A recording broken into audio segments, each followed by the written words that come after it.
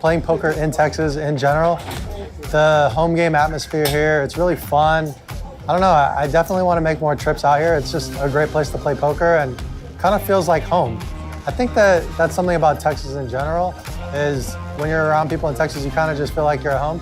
And Rounders is exactly that kind of place where, kind of the place that I want to play poker in, because people are laughing, showing their cards and just mixing it up, and it's fun. I don't know, I love it here. Well, welcome to Rounders Live, Season 2, Episode 12. We're about to show you a 5-5 PLO game tonight. I'm JT, and in the booth with me tonight is Rocket. Hey, what's up, man? Thanks for having me. Hey, thanks for joining us. So tonight we're going to have players. In seat 1 will be Lance. Lance bought in for $2,000. In seat 2 will be Jesse. Jesse bought in for $15,000. Garrett was in seat 3. He bought in for $2,000. Mark was in seat 4. He still is in seat 4. Bought in for $2,500. Rory is in the blue hat right there, the Rounders hat. He bought in for $2,000. And beside him is Palm Beach Rob, also known as Vegas Rod. He bought in for $500. Han is in the bluish purple hoodie. He bought in for $2,000. David is in seat 8. He bought in for $1,500. And of course, our man Daniel in the camouflaged hoodie bought in for $1,200. Nice. So we've seen some of these guys on the Big O stream a couple weeks ago. Yeah, absolutely. I know, Daniel, Han, and I believe one other, but so we got a lot of the 4-card, 5-card guys in here, and mixed with the Hold'em guys, it's a good game to play. Yeah, a lot of familiar faces on the stream. See Rob looking at the camera. He's ready. I could see him. So tonight's game is 5-5 PLO. Everybody's going to get 4 cards to start with, and then we go from there. So when they do the pot limit, now, you want to explain the pot limit? Sure. So simply put, the maximum bet that you can wager would be the size of the pot. So the pot is only $40. The maximum bet you're going to be able to make at that certain point in time, $40. Right. Most of our streams you'll see us playing no limit hold'em, but this is a pot limit game. So the most you can bet is whatever's in the pot. Right. We're getting off on hand 1. Garrett wakes up with ace, queen, 3-2. That's a great high-low hand. Right, but unfortunately for this game, it's going to be a little bit of a Yeah, trash, for right? PLO, it's not the best. Rory looks like he has a very strong hand with ace, ace, queen, 6 double suited. Double suited, yeah, you got to love it. So I know Rory from playing Big Hold'em, too, also, right? He's been on the stream a couple of times. Or maybe if I just seen him around Rounders. Yeah, he's been on the streams, and he's actually been in the booth a couple of times. Wow. Oh, I didn't know that. That's amazing. Okay, yeah. so this guy has been in the streets, and he's got the double suited aces on the very first hand. That's pretty awesome.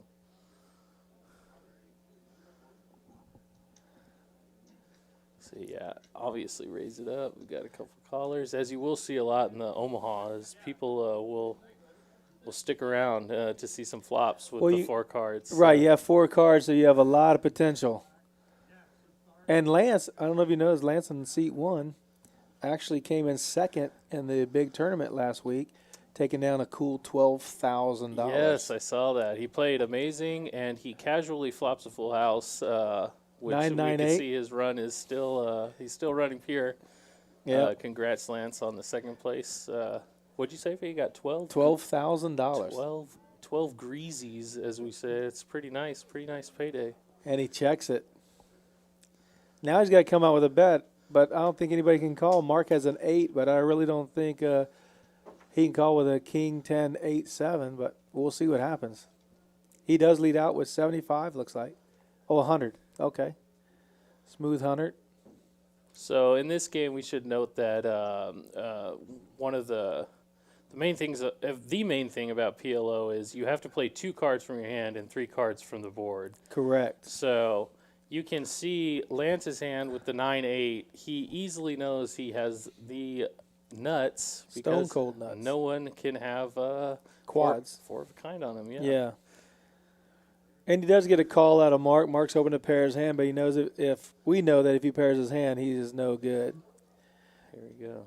And, of course, Lance has a 5 blocker as well. So the question is, how much is Lance going to try to make on this hand? He's going to bet like 250 into a pot of 455. Looks like it. Oh, 325. That's a big bet. Well, you know, straight made it too. Straight can make a crying call, actually. Don't mind it at all. It's pretty good. See, you see eight here right in the trouble spot, very first hand. Rory was hoping to catch an ace on the river. He probably thought his spades might be good, but he was really hoping for an ace. Yeah. And Lance is running good. There you go. You win the tournament. You come play cash. You win that. Easy life, eh? Yeah, easy game, as they say. Put on the straddle. We're winning pots. It doesn't matter. You got 10 on the button.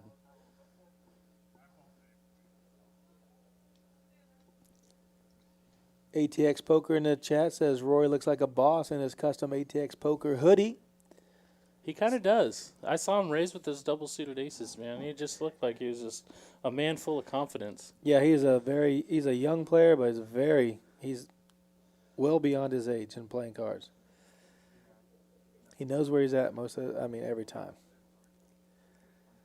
There's Jesse in C2. He's been on our stream at least 4 or 5 of our streams. Yeah, he's been on a couple. I've seen Jesse on the stream. Man, there was a big hand with him, and I wish I could recall it. I wanted to say he had pocket jacks against Poker Traveler on a couple episodes ago. But it's nice to see that the Hold'em guys are expanding to other games, and we got the Big O guys kind of meeting them in the middle. Right. Well, Han, I've played with Han against him with the Big O and Hold'em tournaments, so he's well versed in every game. He's a great player. He wins a lot. I mean, this guy is very solid. Han is the man. I mean, I wish I could go more into that, but he is just the man all around. Yeah, he's pretty impressive. If you play poker in Texas, you know Han is capable of just taking it to the streets on anybody. Yeah, you got to stay out of his way. Mm-hmm.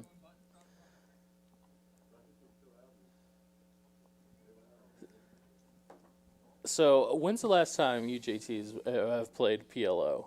I don't play PLO unless it's 8 or better. I know I've played a lot of high-low with you. I don't. I was just wondering.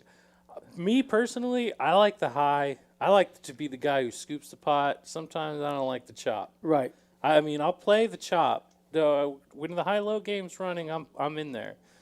But me personally, like we see Jesse's got the ace 7, queen 5. I like the chance of making Broadway. I like the chance of making a nut flush. Correct. Maybe some aces full.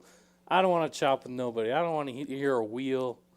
This is high only, just like Hold'em. I grew up in the Hold'em age. Sure. So expanding a little bit and playing just PLO high is great to me. And in Texas, and especially at Rounders, we have some pretty good 4-card games. I'll just say that. Absolutely. So what do we got here? We Looks kinda like missed the David with action a King little bit, Queen flops the best 2 pair. Jesse has ace queen 7 5, which you'd mentioned with the flush draw, and he's totally missed that board. But David does have the queen kicker on his king for the best 2 pair, and aces look like they're pretty dead. I saw 3 of them out there. So what do we got here? We got a check to Lance, who's playing his position and betting with air right off the bat, trying to win every pot so far. yeah, he's got to take it down. It looks like it might work against a tight. Yeah, I love that. Wow. Lance is this guy not just in the mode right now? Yeah, he's just winning tournaments, bluffing, value betting the hand before. I mean, come on. Anybody has a 4 is going to probably bet there to fade the Right. flush. So if everybody doesn't bet the 4, he bets a blank and they can't call. You gotta love it. Yeah, Lance is very, very good too. I mean, everybody at this table has put in hours in all their games. Yeah, I just you gotta love the taking advantage of his position and putting pressure on the opponents. Even in a game where you get 4 cards, it's still harder to make a hand than people think. So I love the bluff. Right. So if you're just tuning in, we are playing Pot Limit Omaha. Everybody is getting 4 cards. So if that's throwing you off, they're playing a pot limit game, and you can only bet the pot, and everybody gets 4 cards. So Rory wakes up with ace, jack, 3, 4, but the ace isn't suited with any cards, so he'll probably fold it. Probably let that one go. Yeah, and get And better. Rob's not even going to play a pair of 9s because he has nothing to go with it, a 5-3. Yeah, don't blame Rob, especially, it's such a positional game, in my opinion, as you can Right. see from the hand before, how Lance uses that position to leverage and bluff and win the pot. The 9s are going to take a lot of heat, even on a board like this, 7-7-3. Do you know if your 9s would be good? You don't know what the turn's going to be, and it's always going to be tough. So position, very important in this game. It's going to be hard for Jesse to bet here, even though he has an ace-high flush with the board being paired. Right. So there's going to check it down. If He the makes flush the wins, he Let's gets see what there. he wants to do. Unfortunately, we can't see Garrett or Mark's hands. The sensors, sometimes if the cards double pass a sensor, they don't read at all. So, unfortunately, we weren't able to see those 2 hands. But it looks like Jesse's going to take it down with the nut flush. Check to him again on the button. He should be pretty confident. No one Yeah. has a full house, so a nice bet by Jesse. Everybody's just getting their feet wet, basically. No one's going to really mix it up too bad and put any bluffs on right now. They're just going to see how everybody's playing. So what do we have? A couple decisions of people buying in 2,000, and then I know Rob decided to do 500. Right. Our big buy-in tonight was $2,500 from Mark and all the way down to Rob for $500. But on the average, we're looking at $2,000 per person. I kind of like Rob's strategy here for buying in for 500, being the odd man out. It could put people who are in the middle of the pack in a tough spot, say he's all in for a lesser amount, and it could be open for rejam by the bigger stack. So I would say, my guess is it was a strategic move for Rob to buy him for 500 at this lineup. Yeah, Rob's one of our dealers here, very professional, but he's also one hell of a card player, so he knows what he's doing. Right. Risk the minimum, win the max. Han, here we go. Han under the gun with the queens. Oh, I know. He's going to put a small little raise in there? Is that what? No, he just calls a $5. Yeah, the thing I love about Han's play is he is what I would consider untraditional pre-flop, but very he makes up for it on the flop and playing flops, turns, and rivers really, really well. And Daniel, yo mama, wakes up with kings. Kings against queens, almost like a hold'em hand going on here. So I want to say I've played with Daniel Yo Mama for some part of 15 years. Wow. Yeah, I was a kid in the game, and now now I got the back pain, and I got to take the ibuprofens and Sure. stuff. I'm an old man in the game, so I'm the oldest kid in the game because everybody, of course, yourself included, have played many more years than I have. So even though I'm playing with y'all, I feel like the rookie man, for sure. What are you talking about, Jay? I've played with you. I A was just smooth thinking set about that of- today. A smooth set of queens on the flop for Han. See, this is an example of what I mean here. As Han could take an untraditional hand that would be a lay down to most people, and he's going to somehow turn it into a profitable hand. Did everybody fold? Yeah, I literally thought that Kings were going to call one more time with the gut shot. But Yo again, mama had to fold. Again, there's one thing too is you got to understand that these Omaha guys, these big O guys, they played a lot of hands together. So like it's kind of interesting to see them play a different game. Sure, Yeah. absolutely. And they play the same. They get a big pair and they treat it like hold'em, and he flops the set against the kings. I think that one of my favorite things about this being on stream right now is I just think this is a perfect middle ground for the hold'em guys who didn't want to play the high-low, and for the Correct. high-low guys who didn't want to play the hold'em. Meet in the middle. We're playing 4-card, but it's high only. One winner, 95%, maybe higher than that. They could both take their talents from each side of the game and compromise in the middle and create what I think. Personally, this is maybe my second favorite game. I mean, obviously, wow. I grew up in the moneymaker, Texas Hold'em. So like it's always been near and dear to my heart. But second favorite, I gotta say, you gotta give it to. We call it the Great Game on Right. the online on the online streets. We call it the Great Game of Pot Limit Omaha, and it really is a great game. And Robert wakes up with pocket kings that were just passed around from Yo Mama over to Robert in this hand. And he's going to open. Oh, he's just going to call with a 5. And Lance is going to open for 50. Unfortunately, we can't see his cards. So it looks like Lance trying to isolate that $500 stack, but Rob Jesse's actually having a hand with the King 8-9, a lot of potential with the King high flush, and Jesse has double suited with pair of jacks, so he's probably not going to go too far with this jack high flush. He's probably not going to fold very interesting quickly. flop. It looks like we're missing some cards. Yeah, the readers, when you get 4 cards, sometimes it's hard to pick them Right. up. Which makes it interesting because you want to know how's he leading into.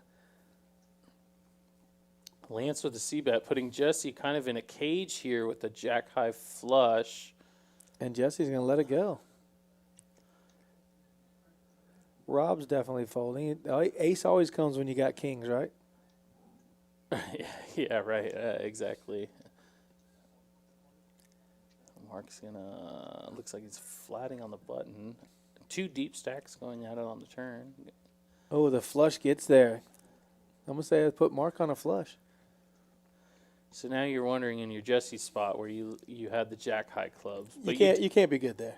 Yeah, that's the thing is it's always puts that's one thing that you love about the potential of betting people off the hands is you put Jesse in a spot where there's people behind him and you only have a jack high flush. There's 4 cards to draw from. Lance bet 175 and Mark called.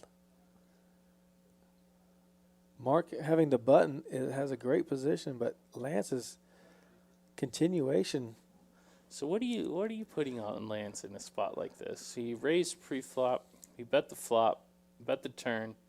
Now he's going to the river against a guy who has position on him. Could he have a set of aces with a flush draw somewhere? Very easily possible. The ace of clubs is out there, so Jesse folded the jack high flush.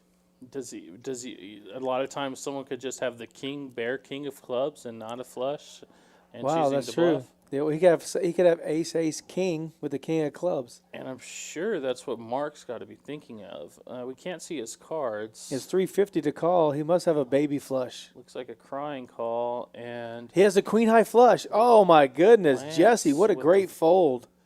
Lance with the value bet on the queen high Wow. flush. I love it. And as you can see, his hand pre-flop with the ace 9, queen 8, with a higher flush possibility. You see, that's pretty good hand to what you should be raising with pre-flop. There's a lot of high connectability cards. Right, can make straights and flushes. And Lance, yeah, definitely saving himself, we would say, a good chunk of chips for laying down that middly type of hand and really getting you in trouble. He would have had to pay that guy off, pay Lance off with the jack high flush.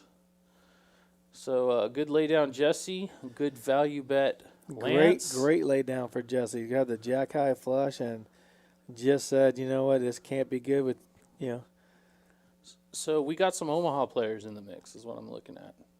Got some guys who kind of see what's going on, Like, yeah, it's a drawing game, but you definitely don't want to be drawing to the second or third best hand in some spots, that third best hand will definitely cost you a lot of chips. That jack high flush, what a great lay down.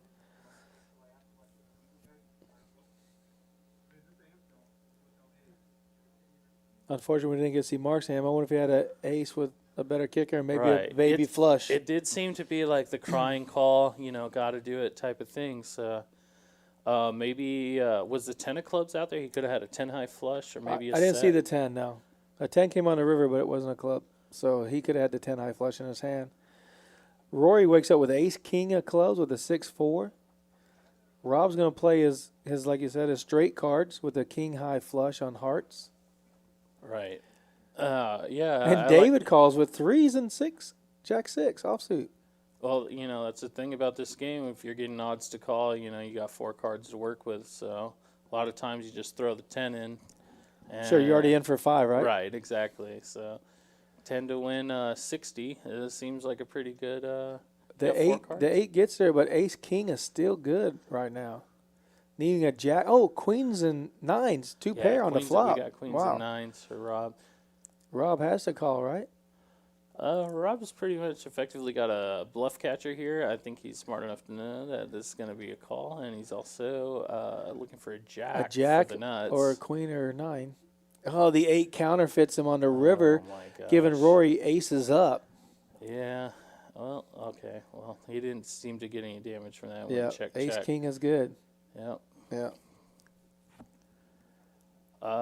Yeah, I think that hand was played pretty well. You know, it's one thing out of position. It's hard to really know where you're at when people have 4 cards. So it's easy to get counterfeited just like he did. yeah, it's a drawing game, and people draw to all sorts of stuff, even if it just means drawing to a better 2 pair. Right. I'm always looking for the straight card versus thinking my 2 pairs good on that hand for sure. But actually, props on Rob for keeping that pot small, out of position, and getting to see a showdown with it. Right, you're watching Rounders Live. This is Season 2, Episode 12 of the 5-5 PLO game. I'm JT, and in the booth with me tonight is Rocket. What's up, guys? Man, I'm glad I got to do. You know, the first time I was on here, I was actually on stream for a tournament. So when they said, "Hey, you want to do an Omaha?" I was just like, "Wow, I'm so glad you asked me to do an Omaha because I didn't want to do a tournament." Oh, awesome! Because the last thing I wanted to say is, "Yeah, this guy's got 5 big blinds. What is he gonna do with Ace King?" Like everybody's gonna know what he's gonna do with Ace King, but I want to see the Omaha. I want to see what are people gonna do with the Queen Jack 10 and the 9. Sure, you know what I mean. Yo Mama gets kings again, though they're double suited. Very strong hand. Oh, I love this hand. And then Jesse has ace king with king of spades. Rob has aces his hand and clubs. Oh, that's all red. Yeah, Mama with the flush draw here. Yeah, and the kings. Also, but aces are good right now. Let's see if Rob can. Yes, Rob's going to call the bet, $35. So this is what I love about PLO Omaha here is. So you notice Rob has the ace of diamonds. He has the blocker, right? Is Rob, if a diamond comes out, is Rob going to represent he has the nuts? He's getting called if he does. I mean, if he does. He's unfortunately in this spot. Aces hold up. Wow. 1 pair is going to take it down. Aces versus kings. Wow. And Daniel's like, man, I had a flush draw, straight draw. And I got beat by 1 pair of kings. Aces. Aces beats kings. You don't see a lot of times where a pair just beats 1 pair. Like it's a oh yeah. You usually see a straight versus a flush or full houses. You don't see a pair versus pair a lot.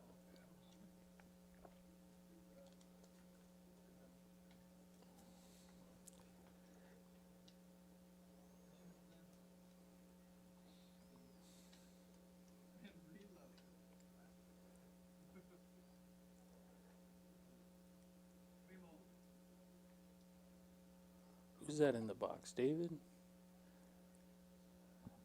Yeah, that's little Dave in the box. Yeah. I like David, man. He's solid. You know what I liked about David? He never messes up.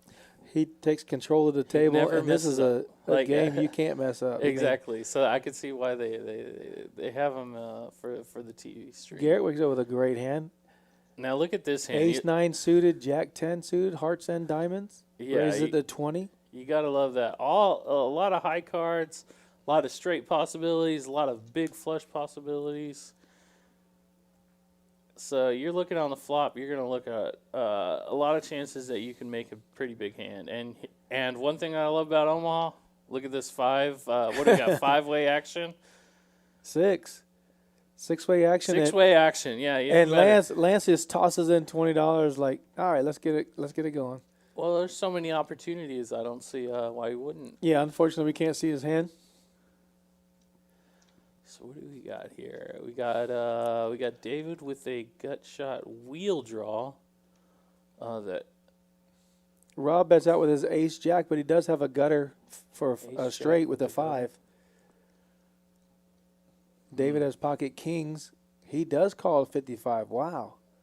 I'm surprised with that ace out there. He's going to call. He has no backdoor flush or anything, but he does have a will draw Very with a 4. interesting. Yeah, I would suggest. I would think that he has a plan for the hand. It's not just he's just calling out of nowhere. All the aces are out, so everybody's trying to hit their second card to make. Oh, the my wheel God. gets there with right David. There, he just perfect. Oh, Peels right on it the right button too. You gotta love it. See, I knew he had a plan for it. Giving Rory 2 pair. Rory has aces and 4s. Interesting. You gotta love this card in Omaha. What's David options Yeah, here? let's see what David's gonna do here. He has to bet him off the hand because there's a flush. Oh, he checked What? it. Oh my gosh. He was fading but the it's flush. a good trap. Look what he's got. He's the only one with the straight. Yes, but he was trying to fade the flush and stuff. I'm pretty sure. Oh, I'm sure too. When you got 4 callers. What is going on here? There's no bet on the river. What? Oh, I think this is a misread. It looks like a set won the hand, so it must have been some sort of misread. Because was David in even if looking at how he folded, it doesn't even look like David was in the hand. Wow. Yeah, the card reader could have been off. I noticed that happened once in a stream, but I don't think that's only happened twice, right? It doesn't happen very often at all. This is a Yeah. highly the cards are top of the line. The table's top of the line. That it's just rare that would happen for sure. Yeah, one thing that I was really interested in when I did the stream was how the cards were a little. They're a little bigger? They're a little bigger. Just how they have the chip reader in it. It was kind of cool to see how that worked. Yeah, they're amazing. One of the cards got opened up, and basically there's 2 cards pressed together, and then between that is a weird looking pattern, which is the chip. Right. And it's huge. I didn't know that. It's huge, and it's very interesting to check it out. And that's why I give all the more props to David, the dealer, because I know as dealing, I dealt for years. Dealing with a different weighted cards has to mess up your either pitch or your shuffle. And props on him for actually having control of. The bigger cards, yeah. Yeah. So Garrett has ace 10-10 deuce. Mark's going to have ace king 7-2 with the king high flush draw. Rory's playing his 6s. He raised to 50 with jack 10-6-6. I like Rory's decision here, actually, even with the marginal hand. It seems like, in his eyes, he's going to try to take control of that position and raise it up. So, kind of like that. And, of course, the king flops with the king high flush. Mark is going nowhere. Garrett needs a red jack to make a straight with ace 10. And Rory just needs a simple ace. There's a 10 giving Garrett a set. Interesting card. The 1 outer 10. Oh, it gets checked around. And the set of 10s is going to take it down.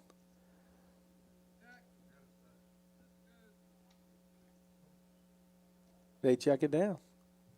So it seems like in the beginning of the first round, first orbit that we're in, it seems like everybody's trying to get a feel where everybody's at. Like I would have expected Garrett to bet there, but maybe not in the first orbit where he's kind of just seeing where everybody's at. Maybe he could trap a guy, or maybe even could fold it to somebody who's playing a little bit tight.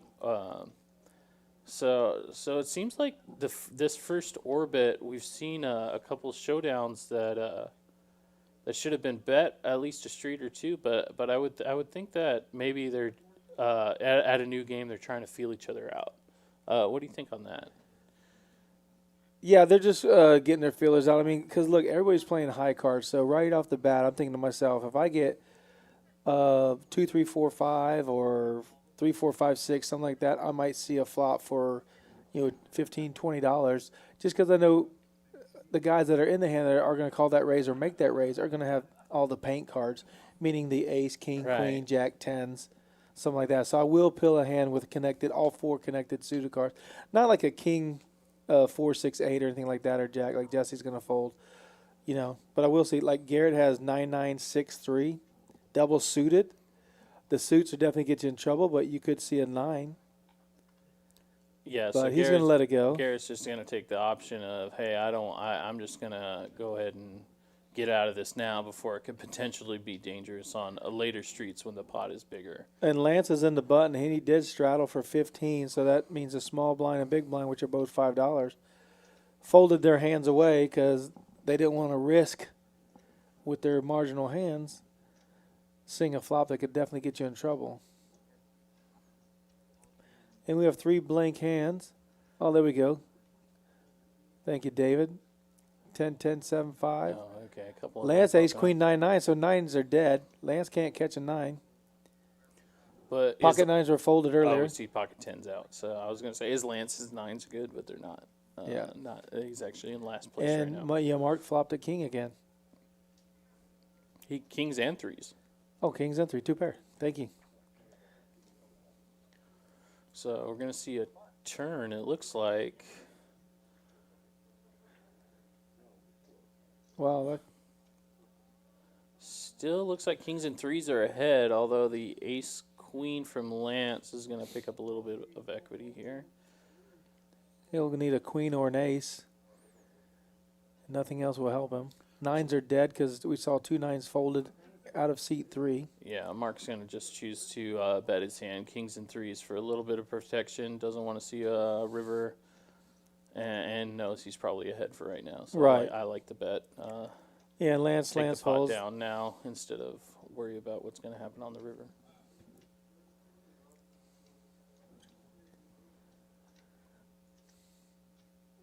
So you're watching Rounders Live. We're at Rounders Card Club, and we are located at 3723 Colony Drive, Suite 101, right off of I-10. Sorry, I was going to say 1604. I-10 in Wurzbach, right behind the HEB.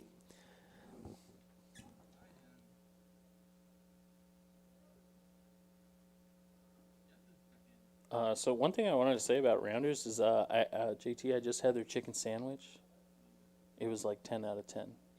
What'd you have? A chicken sandwich, just a chicken sandwich, a grilled chicken sandwich with fries, and I threw the cheese on it. 10 out of 10.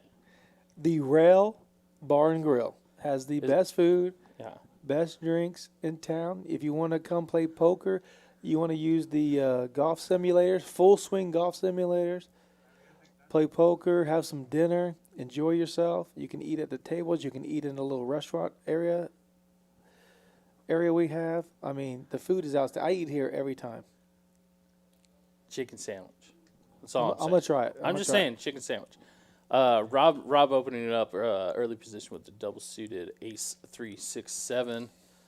Rob, I know I know Rob knows what he's doing. We haven't played a lot of hands together, but I've seen a lot of hands that he's played.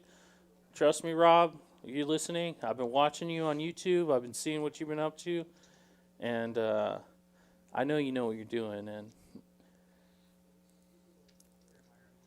let's see what we got. Well, Lance has the flush draw with the king high flush, and he has a pair of jacks. David flopped jacks, but he does have a gutter ball to a straight. He needs a king or a 8 to make a straight, non-diamond. Now he has an open-end straight draw with a 2 pair. And Lance has the king high flush draw. A king hurts Lance. Gives away the straight to David. Lance bets 325. Yeah, well, there you go. Lance leveraging that position. Sometimes it doesn't matter if you have the best or worst hand. In this game, you're leveraging that position. It's going to make it really tough on a hand like a jack and a 9. Wow, yeah. David folds the best hand. I mean, you kind of put him into no land's hand there. Is Jackson 9's he's gonna worry about a river bet? If the board comes, a 10, an ace, an 8, 7, so I could see right off the bat in this first orbit or two that Lance is really leveraging his position, and that to me is shows strength of a guy who knows how to use the Omaha, how to work the Omaha game really well. Yeah, and his sizing was, polarizing basically. He bet out 350 in the 7. I mean, into a 3-something pot. And it's no fault to the jacks and the nines because they're at a positional disadvantage to where if they were going to bet, a lot of times a better hand would call them anyways. So it's almost in a weird way they both played it well, but the positional man always seems to have an edge in this game. Right. If you bet your 2 pair and the guy does have the straight, he's definitely going to raise. Right. Especially if he's drawn to a higher straight or could make a bigger hand. What was this? We got a $15 straddle on the Yeah, they've been straddling around. That's nice. Yeah. So action will be on Mark in seed 4, and he's going to come in for 15. Could be 20. So when we it's play 15. the 4-card and the 5-card variant, the small blind acts first in the straddle pots, but in the hold'em, the under the gun as it originally would The blind, act first. it goes past the blinds and goes to under the gun. And Rob wakes up with kings, and he has a king 5 of diamonds. So I like Rob's choice to flat here. You know, Look at Han's hand with ace 4-4-3. He's hoping to get will draws or a heart or maybe a 4. Jesse in the premium in the cutoff with the ace queen suited and the 10-9 to go with it. David has ace king with ace 9 of diamonds. So You see how you think you got a good hand, and then the one guy to your left just pips you up with the ace king 10-9. after he just folded the best hand too. 3-way action, a lot of possibilities. Yep, Han's going to stay in with his low card. Let's see if they come out low. They've been coming out high this whole time. Oh, he does get the low draw. David has the nut flush draw with ace 9, and he's got a gutter for the straight, along with Jesse has a gutter for the straight. Jesse got double gutter. He can hit the 7 or the jack. There's the 7. Gosh. So it looks like David here is on what we would call a pure free roll, as 2 people have the nuts. Han makes the 10-9. bottom in. 3-4 makes the bottom. Not to even mention Han out of position with the low end.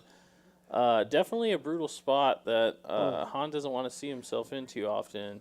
David has a nut straight with a flush draw. Let's see if he could find his way out of it. I'm sure with 2 people having it, he might be able to. He's got a raise here, right? Oh, yeah. He's got the nut flush draw, and he's got the nut straight. And Jesse's got the nut straight. He can't fold here. So Jesse facing a $520 raise with the what are we looking at here? He has a nut. $1,300. You would think that he has to just get it all in here with the nuts. But one thing about Omaha is sometimes you could have in the nuts. Yeah, I think he's just gonna.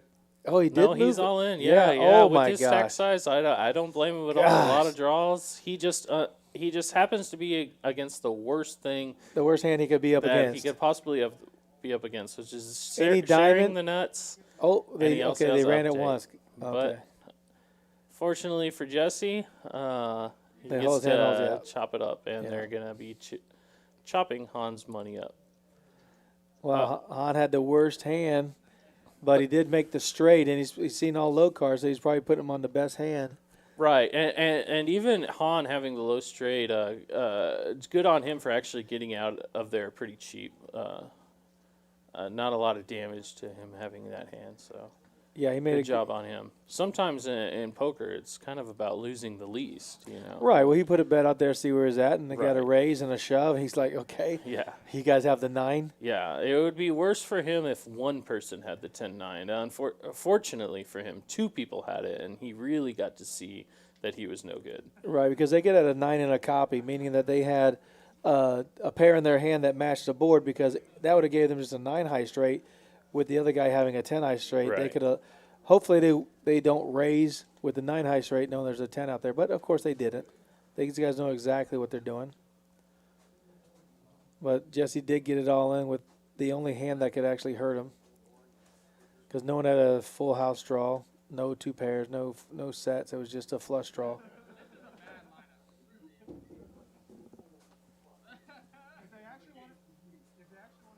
So here we go.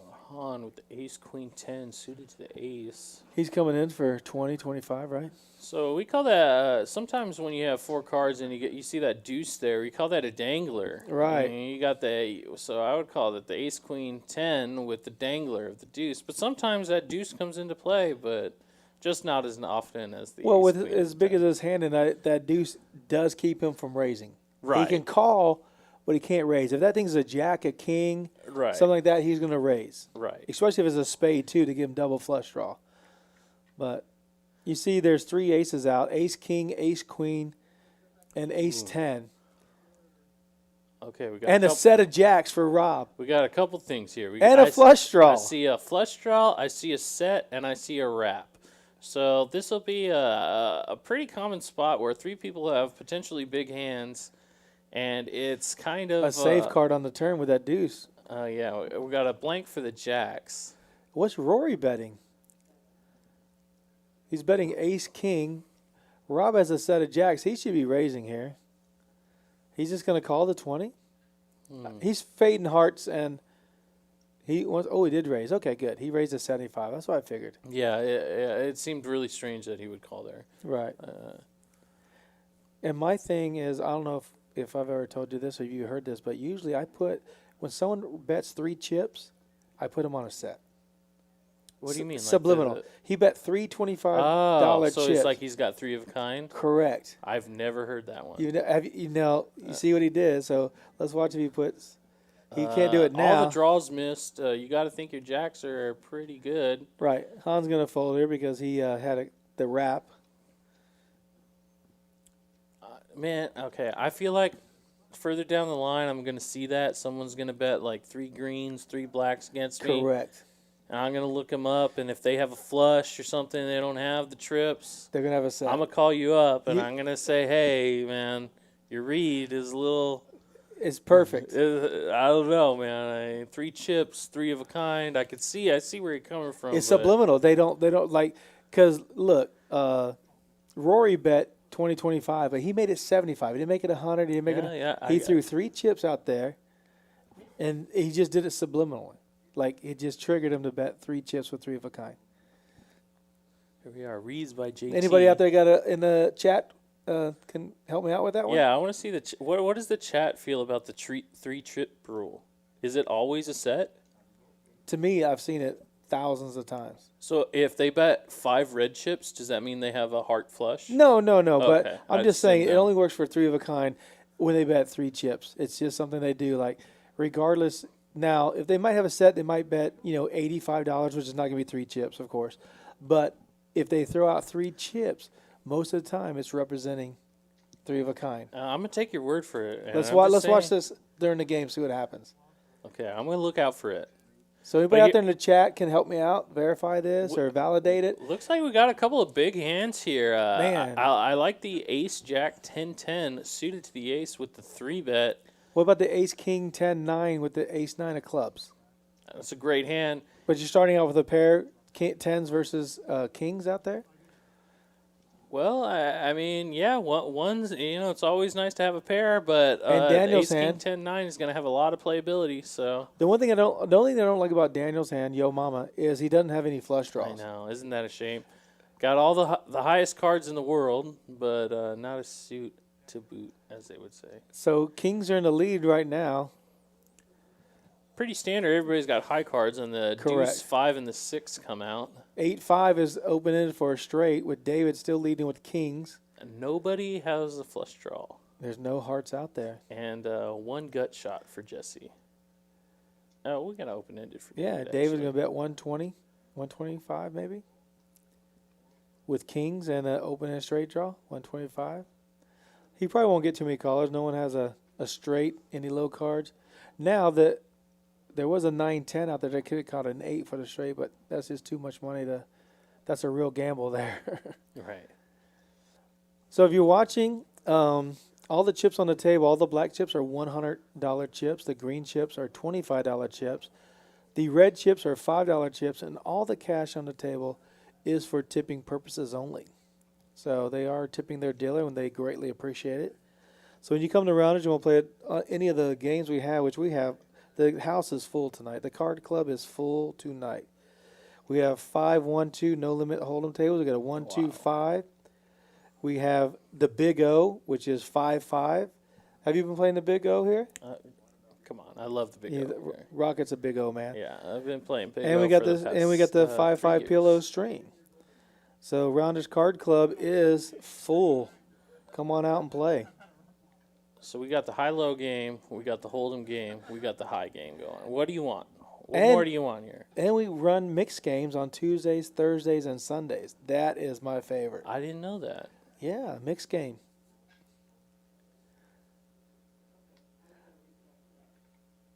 So Daniel's going to come in for 5. Under the gun with Queen, Jack, 6-3, double suited. I'm sure he's hoping to make spades and not clubs because Rory has the nut clubs with Ace 8, Jack double suited. You got to love that hand.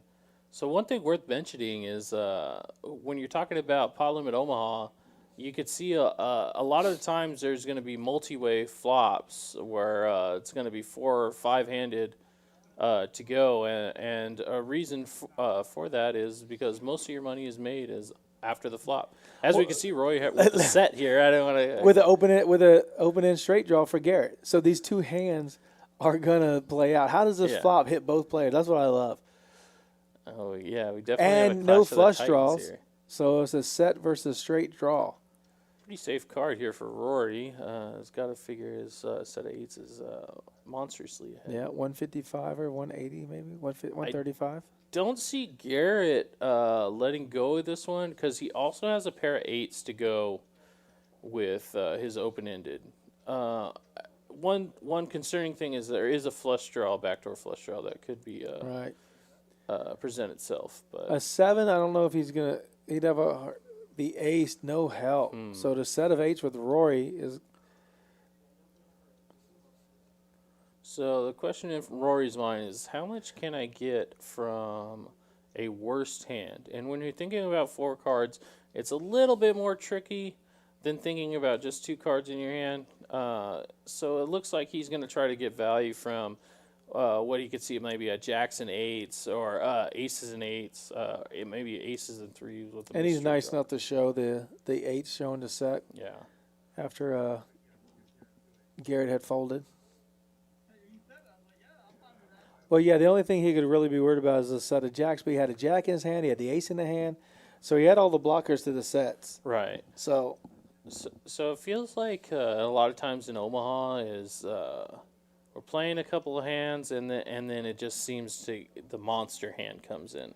right, it's amazing how those two guys call and the flop really hits both of them to where they can see a turn, you know. Right.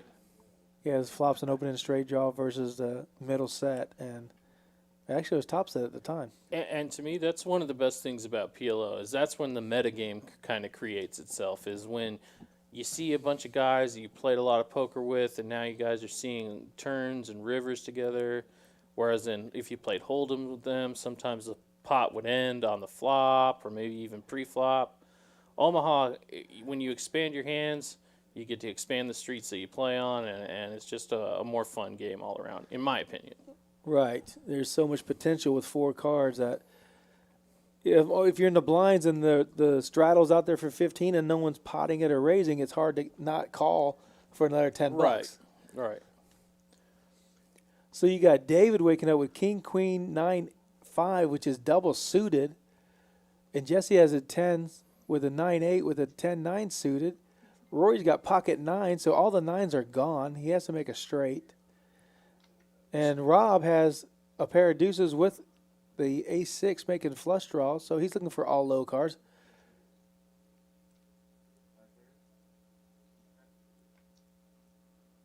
There's Flush draws out there, and a queen eye flush draw with David. That's the highest flush draw out there. Rory does have the straight draw with a 5. Rob actually has the 10s are in the lead right now. Pocket or 10, 10, 9, 8. So is Han betting here? I love this bet.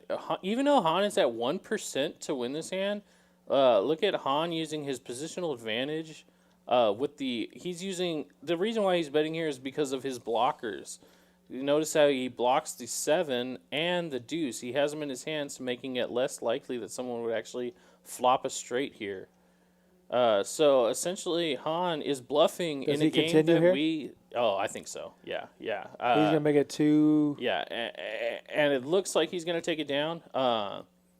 So this is what I would mean when I said earlier is Han will take a hand that is unconventionally pre-flop, as in like the 10-7-4-2, and then turn it into a profitable hand by recognizing that he has the 7 in his hand, he has the deuce in his hand. So the chances of somebody having a straight, which includes a 7 and a deuce, is dramatically decreased. So he knows his pair of 2s is no good. Right, This is absolutely, Omaha. absolutely. But yet he sees he was on the button. That means everybody checks to him. He's going to see the next card. He's planning ahead. Where in this game, when the change of a hand could change at the turn of the card, he's using his positional advantage and what he knows from the cards that he sees to turn that into a pot that normally, I would say, most people would have not won that pot. Han turns it into a winning pot that he gets to drag. And that's what separates the men from the boys, in my opinion. Absolutely, absolutely. He has button. He has a position. He knows that he's betting. He's representing the straight, and the only person that's going to call there is a set or the flush draw, right? Exactly. Or a possible straight, which Rory had. And then when a blank comes on the turn, they check. He has to bet, and like you said, the high percentage of the time they're folding there. Right. They know that they have to hit a perfect card on the river to get the pot, and that's highly unlikely. David wakes up with aces with the ace-9 of hearts. Jesse has kings. Yo Mama has 10s. Lance has all the diamonds. Yeah, Lance going to fold his hands. Yeah, absolutely. Very, very unlikely chance you're going to hit your flush when you have all 4 of the cards that you need to hit your flush. Wow. A set of aces. We don't know what Garrett has, if Garrett has a flush draw. Hard to get action on this board. Not really many straight draws. Only the flush draw seems to be the clear continue. Unless Garrett somehow is unlucky. Garrett is calling. Okay. Well, he's trying to show us his Yeah, cards. It's he's just not coming through. I would say he has a flush draw. Very unfortunate if he has a set of 9s or a set of deuces. Wow, he's calling. Oh, he does No, have he the has flush the draw. flush draw. Yeah, Not yeah, only does he okay. have a flush draw, he could actually turn it to a big-time straight draw. David's aces hold up for a set.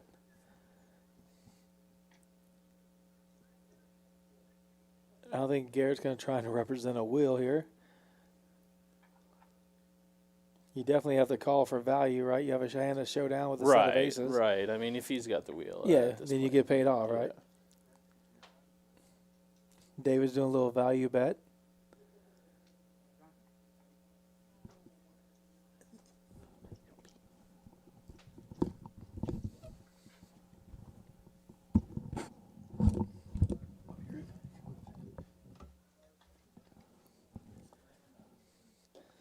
Well, David takes that hand with a set of aces. And gives Dave a nice little tip. Says, thank you very much for your pot. Well deserved. Rounders Card Club, we have the $25,000 guaranteed. First place is guaranteed $8,000 accumulator. It's a $45 buy-in. You get $10,000 in chips. The blinds will be on a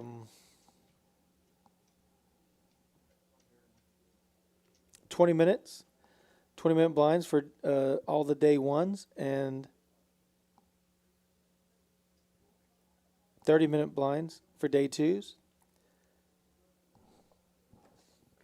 So that's the accumulator is starting this week. February 4th through February 14th. We have day one, February 4th at 7 p.m. Friday, February 5th at 2 p.m. Saturday the 6th at 10 p.m., Sunday the 7th at 2 p.m., Thursday the 11th at 7 p.m., Friday the 12th at 2 p.m. and 10 p.m., 10 p.m. will be a turbo.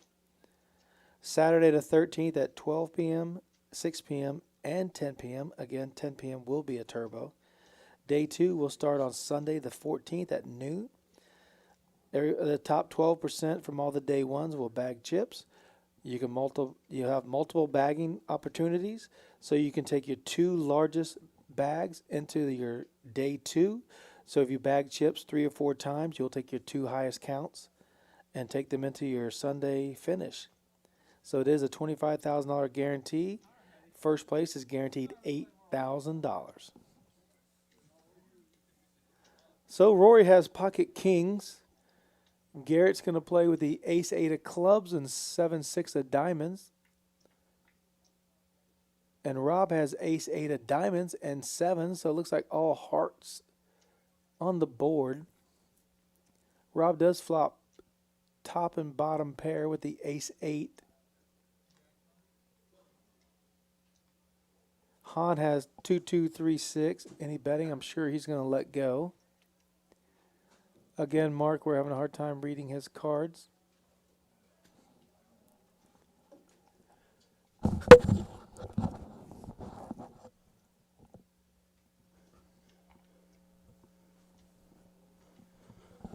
Rob all in here with the 2 pair, top and bottom.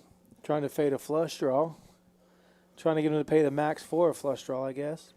Right, a lot of draws possibility. You got to figure Well, aces and 8s are a good hand here. Try to get the max in. And Garrett has ace-8. So he's calling. I'm surprised he doesn't raise. Is he worried of ace-10, or he just wants to see? Yeah, it's always tough when you have a person behind you. You don't know what they could wake up with, especially on ace-10-8. Mark's calling, so we got to put him on a flush draw. We can't see his cards, but no one else has a flush draw. Or he could have an open-end straight draw.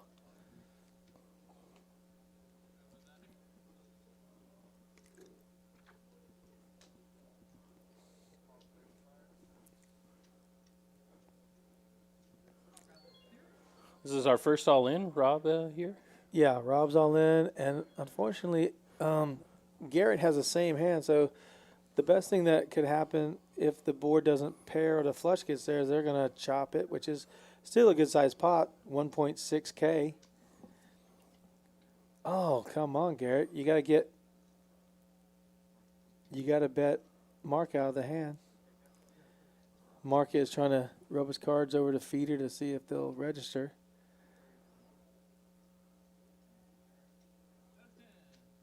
Yeah, Mark's got a set of 10s. Oh my goodness. He didn't raise because he was wanting to fade a flush. That's going to do it. So a set of 10s takes it down, a nice sized pot, 1.6. Unfortunately, we weren't able to see the river. But that's a good no raise for Garrett. I thought he could have raised there, but I guess he set or ace-10 or a flush draw. He just didn't want to lose the max by. You got to think that what's going to call you that's really that much worse. I mean, I guess there's a lot of draws, so you kind of got to protect your hand, but at the same time, you don't want to run into just a hand that has you crushed. It's kind of a brutal spot for Garrett to be stuck in the middle there. Right. I'm JT. I'm with Rocket in the booth. And February coming up, we have February 4th. It's going to be a 5-5 no-limit game called the Big Game Before the Big Game, which would be the Super Bowl. Is a $1,500 minimum buy-in, no max. February 11th, which is going to be exciting, is going to be the Rounders Employee Appreciation Stream. Oh, my God. That's 1-1, no-limit hold'em. $50 to $200 max buy-in. That should be a great game. February 18th is a 5-5 no-limit hold'em. It's going to be $500 minimum, no max. And then the last Thursday of the month, February 25th, will be a 5-10 no-limit hold'em, $1,500 minimum, no max. So I'm really excited for February 11th where the employees get to play and we get to see how they all play. Oh, yeah. You know, you get to hopefully they're going to be telling the bad beat stories. Oh, yeah. I mean? I'm sure we've all had them. And employees, I'm sure at least 97% are poker players. You know, I'm sure there's a few girls that might deal here that might not play that often, but other than that, I really am excited to watch that stream. The big game before the big game.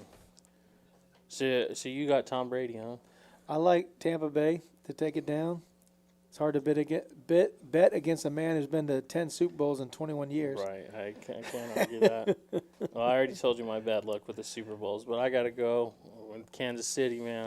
I just, you got to like what the – I don't know much about football, but when I see those guys play, I'm like, wow, these guys seem like a step above. But then I go, how could you bet against Brady? Right. Who bets against Brady? I don't get it. Oh, we got a good sized pot here. It says $20, but I don't believe that graphic there.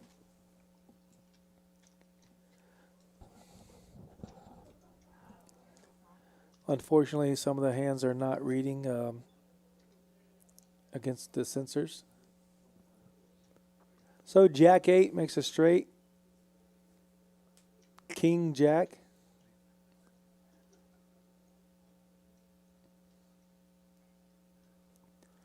So Rob reloaded for 500, looks like. Yeah, I think that was Rob's plan, was to be this short man, and it looks like Rob just has the nuts here with the King Jack.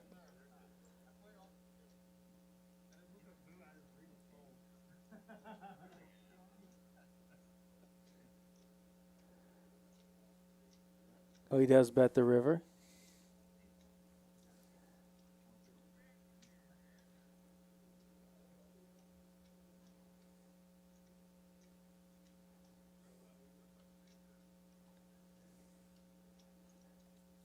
Says a $45 bet into a 515. I think it's a little bit more than that, like 300. Looks like I see two black chicks there. And, Maybe 275, maybe. I think the graphics just off a little bit. You're watching Rounders Live, 5-5 Pot Limit Omaha. And in the hand, we have Rob, one of our dealers here, against Han, one of our regulars here. Rob did make the nut straight on the river. I wonder if Han made the bottom straight. Maybe he still has the queen high straight. But he's going to let it go.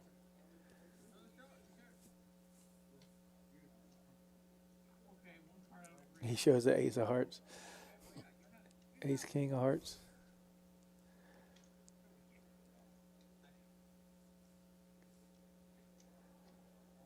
So Rob is a Golden Knights fan. You see, he played in Delta and Vegas for a year or so before coming to San Antonio, being one of our dealers here. So this is obviously filmed before the Super Bowl. I want your pick, JT. What's the score going to be on the Super Bowl? I need to know. The score is going to be high. Score's going to be high. I'd say 42, oh my 35, gosh. something like that. That's really high. Okay. Yeah, it's going to be a. All right.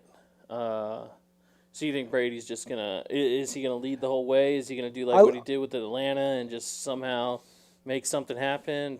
Do you, like what's your vision of how this Super Bowl? I'm gonna say Tampa Bay's defense is gonna shut down Kansas City in the second half. Okay. Kansas City is gonna come out to a quick start. Gonna be like 28-17. I could see that. 28-17 in the first half. And then Tom Brady, as usual, is going to come back, get a couple late scores with Gronk. And I definitely like I can't think of that wide receiver they have that made the first down in the last game and slid. I'll think of it in a little bit. But I like him to have a couple touchdowns late in the game. So you're just betting on Brady to do what Brady does when it's time for Brady to do his thing. I've always been a Tampa Bay fan. Really? My team is the Redskins, but my second favorite team has always been Tampa Bay. Back when Steve Young was the quarterback, Doug Williams was the quarterback, Ricky Bell was a running back. They had Louis Selman, or maybe Dewey Selman.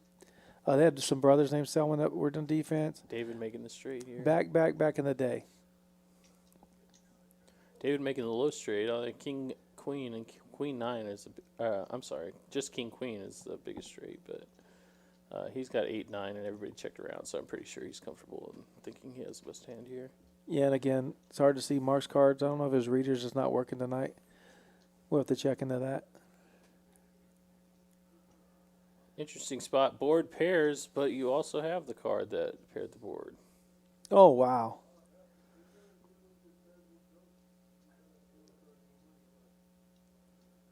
Two mystery hands against a straight and blocking the full house. You'd have to think that David would be pretty good here. Wow. He's going to let go. Oh, wow. And the he Jack does look. 10. But here, yep. Never can be too safe here in Omaha. Wow. That's a great laydown. 4 cards. Right? Yeah, that was. Very, very good laydown for $35. Yeah, I think that's a great laydown. He could put him on King Queen as well. That's true. I mean, That's Broadway very true. Broadway could be betting Broadway, and if anybody raises, he could let it go for a full house. But he did have the Jacks full. Stan in the chat says the only thing good about Tampa Bay is Gronk, you know. But you can't go against Tom Brady. I mean, I have before, and I've lost every time. So don't root for Atlanta when they're up 25 points. That's the advice I could tell you, or something like that. Something around there. yeah. I felt like, unfortunately, Atlanta was the new Buffalo Bills. That they had a team that could get to the Super Bowl, you know, in a couple, years back to back, and would probably lose. But all I know is I was an amateur, and I would see a guy named Julio Jones who seemed to be faster than any man on the planet. the best hands in the game. It just didn't seem to work out. That was all my experience from it. So we're on to Rory in the big blind with 8, 9, 3, 4. I believe he folded. There's a straddle out there.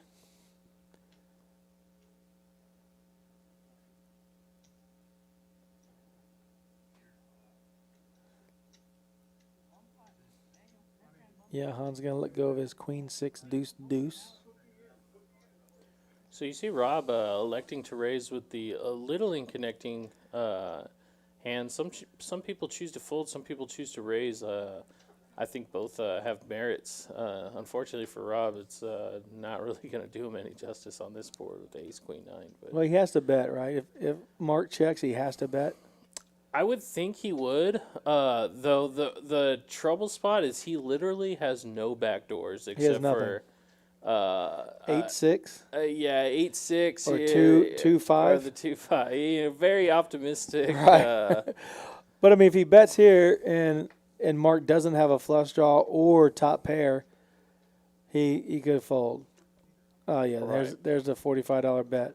And Rob seems to choose a right bet There we size go. here that kind of accomplishes both. It's low enough to where if he has a response and has a guy call or raise, he could easily just pitch his hand.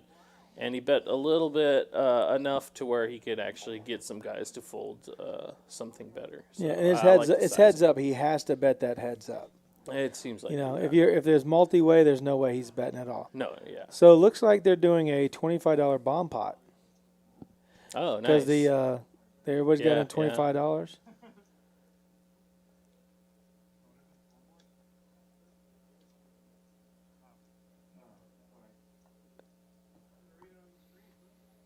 So the bomb pot is everybody's gonna get. I wonder if it's gonna be a dry pot. I can't tell, but a bomb pot is basically what they've been doing all night. All right. So for those who don't know what a bomb pot is, essentially everybody just chooses an amount, which in this case is $25, and they just forget that there's pre-flop action, and we just instantly get dealt a hand and then See a go flop. straight to the flop. So everybody's in. We don't know what anybody's got. We got no read. We're just straight to the flop with your hand, and then we start the action from there. Right. So the word bomb pot is maybe you could get blown up in a bomb pot where a guy who would have folded pre-flop actually flops a full house and stacks you. So you could blow up in these bomb pots, or it could make your day. So it seems. We're doing double board also. So added to that, now we act as if there is two pots and there's two boards. and there's ultimate high on each board. Is that okay? I'm guessing, because Yeah, well- typically they do that. They do ultimate high, or do they do ultimate high on each board? Right. So I'm assuming they're just doing PLO straight. So we ultimate wouldn't high. have to worry about that. Yeah. I don't know if it's ultimate high for the whole board or if they're just keeping it as 2 pots. We'll have to track the action, see how it works out. I know a lot of the big O guys like to do 2 pots. But again, are we compromising with the Hold'em guys and doing the ultimate high? I don't know. We'll find out. But this is a great way to incentivize action and create a little bit of juice for the game. You see pots that are won by people who normally wouldn't have won a pot in this spot, or the pot's bigger. It's just I love bomb pots. I think they're a great addition to the game. Especially if the game seems to be on kind of a lull. Although this game doesn't seem to be like that. We've seen a couple of crazy Some pretty pots. big, yeah. And it starts off with a $200 pot versus $45 being called once, maybe twice. So there is substantial money already out there. $200 you're playing for right off the bat. And if you have, I saw the flop was Jack, Deuce, Jack. So if you have a Jack, that was just and one of the boards, though. yeah, that's what I'm saying. That's just only, oh, there we go. And then we got 2, 9, 3, 8 on the second board. So easily Jack's full. So one thing to think of is if your hand was possibly a Jack Jack and a 9-9, you are sitting pretty, my friend. Though that chance is very unlikely for that to happen, but looks like we're heads up. Wow, we got a lot of money going. Looks like Rory is left to act. He's pondering. It's definitely Han and David in the hand with 525 out there. Yeah. So what started out as a 9-handed bomb pot turns into a heads up or potentially 3-way. We got one guy waiting on Rory. Rory's thinking what he's going to do with whatever he has here. But as you can see, a bet of 525. Pretty hefty bet up to the third man. Well, I believe Han let out on the flop, $75, and he got 3 callers. And double-barreled turn. And double-barreled. Ooh, okay. So heads up now. Waiting for a double river. let's see how this goes. The 9 and the 8. So, wow, a lot of blockers out there. Is Ace Jack good? Well, we would think Ace Jack might be good for one board, right? That's what I'm saying. Are they playing ultimate high? Because All right, what do we got okay, here? five's full of jacks. He turned it. Oh, he's got a full house here and 2 pair on the bottom. Yep. Oh, that okay. That and takes that's it gonna off. Scoop it. Yeah. Either way, you slice it, that's going to scoop it. So Yeah. Wow. Han Turns King Deuce 5-5 into a winner. He had a wheel draw on the bottom and a Right. straight draw. I mean, a flush draw with the spades. So he bets it, and then he turns the full house on the top board. David can't let it go. He has a jack. He hits any one of his cards, but he didn't have a pair to win any of the bottom board. Wow, that's why bomb pots are. I mean, look at that. Yeah, and, You know- and for those who haven't played with Han is king of bomb pots. $1,500 right there. Yeah, he is literally. I think his nickname should be king of bomb pots. $25 pre-flop, bomb pot turns into a $1,500 win. You gotta love it. Yeah.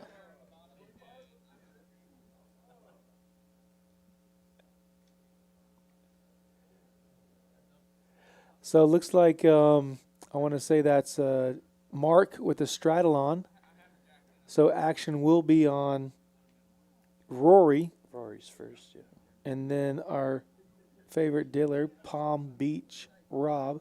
So he's Also- Palm Beach now. He got new. He's just a real estate mogul. Or Yeah. he was Vegas Rob. Now he's Palm Beach Rob. He's going I think he didn't qualify for Vegas, Rob, with the amount of time he spent there. I didn't know if next week he's going to be Macau Rob or London Rob. He might be Rounders Rob. He might. Yeah, he should be Rounders Rob. There you go. That's a great nickname. That's why I said he came up with Poker Traveler because he wanted to be actually PT. Prime time. Hey, he is I call him the Traveler. So we got a raise to 50, cutoff call 50, button call 50, and we're starting at 3-handed.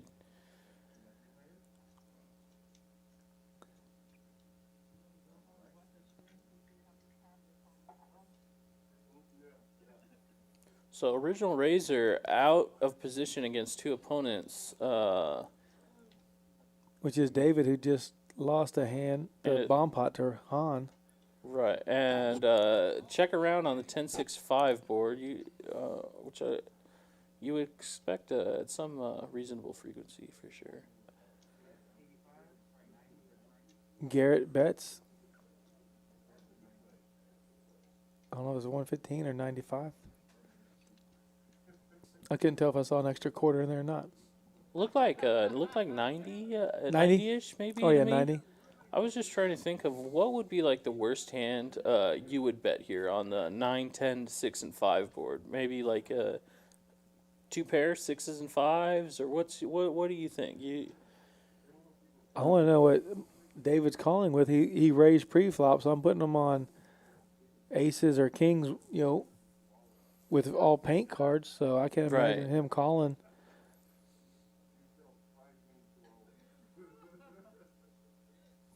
So it looks like it went heads up, and we're debating river. And wow, 3-way, check. Is it 3-way? Yeah.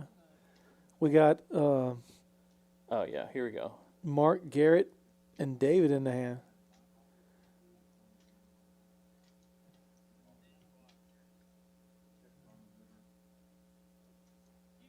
Let's see which way the pot goes.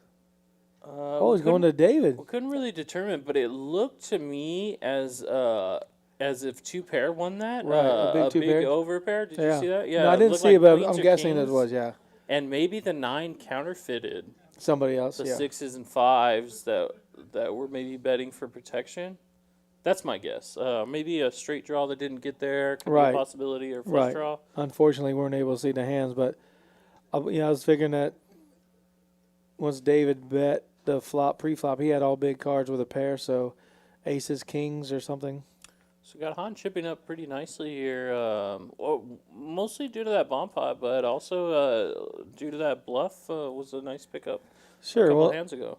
Han bought in for 1,000 or 2,000, excuse me, and he's up 1,000, so that's always a good night. Yeah.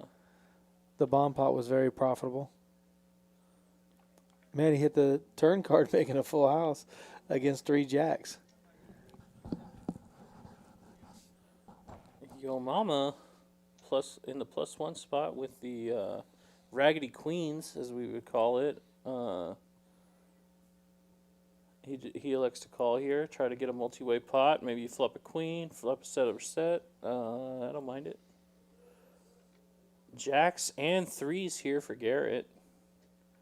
Has a lot of ways to flop a set here. And he has diamonds with the jack 3, but usually that's not what you're playing for.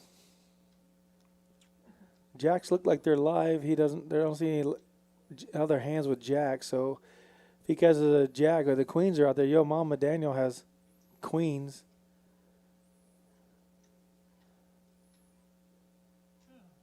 Ace, king, no one has an ace or a king. It looks like these are one of the rare Omaha hands where instead of everybody flopping everything, nobody flops anything. Queens are good, and they can't bet it. Would you ever think your queens were good here, Never, JT? never. Never in 10 million years. Anybody could The sneeze flush on draw this could pot. get there, okay. Queens are good to take it on an $80 pot with everybody checking around because no flush, no straights. Wow, Daniel does bet it. So now is Yo Mama bluffing? Does he know he has the best hand? We don't know. We don't know what he thinks. I personally, my opinion, I think he knows he has the best hand. Absolutely, got checked around. And twice. And I could tell you this, that comes with experience. Yeah. Yeah, Daniel's solid as can be. Yeah. I don't think I think he knew he was blocking the straight. That was just bonus for him. But I want to throw that in that I think he actually felt that he had the best hand. When he checks around a second time, he's got to know he's got the best hand for sure, right? I'd like to ask him later on and see what did you think when you had the queens there? I think you had the best hand. And he bet more than 3 chips. So if you think he had a set, then I don't know.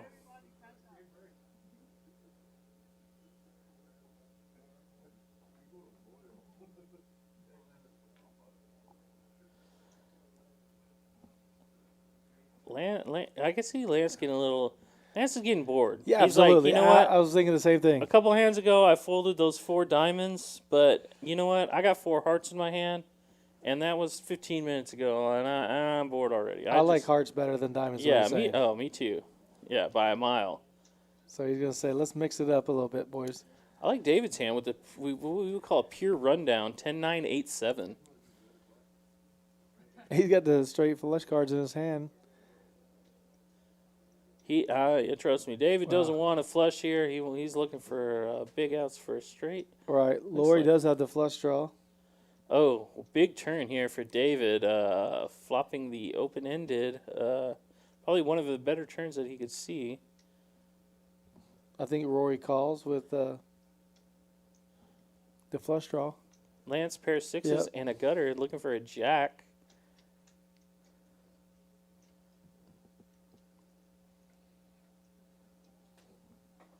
Ooh, interesting river. And the pair of 9s is going to take it down?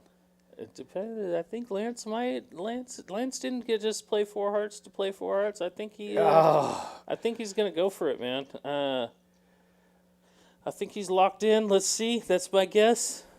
He's looking. I like how he's just kind of gauge. I think you could bet like 175 and take it down. Yeah. It's so tough to just guess, though, when they got 4 cards behind them. Right. Rory, again, positional advantage when Lance checks it. So now that's so much better information. David could bet it. And it looks like Rory's going to win this pot. I don't see a 10-9 getting the hero call here, and even less so the 6. So wow. I could see. Did you see Lance he wanted to, but it just it's hard to pull the trigger when there's the guy behind you. You know, where it was much more easy when there's no guy behind Rory. So you kind of see these guys are kind of on the same level here. It's just again that9positional advantage is really. Well, you know, Rory can't bet for value with 9s, right. And no one can bet into him because any paint card, any pair beats them. They don't have a pair.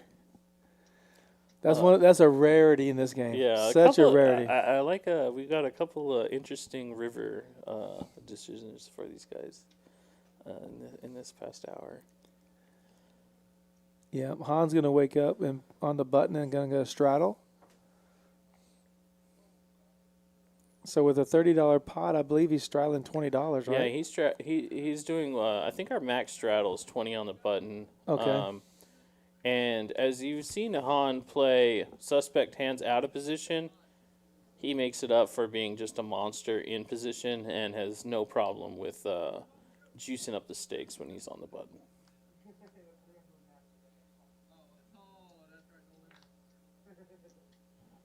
David here with a pretty cool hand. We got the ace-5 suited and the pair of 6s.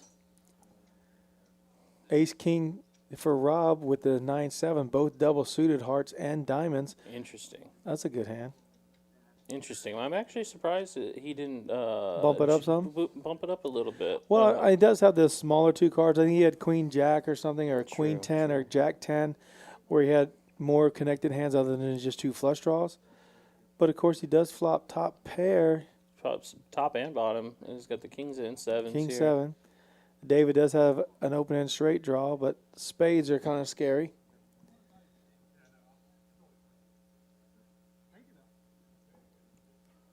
Let me see in a turn. Yeah. Oh. Rob devastated by that card, even though he still has the best hand. When the 8s counterfeit his 2 pair. seems like this might get checked around, but we'll see here. No one with a spade flush draw, so Rob's actually in pretty good chance to win this hand.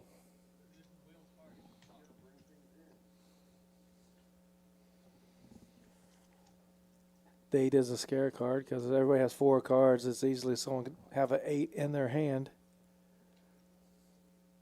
And the 10 of clubs get there. Ace King with 2 8s, it will take it down. Ace King gonna take it. Yeah, that's good.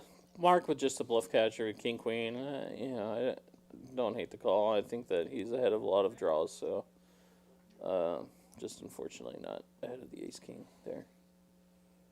Yep, it's hard to win that hand.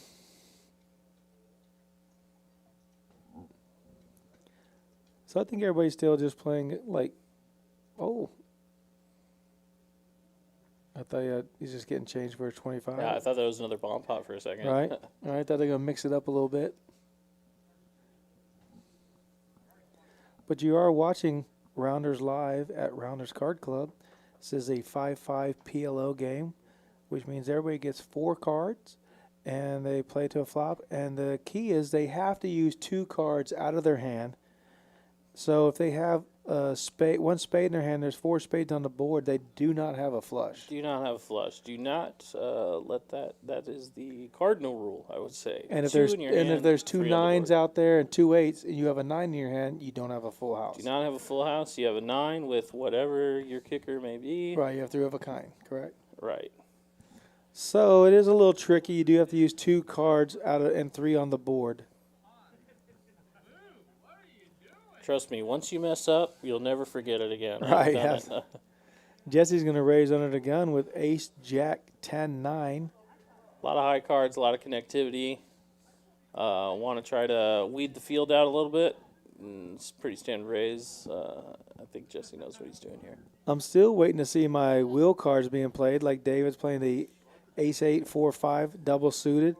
See, I thought those hands would be played a lot more, being that Right. 7 out of the 9 players or 8 players, 5 or 6 of them are playing all paint cards. Yeah, right? you're definitely not wrong about that. But one bad thing with that is you can get run down. You got higher straights that could always come up with the turn card and stuff. It's hard for the wheel to hold itself as a high hand. So Jesse did raise early position, and now he's going to continue with the 2 pair, 10, 9.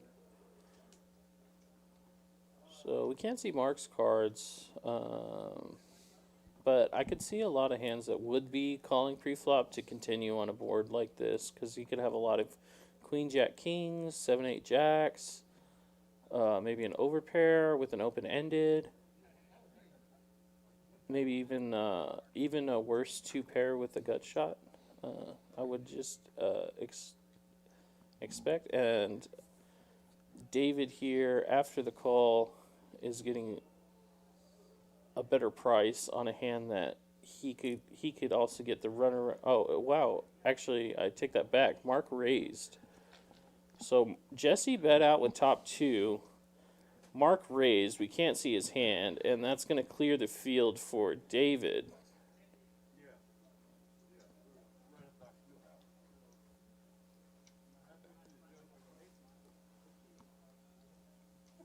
The King of Spades doesn't help him at all. Okay, I guess I'm reading this wrong. What is the pot here? David raised after Mark just smooth called. Right, okay. So Jesse called with top 2 pair. Okay, so interesting raise by David to take his bottom pair and turn it into a bluff line with the good runner capabilities. And the King gets there making Queen Jack a straight, but Jesse doesn't believe Well, that Jesse's David on has a straight, so he bet 200 into David, and David's going to let it go. Good bet by Jesse. Really putting the pressure on. Notice how Jesse had the ace of spades, so I'm pretty sure his plan for the river, if a spade got there, was to put a lot of pressure on, and he also has the jack blocking the queen jack. So And 2 move by him. pairs, so he has possibility of full house as well. I was a little confused on how the action went there, but but it actually seemed like it was played reasonably well by both players. One guy, Jesse, value betting with the 2 pair.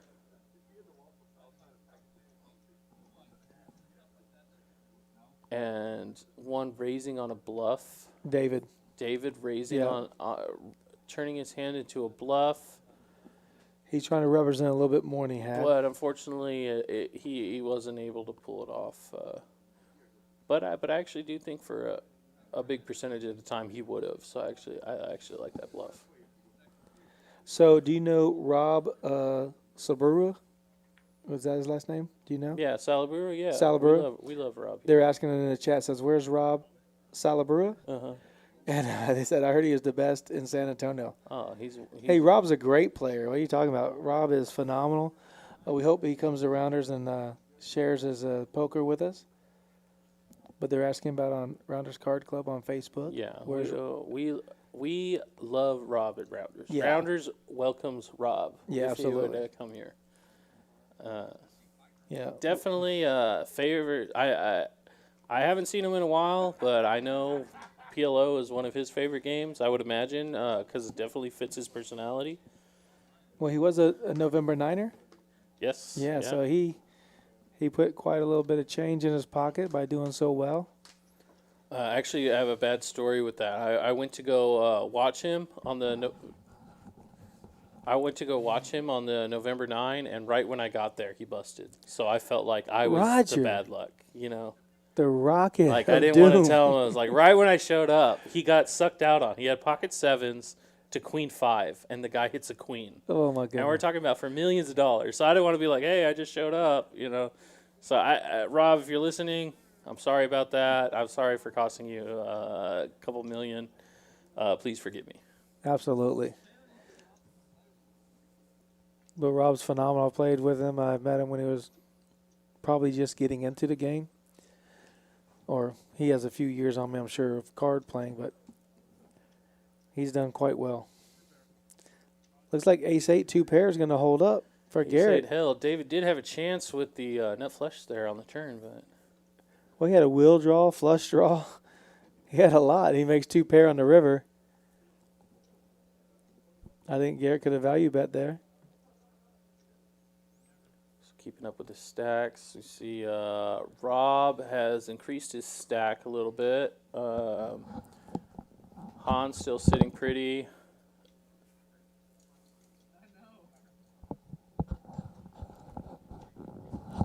So one thing about PLO that's pretty crazy is you see right now, you see, you know, a couple pots going here and there, but then we may just run into a 5-way all in. Right. I haven't seen a lot of potting going on. There's been a lot of betting inside the pot. So they kind of made this a 4-card hold'em game. Right. Yeah. You know? I haven't seen anybody going pot, or and it's hard to call when someone's potting anyways. But if they're wanting to get value for their hands, they're not going to be potting it, I guess. I just have a feeling we're going to see something. Something's going to creep up where it's going to be a lot of this guy's all in, that guy's all in. Well, Lance is in seat 1 with the button, and he's straddling. He was the second-place finisher of the Winter Blast for $12,000. Great run there, Lance. Great tournament. Yeah, I heard he beasted through the whole thing. I need to rewatch it. I watched the heads up.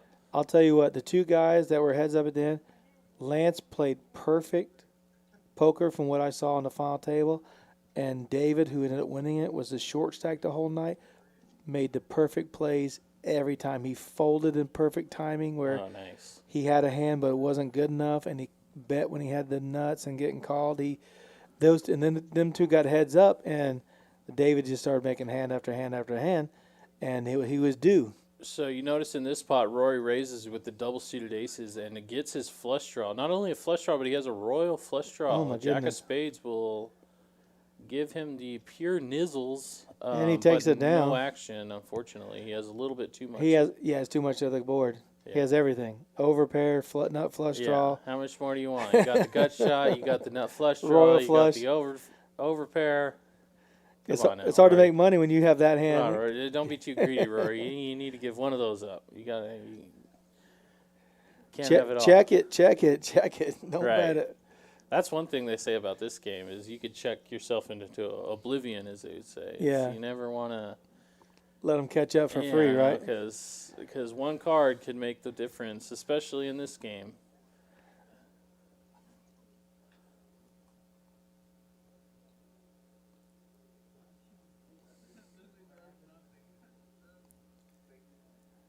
Rounders Card Club does have a barber shop called the Bad Beat Barber Shop. If you'd like to come out, men, women, and children are able to get their hair cut here Monday through Saturday.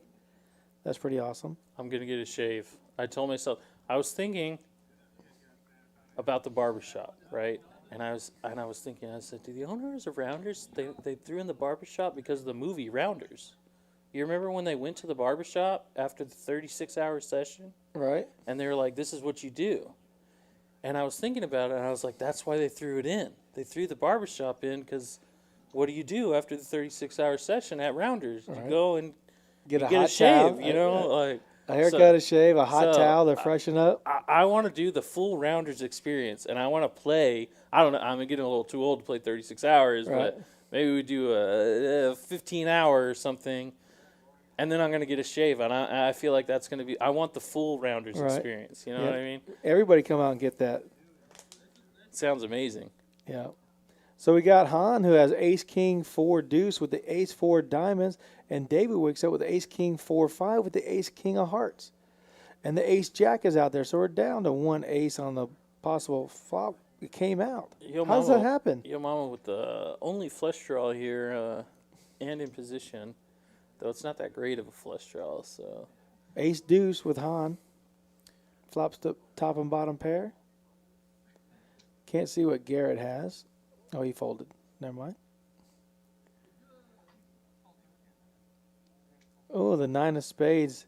No one has a flush. Who can represent a flush? probably Palm Beach Rob does make aces and nines though for the best hand. So aces and nines, can it bet? Never. No way. Not with the flush draw, you think so? Maybe. I don't think so. It seems like too many hands. It does look like he's going to get the showdown now. But don't you think whoever has a flush is going to bet it on the turn? They're not going to check I it. do. They don't trap. I trap, but they don't trap. You know No, what I mean? I get where you're coming from. I just I think the way that this game flow has been playing, that you're not going to see it. And you saw Yo Mama did a fake bet on the river. Everybody checks down because he knew he had the only flush, and it came there, but he had folded on the Right. on the flop. Yeah. So Garrett will straddle in seat 3 where the button's at. And Mark, he has $10 out there. Basically, he missed his blind. So he's got a dead $5 out there, and he's got the $5 for the small blind, so he can be the button next hand. Right. We call that buying the blinds. Buying the blinds. He has to pay. Since he missed his blinds, he's got to pay them before he could get cards again.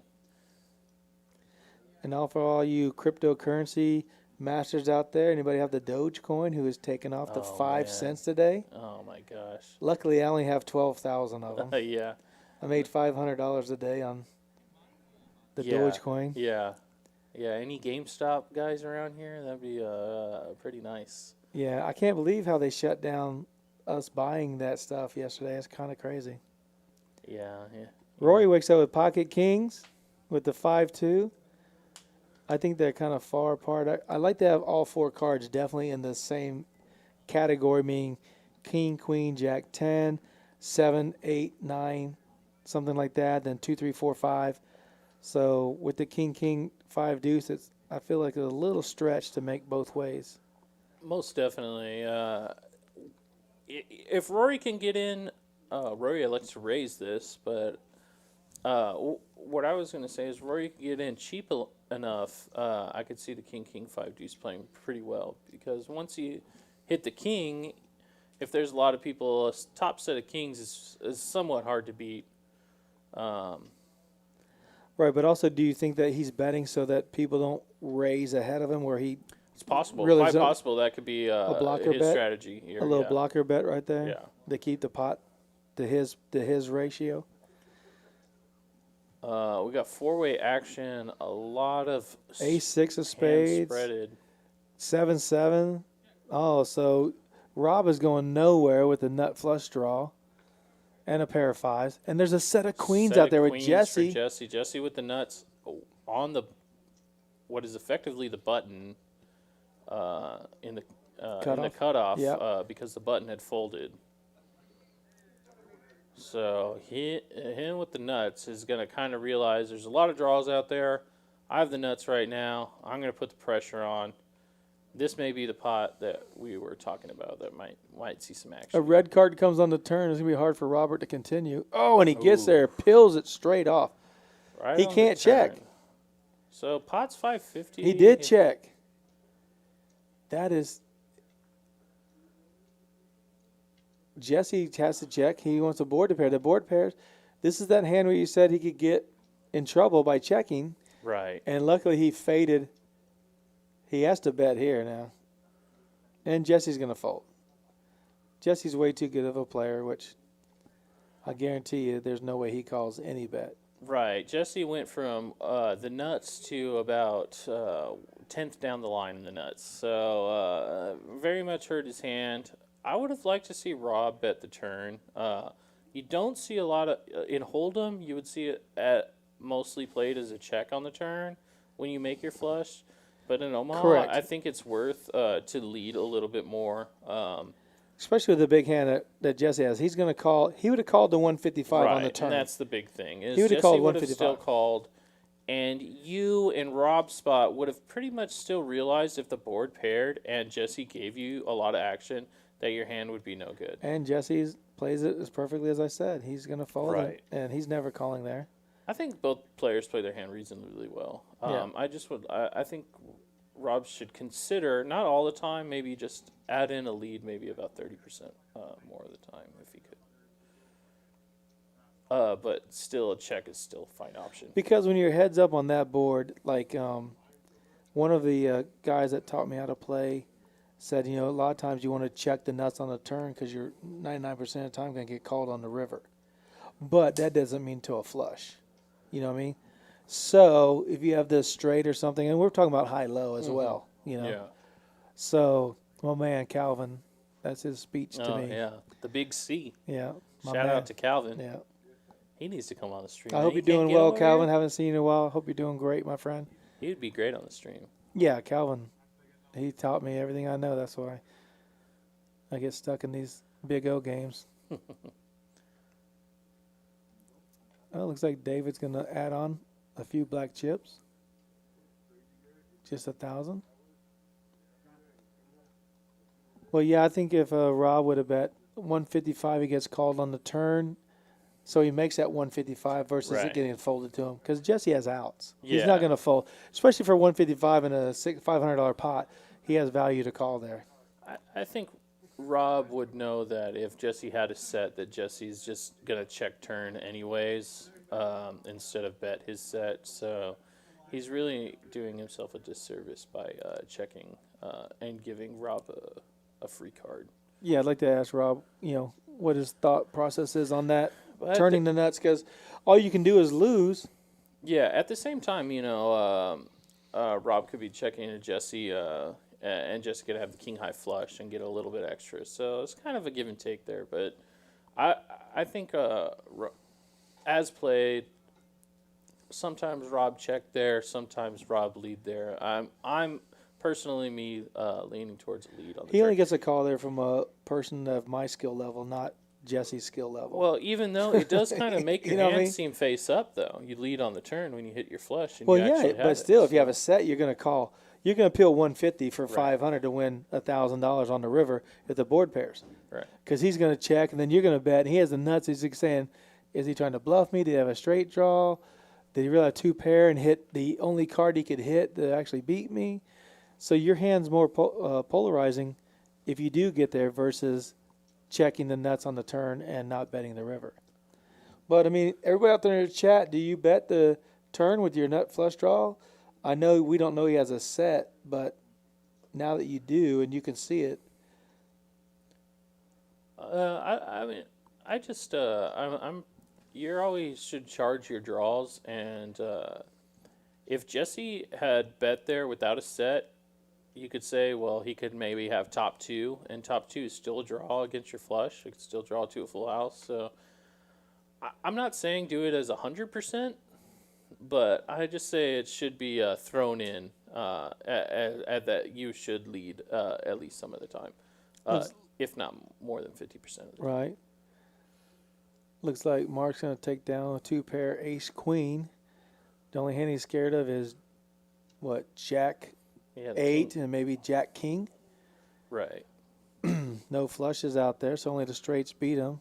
But this has been a pretty tame pot. I think we're at the point where Mark realizes that his aces and queens are the best hand. He checks it. If Han bets close to the pot, I wonder if he can call. Oh, Han's checked. I'm sorry. So Mark's going to put a value bet out there for his ace queen, but unfortunately, Han only has 2 pair, 9s and 6s. Han gonna look him up though. Keep him honest. No, he doesn't want to show. No one wants to show. You got top two, man. You're good.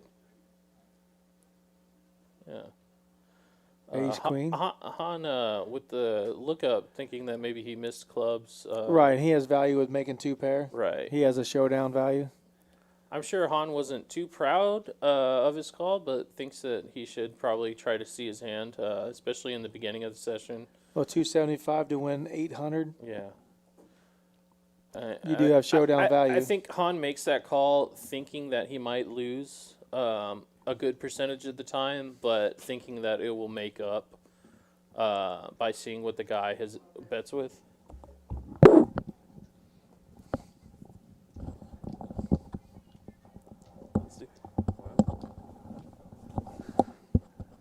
Am I on? You're on, Garrett. on. Garrett came into the Man. booth. What's up, join guys? us? Garrett, what's up, man? How's No. it going? Shh. Can I cuss? No. Okay, I'll do it. It's horrible. I called really light, and it got me really bad. I was gambling at a game earlier, and I was like, you know what? I think he's drawing, and I was willing to flip, and the guy called behind me with a set, and I was like, I'm dead. Oh, man. Yeah, I mean, Oh, yeah, when Mark had the 10. yeah. Yeah. I called with one chip, and when he was taking time, I was like, well, guess I got to put money out there because So he has me smashed. you had aces and eights on that Yeah. hand. We actually couldn't get the entire graphics on yeah, that I had hand. ace eight. When he shipped it like that, I just wasn't. But I the little bit of commentary that I do remember on that hand is you were kind of stuck middleman. Yeah, you were I in the was. middleman. And you did have an update too, from what I remember, but I'm not exactly sure. It was just I called extremely light. I was willing. I mean, his stack was kind of small, and I didn't mind flipping for it. But when he called behind me, I was like, I'm done. Like, Yeah, this hand's right. over. Yeah. He could have looked at his chip, and I was gonna muck my hand. So Garrett, It's a fun table though. Man. Yeah, that's what I was gonna ask. What's it like, man? What's on the felt? You Well, feeling the pressure? You feeling No, the heat? not whatsoever. I mean, I can't get a hand, so it is what it is. I don't mind that, but it's a fun lineup. I mean, you got Daniel in there. We're all laughing and having a good time, Right. which is the perfect table because Right. I was kind of worried about it being boring.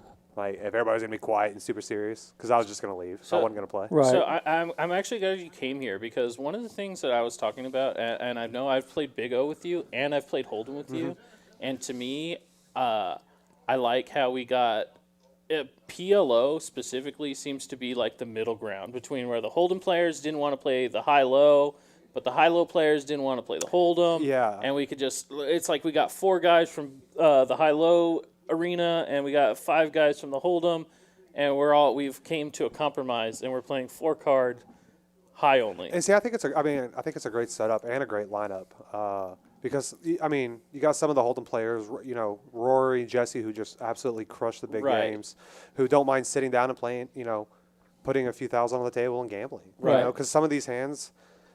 So I think the mindset Hold'em players will take is that it's gamble, right? And I don't think there's some high variance, but I don't think there's much gamble. Well, what I was don't. telling Rocket earlier tonight was watching you guys play was basically now I didn't see no pot betting. Everybody's betting a percentage of the pot. So to me, you guys are definitely playing 4-card Hold'em. Yes, and sometimes I'm not a big potter, right? Like a lot of times I want people to stay in the hand, Correct. right? So if I'm in the hand, and so we haven't seen any potting today, which I'm not surprised about. I think Hans potted a couple times, and that's his style. I've played with him. Sure. Big O and Omaha. I mean, he's solid. I mean, he'll put the pressure on you. But no, there's a lot of percentage, a lot of keeping people around, a lot of. Yeah, I've never understood why someone with the stone cold nuts on the river and 3 people in the hand, why they would pot it and not extract some kind of value for their hand when all you're doing is making them fold. Yeah, you're scared. I've never understood that. I was in a hand yesterday where I flopped top set, and it checks around to me, and I bet it. I turned quads, it checked around to me, and I still bet it. But I was betting. I bet like 180 into like a $600 pot, and I got 2 callers. And so, it built the pot up big enough where I could jam the river once it checks back around to me, hoping somebody still has caught something. Right. Or, But, yeah, the whole idea, I kind of get annoyed when I play. I think some Hold'em players will sit down, and because they won't know, they'll be like, pot. I got a middle set. Pot. Right. And, middle set, congratulations. You're about to go broke. Right. And you always hear Hold'em players that move over, and I was guilty of this real early on. Right. They were like, he drew out on me. I'm like, not really. Like he was going to win the hand. He has a wrap so big. He can't yeah. fold. It's like you needed like running twos, and so I think it's just one of those Hold'em mindsets where at this table, at least, we don't really have any. Or we have players that know what they're doing at least. Yeah, and yeah. So they're trying to get value. They're trying to build pots because it's a 5-5 game and we're all sitting with a couple thousand. Right. So for anybody I'm sure y'all have already talked about it. It's not like no one's getting this in pre-flop. Right, and we're talking about basically how we see everybody laughing, having a great time. So the camaraderie is awesome, but you're still trying to take everybody's money. Yeah. It's not like you're worried about beating your buddy out of something or you're playing for so much money you can't be friends. Exactly. And, the reality is, I believe the gentleman next to me, Mark, is newer, might be first time to Rounders. Extremely nice guy. He's laughing, having a good time, which I don't know if I've never played with him that I know of. Mm-hmm. I could have, the masks and the hats. Right. But, the reality is, whoever wins tonight, this money is going to be back tomorrow. So, it's no one's losing a fortune. No one's anything around here, so it's nice for us. Right, and everybody that is playing on the stream right now plays here every day. Exactly. I think I had to work a real job on Monday, so I couldn't be here. People were texting me updates. You were close to quitting, is that what you're saying? No, I did. I was sitting there. I was like, man, I won this much this weekend. I'm getting paid this much right now. I'm like, this doesn't really add up. But I got insurance. So, Lance in seat 1 took second place in our winter blast on Sunday. Mm-hmm. A cool $12,000. Yeah, that's not bad at all. That's great. Great weekend, right? No big Well, deal. everything y'all got around here is unbelievable. Like, Do you eat here? Oh, God, yeah. The food's delicious, It's right? unbelievable. I think I gained 20 pounds in December. I'm not even kidding. What kills me is you can get breakfast, salmon, a steak. The menu is a real menu. What's your go-to thing to eat here? So one of the waitresses figured out real quick that I don't like to eat too heavy. And so it's grilled chicken fingers, dirty rice, nice. jalapenos, bell peppers with like a Cajun sauce on it. It's unbelievable. That sounds amazing. It is. Man, I got to follow your strategy. I've been doing the opposite. Well, I've had the salmon, I've had the quesadillas. They have like this Oreo cheesecake thing. Oh, I didn't do that one. I see it, but I skip it. good. You're better than I am. Yeah, I have no willpower. If you put that in front of me. That's once I get one, I'm probably ordering 3. Oh, it's so bad. But yeah, So look at this hand real quick, Garrett. So David turns the nut flush, but Hans with aces up with kings calls a bet of 125 on the river. 120. yeah, that was a real weird hand. So I remember watching that hand live when it went down, and I was shocked when the flush won that hand. Because that's when I had a full house we for were sure? we were just talking, but I saw that hand play out. And Han hammered that flop, and he got called behind. And so it was a weird. When they showed their hand, he was like ace high, and Han was like, "You're good." I was like, "What?" And I'm over here if y'all have seen my hands, it's like I'm getting anxious. I'm happy I'm back here because Queen 9 2 3 is starting to look pretty. But let me ask you about a hand earlier. Rob might have won it with a pair of nines. Just one pair. He had a 9 in his hand, a 9 on the board, with a king or queen on the board as well. And he beat someone that has had 4 of the low cards. It's very rare that's like the lowest hand I've ever seen win in Omaha. One pair, and it was 9s. Oh, my God. You want to hear a hand today I got into? Okay. I got into another. We were playing Omaha somewhere else earlier. I wanted to warm up before I came with these pros, and we got it. I think it was like almost $3,000 pot, and I was double gutted, flush draw. He bet. I re-raised them. I just wanted to get all the money in the middle. I was one of those players that would do it, and blank, but the river was an ace. And he just drops his head when the ace came out. I was like, am I about to scoop this pot with one pair? Like all the action. But I mean, you see stuff like that happen. Like some people, sometimes draws just break out. Right. And it's Right. Yeah. We saw some boards we would that's a see hell of a where flop. all 5 people hit a hand, and then we would see where all 5 people missed the hand. It's Yeah. very, very strange. Yeah. we've seen Rory with aces probably 20 times today. He turned that one, which was weird when he turned that set of aces. I folded ace jack. Yeah. And so I don't know. I didn't see what Hana had. I'm sure we'll see it later. But I mean, Rory, that hand was just his check behind and letting Han bet into it was beautiful. I mean, he hit the one outer he needed and got the money in there. But I mean, I guess I'm surprised I hadn't seen bigger hands. Maybe it's just, but that's the game sometimes, right? That's kind of what I was referencing too. It seemed like the first couple of orbits that players were kind of just feeling each other out before it seemed like they were going to pull the trigger on one. I did see there was a couple good bluffs, but it seemed like maybe they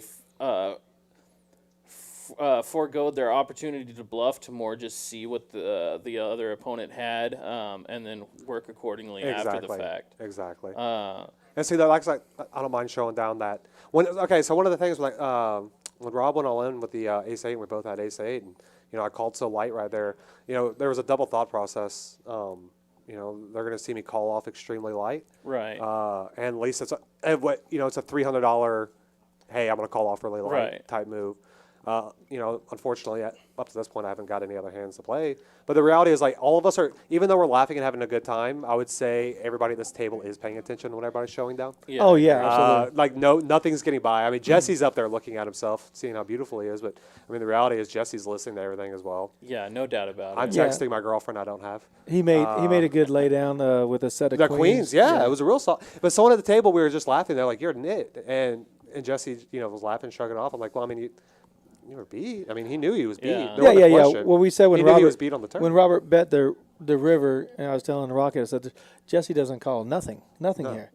Yeah. And we were talking about why doesn't Robert bet the turn Lead the turn, Rob. with because if he bets a 155, which he bet on the river, Jesse's calling 155 into a $700 pot That's the to win whole. $1,000 pot. Here's the hand I was talking about.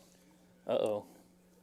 So what are we looking This at? is an extremely okay. So I have ace jack something on this hand. So you're telling me Rory's going to turn a set of aces here? Yeah, I want to see what Han had. Okay. What is that? Okay, Han's open ended.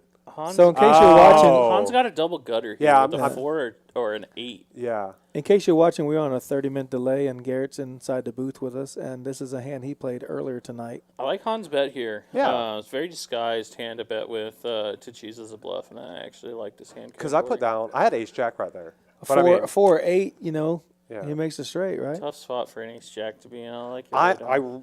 Here, we'll talk about this hand here in a second. Here we go. I mean, just freaking talk about spiking. So you got to think in your head. You're like, man, I would have had the nuts here. I just fold. You have no all flush in draw with here. your 2 pair? No. Okay. I mean, I'm out of position against 2 players who are. Right. And see, with Han, when he made that bet, it was he either has 7s or he has a hand that I'm seeing now.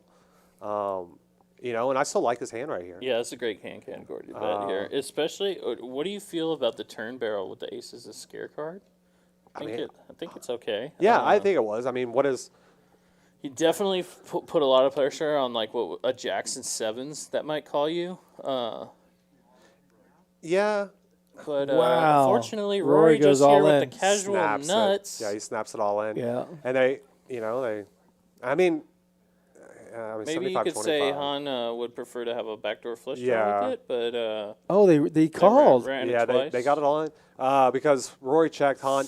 By the time Han bet, I think he bet like 6 something. I mean, when Rory went all in, it was only a couple hundred more. Oh, I gotcha. Yeah. And, Han got it caught was speeding sick. right there. Yeah, he did. I mean, I think that's well played by both. I mean, you're there's- literally running to the top well, yeah, end of but Rory's there's only range. 2 hands. So, I like it also, right? There's 2 hands that are going to call you right here, Right. aces and jacks. And aces is just, you can't really put him on No, aces a no, lot. not at all. Especially if he's full. Because it went check, check, Han bet, and then Rory called behind. Yeah. So, I mean, I don't think anybody's, well, I mean, we see it now, but, I think there was early on in the stream, I had pocket aces, and the flop came out just blank, and everybody bet, and I was like, I mean, I'm not sticking around with one pair, Yeah, pretty unfortunate run out for Han here. Yeah. I think Han wins it with most turns Yeah, that's the one card. Right. Sure. I seems mean, like literally the one card that Yeah. he's getting called on. Because anything else either straights him or everybody still has nothing. Right. You know, and I mean, I like the play right there. So, you know, and he's obviously not drawing dead. I kind of wish he would have binked it on the river. Rory would have got real sad. And Rory and I got prop. It's funny because Rory and I got prop bets going, right, and during this game. And there was a hand he flopped a set of 8s on me, and I decided I wanted to call down. And here's what's weird. Okay, so a lot of us play Hold'em together, and Rory obviously is a very aggressive Hold'em player, right? And so it's nothing for me to check call Rory down with bottom pair and Hold'em. And so I got in the hand with him a minute ago, or an hour ago, when he flopped a set of 8s. And I think I was just open-ended. So I'm like, I'm going to call down. I'm like, it's you. It's Rory. Right. You know, and I had to walk away. I'm like, all right, different game. So Rory with his, you said Aces ninth time he's had aces? yeah. He's had aces a lot, yes, for That sure. first hand was funny, though, that 9-9-8-8 board. Double paired, yeah. We were all laughing at the percentages. You know, everybody drawing dead, essentially. Oh, yeah. Yeah, that was All the 9s were dead, yeah. Yeah, but no, like I said, it's a fun table. There is still good action. You know, Lance is funny. He's starting to talk more after his super aggressive first Couple 5 hands. hands. Yeah. Yeah, it was just funny to watch those first few hands. But yeah, you know, I'm gonna get back out there and you know, see if I can not dunk off all my money, and I want to run a bluff. That's the thing. I almost bluffed into a set of aces I got to earlier. see the sauce, man. We've seen some bluffs, but I got to see. was I'm looking real forward close to it, man. earlier, I man. want to see some. I want to see. It's very hard. Oh, we're gonna see a bluff here in a minute. Actually, I'm gonna stay around for this bluff. Oh, okay. Because there's actually a really good bluff here. I think it's in the next 2 hands. To me, I think bluffing is a big part of this. So game. do I. People you can't bluff. I'm like, hey. There's people who will disagree with me, but I agree with it. You're about to see a bluff here in a moment. That's unbelievable. Kind of. You'll see. I think it's very hard to pull off a bluff with 4 cards. It's just. I think it's harder. The perfect card has to come out. It's all about the run out. It's all about the runner. The perfect card has to be there. Yeah, and if you have something to block the nuts you're saying you have. Leverage the run out, you leverage your stack, you leverage your position, and you'll find a bluff there. So you find some sauce. I tried bluffing earlier. I think I bluffed $90 until and then I went snap call. I was like, well, that didn't work. It was a miracle on the river. Yeah, I think this might be the hand. What percentage of the pot do you put out there to represent a bluff? I'm not potting it. I know that much. If you're looking for balance, yeah, you but sometimes you know, but the value bets can scare people sometimes. You know, Right. The dude's value betting is straight, and so I was trying to represent a straight, and you know, I had top pair, and I think I actually had aces on that hand, and it checked the flop. So I was like, I'm gonna pretend I have this right here. Is double suited? This is the Ralph's hand I ways over think. Kings. 2 people with the double suited hand here. I think this is the hand. What does Lance have? I think this is it.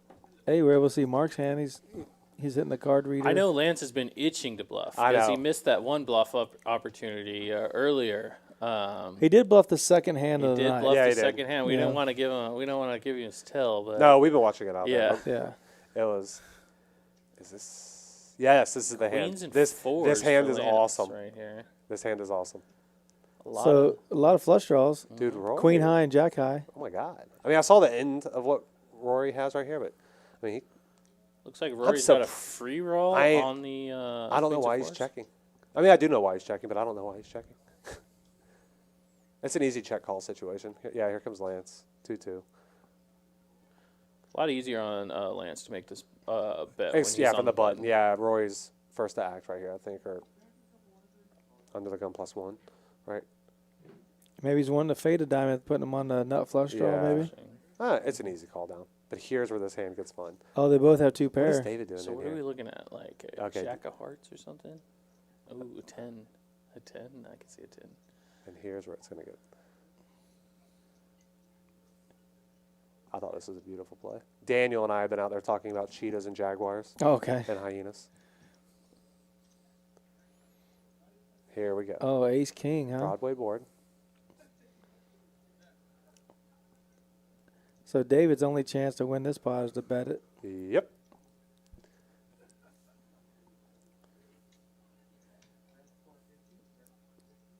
Rory double check. And there it goes. I'd love to see David bet here. It's literally the He worst did. He hand bet he's four- going to ever end up Right on here. the river with. 450. He bet 450, makes Lance fold. Yeah. So he got through one player, and it should get through 2 players. I mean, this is a great bet.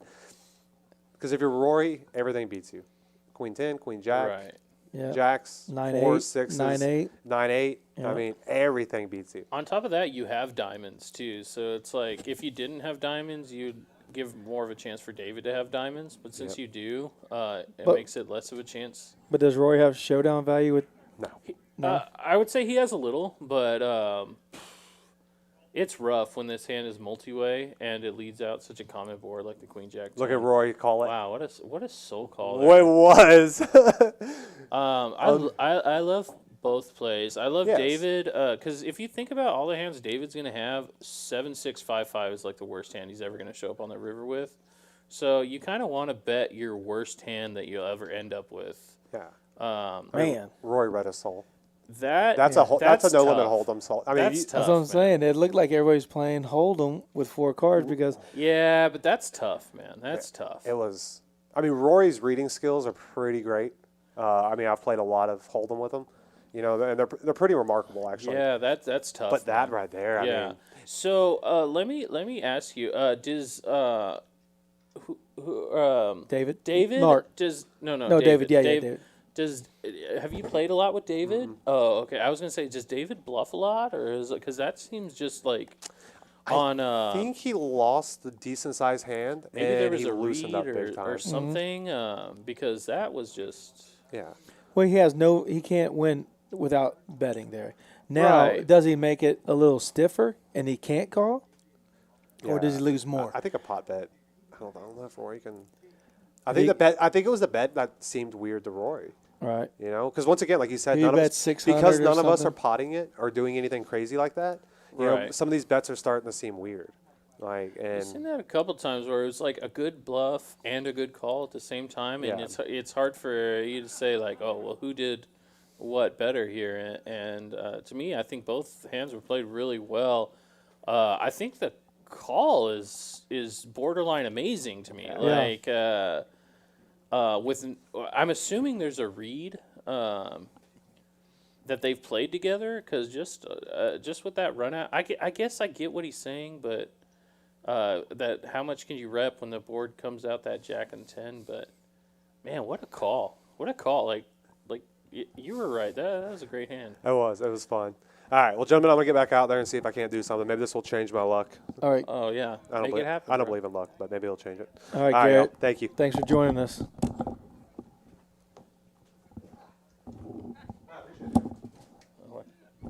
So that was Garrett, our seat 3 player, came in to chat us up a bit about how the table's playing and how the flow of the game's going.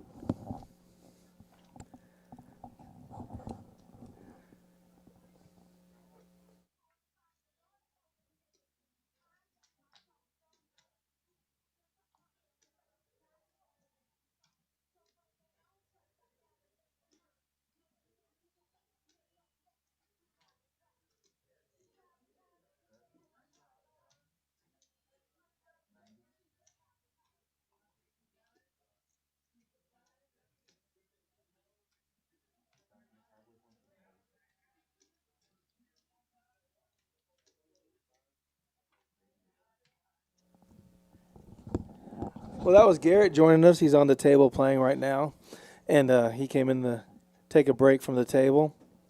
Appreciate him stopping by. Man, what a call! What a call with that 2 pair there. Yeah, I told you Rory's very good. Look, the 5 high flush is good. Rory says I got a pair of 4s. There's a $600 pot with a 5 high flush.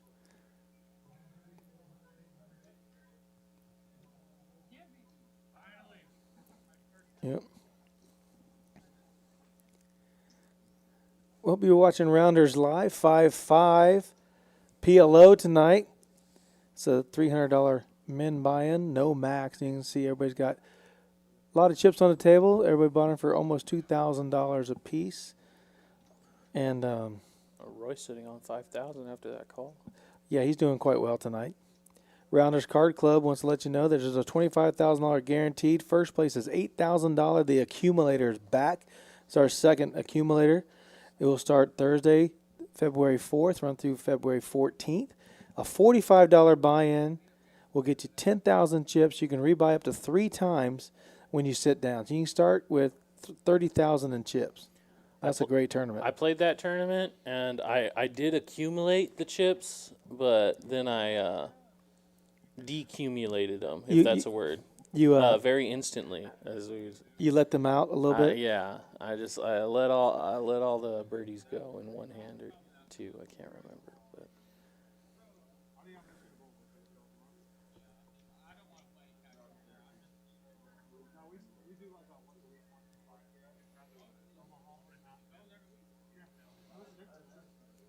So Rob building up a stack, raising up to 40 with the pocket queens and connecting with the 7-6 on the straddle. It looks like he's just going to take it down, which you actually don't see a lot in Omaha. You don't see walks.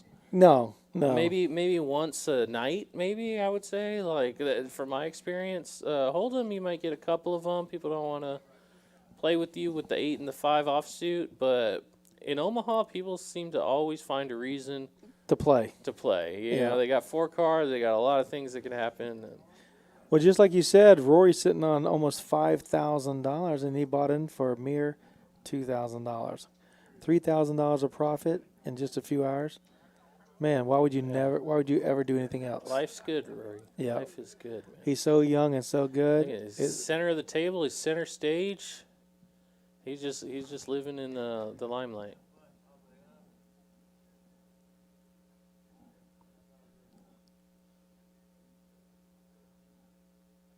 Mike, what's that, buddy? Yeah. And how's he doing? Yeah, he's up now. Rob, our dealer on the table. Mike was just letting us know in the production office that our buddy Rob, our dealer, he got stacked for 500, bought in for 1,000. Now he's back up to 2,000. So he's been winning some hands, doing quite well. So David raising with a pretty premium hand here: ace, king, queen, queen. Is it always good to have a pair here, or would you rather have a jack or a 10 to go with that? I think it's on your preference. You could say one has more playability, but the other has more equity. Rob did flop the queen high flush, queen 4, but David does have he could represent the ace high flush, but it goes check around. The board does pair, giving Mark 3 of a kind. Yeah, Mark does have the 5. He has a full house. What am I talking about? Mark has a full Five's full of he eights. Sure does. And also Rob had flopped the flush with the queen high flush. He's gonna lead out with the board paired. Oh, that's such a tough time. He should have bet the flop. Maybe got Mark to fold. All right, here's Mark with what is perceived to be the nuts, you would say, with the 8-5 full house. Looks like he's going to slow play it. Ace on the river. 5's full of aces now. Mark improved his full house. Wow.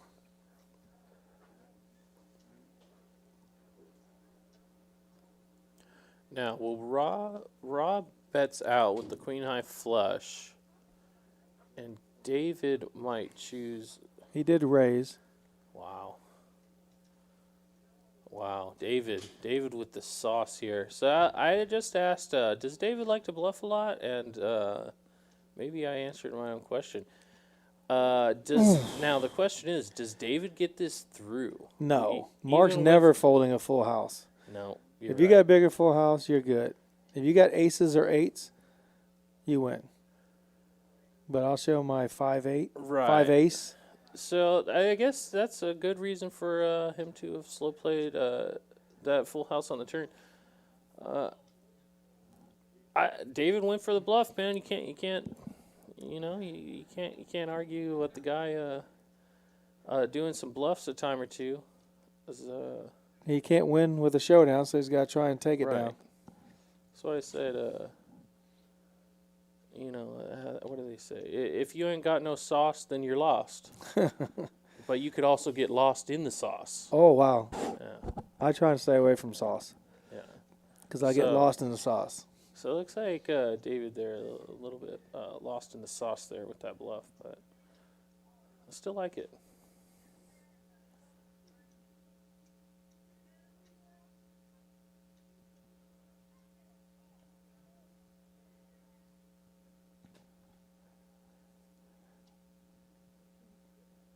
Looks like Han's going to be relaxing a little bit. Oh, does he have a hand? Yeah, he's got a hand. David got queen, 7-6. He can call a $5. Yo Mama's in the hand. A lot of playability with that ace-9 suited and the 8-6 going with it. A lot of straight, a lot of flush possibilities. I don't see Lance raising with ace, queen, 3-2. No. He's going to fold, actually. Man, he's good. He doesn't get caught up with just that flush draw type situation hand. No. He seems to be bobbing and weaving and picking his spots pretty fantastic. Mark just made a full house with an 8 and 5 in his hand. He's going to try it again. A lot of multi-way action we're seeing here. Couple bluffs, a couple value bets. 6-way to a Pretty good no so raise far. pot. And no one with the jack. No one with a jack. Diamond draw. Queen high flush draw for David. Rob has the king high diamonds but no flush. I don't know if he can try and represent. I don't think Dave would ever fold a queen high flush. Well, the board's paired as well, so it'd be very difficult to bet there. Yo Mama with the what I would assume is a bluff. Thinking that maybe if people have jacks that he has a lot of blockers to the jack combos that they would have. I'm not so Queen's sure. called, but ace-9 is Queen's going to... with the diamond, and it looks like it's actually going to win, which No bet pretty on the river. interesting for a small pot. I'd like to see what the thinking was on that.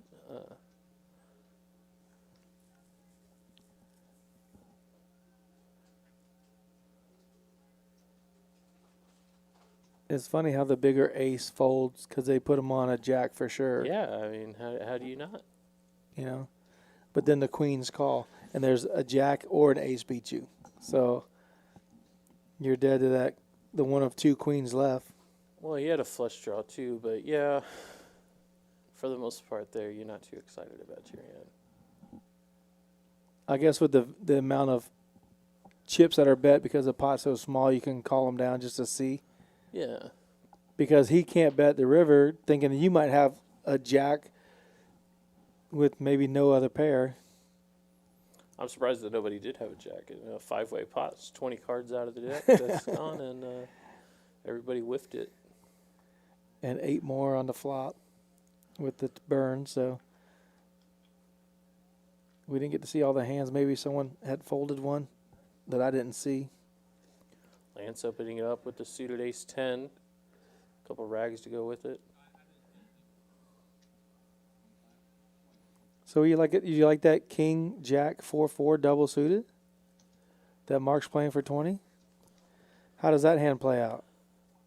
Well, I mean, The no, nut there's a flush mix is out of there it. with Lance with ace-10. He's got a 4.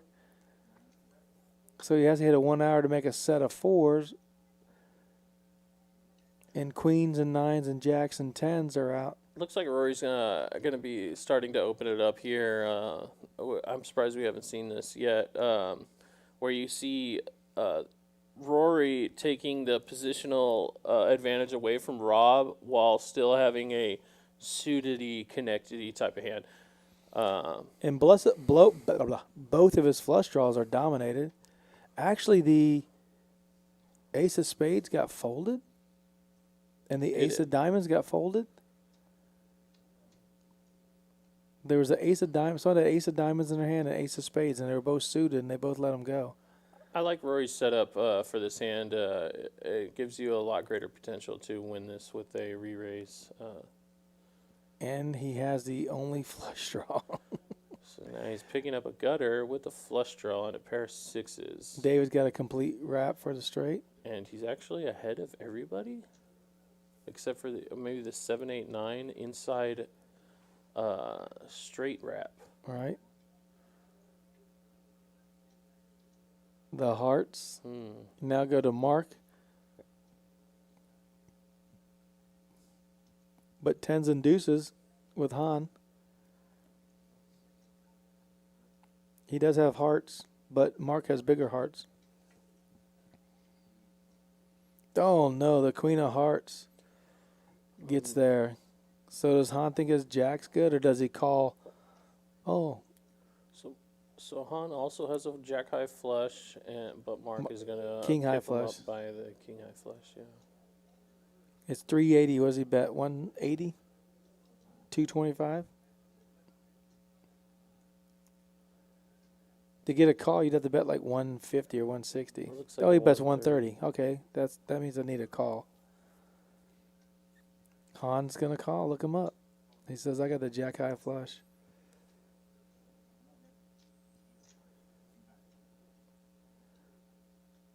Yeah.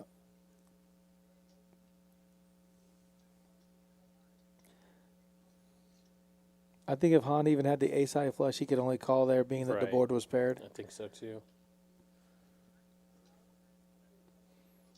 But with everybody checking, Mark elects to bet with a way less seventh nuts or something, because any full house beats him. The ace high flush. That was a strange hand.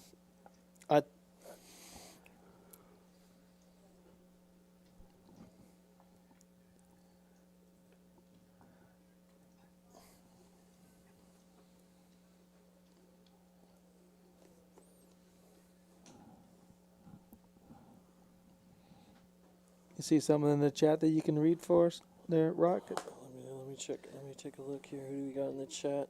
Everybody's so nice out there. See ATX Poker, Nick from Yuma. Nick What from up, Yuma Nick? is always on there. Hey, Nick. Yeah. How you doing, buddy?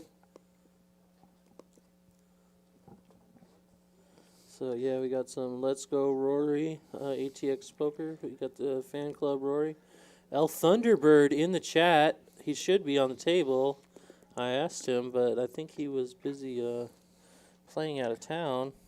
He's a super good player. Oh yeah, he's what I would call the proverbial nuts. Trey. Trey, yeah, good to see you in the chat, buddy. You know, I was surprised actually to see where Poker Traveler was. He's doing the poker travel. Yeah, he might be traveling the poker. Yeah, exactly. He kind of bluffed me. He told me he was going to play the stream. But he's probably got better things to be doing right now. You don't know what's up the traveler's sleeve. That's what I always say. He will probably be around for. What do we got? We got next game before the big game. Is the next game before the big game the 1-1 or is it the 5-5 ante? Do you see that? Say that again? So there is a 5-5 no limit hold'em coming up where everybody puts in a $5 ante with a 1,500 min. That Right. seems like more of a Poker Traveler type game to me. Sure, the game before the game? Yeah, so that's going to be the next one coming up? Yes. That'd be February 4th. Wow.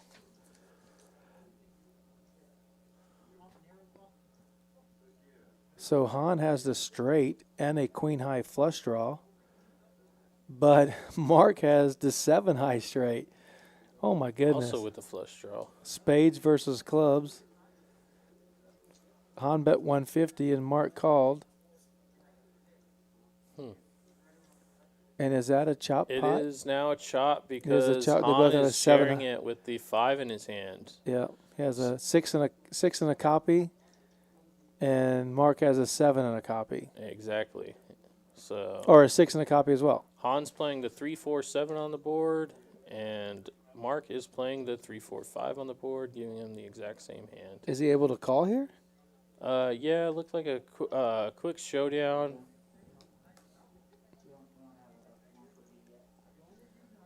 They both make the same hand, and Han, Han got a little bailed out there. Yeah. He was getting he plays so good, but he's been running a little bad today. From what I've noticed, he normally runs so good. So one thing that I like about Omaha is you could be having a bad day, and then one pot just seems to change your whole session. Oh, sure. You get a massive double up. It changes your whole attitude, your whole run. Then you start making hands all of a sudden. Bam, bam, bam.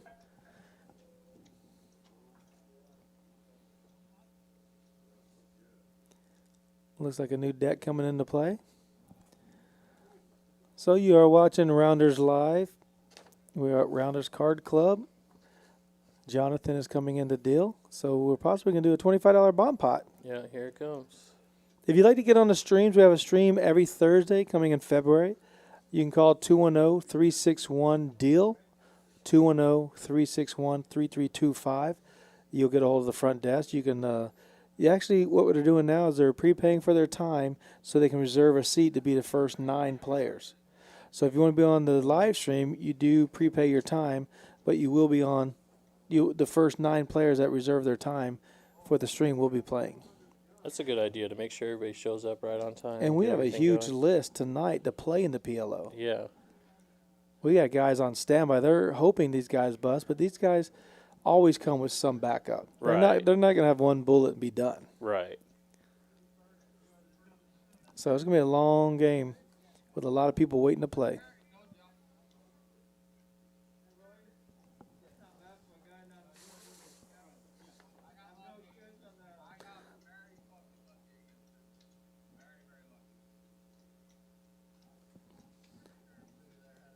So this is a double board bomb pot.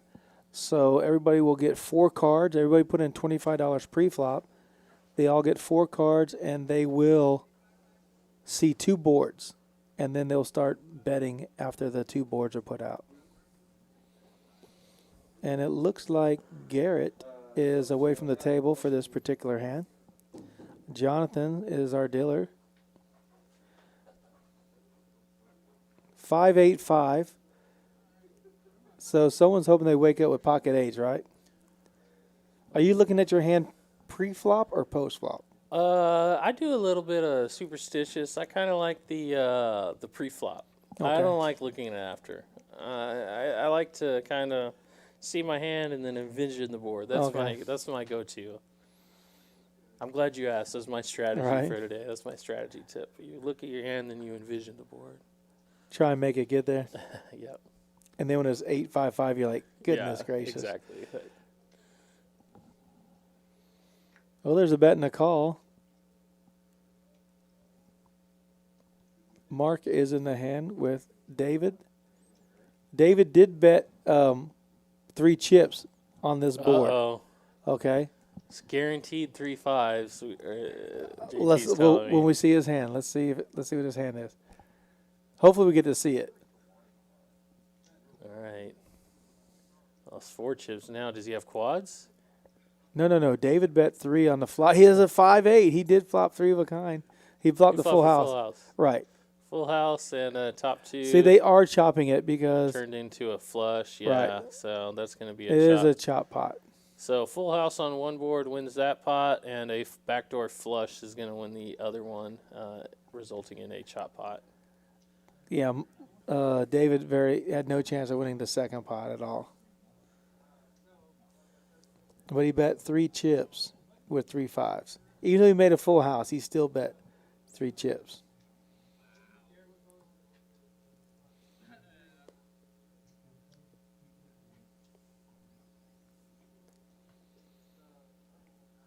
So for all you cryptocurrency kids out there, let me tell you how the Dogecoin is doing.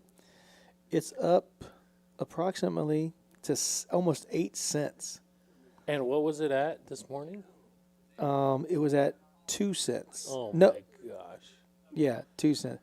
So I've increased my money to $700 That's amazing.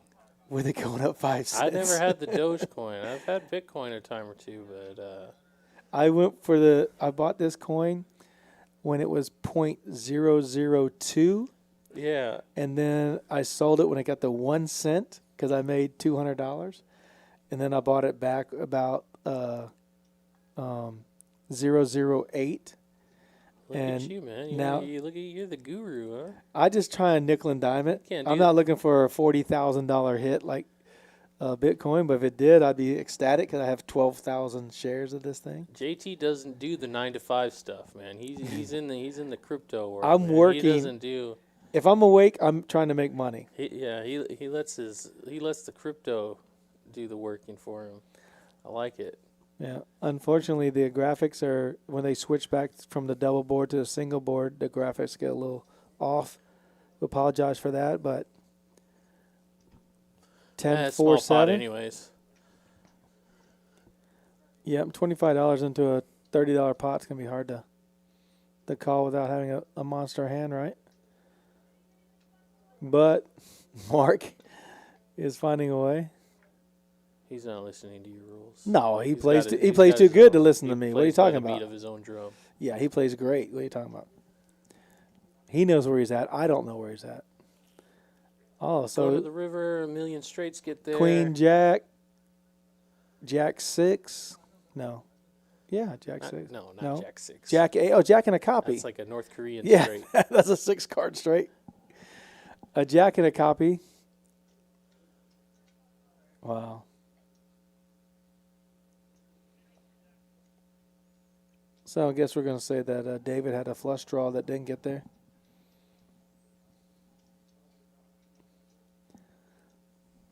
New dealer in the box there, Jonathan.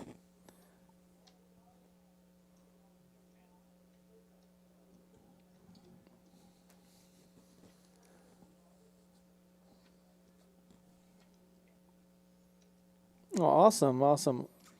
So what we got going on is the Rounders Card Club, $25,000 guaranteed.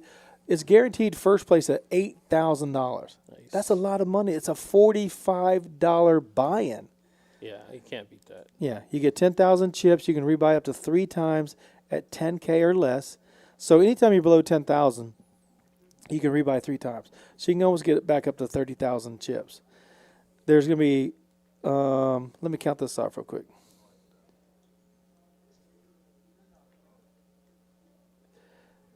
10 day ones, Nice. and the day ones are going to be 20-minute blinds. There are 2 turbos at 10 p.m. at night on Saturday and Friday, which will have 15-minute blinds, so it'll go a little faster. And the top 12% do bag for day one. So you have 10 day ones to bag as many times as you can and take your 2 large stacks Right. into Sunday. And Sunday's day 2 will start at noon. So hopefully we can live stream that one as well. That'd be an awesome tournament. I've played the Turbo a couple of times, and I got to tell you, it's the funnest tournament ever. Is it? You already know it starts at 10 p.m. at night. Drinks a little bit. Drinks been flowing. People are already loosened up. You come in there. We come in there banging, as I would say. How much money are you willing to put into the turbo to win $8,000? I would say, 200? me personally, 100? maybe 245, 240? yeah, 250? looking in there, Max? Yeah. I mean, yeah, why not? So if you're thinking 8,000 for first, maybe it's 800 for 10th, and that's still a good return on your investment. Absolutely. So even if I get 10th, if I'm making 5 times on my money, I'm all about it. Well, look at this hand right here. Palm Beach Rob with a set of queens, and Mark flops 2 pair. Lance has aces. He let them go. Bottom 2 pairs, tough here. Mark let out with 2 pair, and then Rob raised a 350. Not a lot of heat that 3s and 4s could take here. I'm wondering if Mark's maybe thinking, well, I got 2 5s in my hand. Can I bluff if a straight card comes up, like a deuce or an ace or a 6? Yeah, if he had a Very 6, interesting. if he had 3, 4, 5, 6, or 2, 3, 4, 5, he continues on for one more. Yeah, because Card. I'm pretty sure Mark's not interested in taking his 4s and 3s to just show down. Right, because Queen 4 is beating you right now.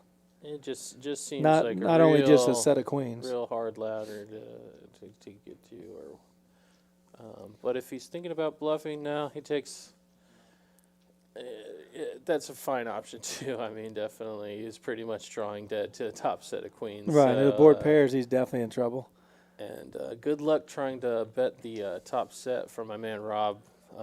It's probably not going to do you too well. So Well, don't forget, at good luck. Rounders Card Club, between Thursday and Sunday, we are open 24 hours a day right now. So you can come out anytime you want, go and take a rest, come back up and play, have a hard day at work, take a little rest, come up here and play and relax.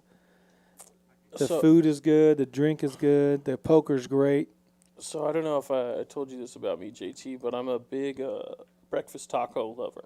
I love the tacos, man. I wake up, it's the first thing I think about. And lately, I've been waking up. It's been super early in the morning. I was like, is Rounders my new taco spot? Because now I could just go and play and get my tacos. They have great breakfast. They do. They do. They The have a sausage great and egg taco is... shout out to the cooks, by the way. Oh, yeah, absolutely. Shout out to the cooks, man. When I see one out there, I'm gonna give him a tip, man. Yeah. Shout out to the cooks. That's one thing we said in our last stream. I hope everybody heard it, that the porters here do an outstanding job of keeping everything clean. The waitresses do an outstanding job. No doubt about it. The kitchen does a phenomenal job. Everybody gets tipped. If you're able to stop by and give the kitchen anything, they would greatly appreciate it. Everybody's getting tipped, and they do appreciate it. The front desk does as well. Everybody works hard for your comfort, and so when you're here at Rounders, please take care of the staff. Interesting spot here. Palm Beach Rob with the big style wrap here. Jack 9, King, and Ace. No one with a flush draw.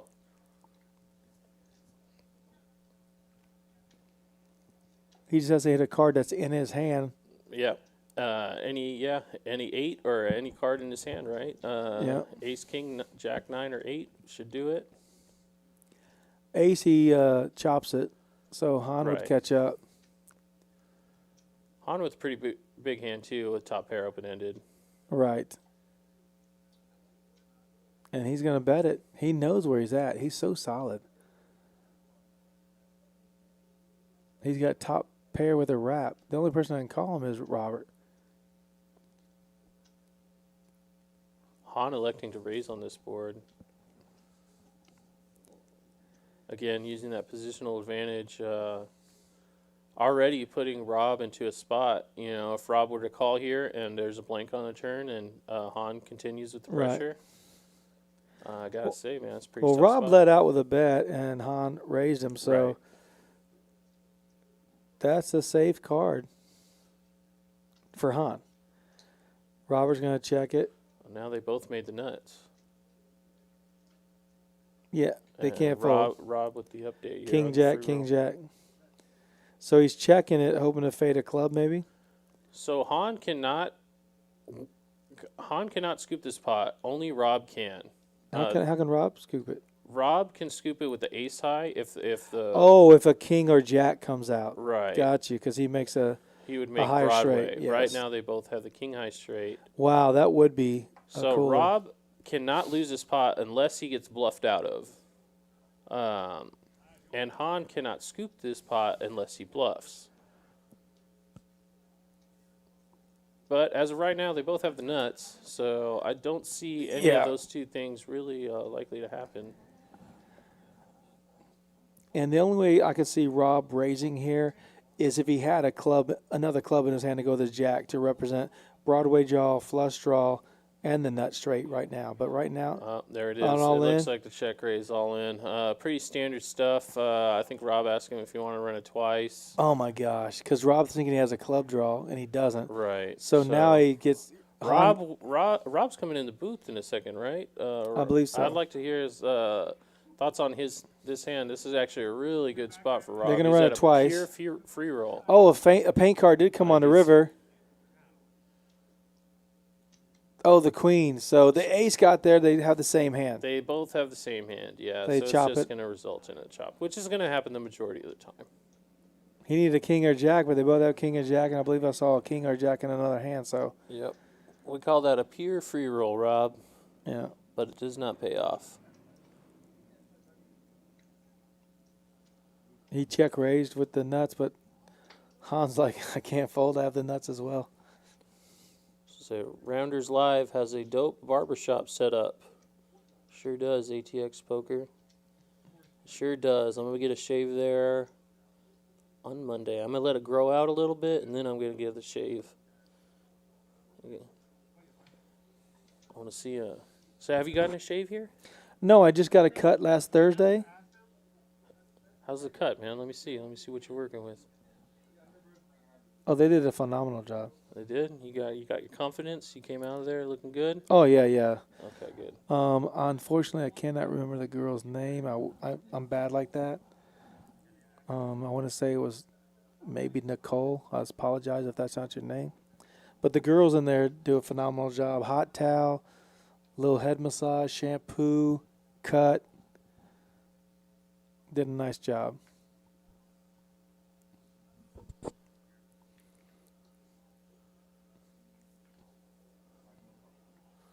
right, no straddle on this this hand.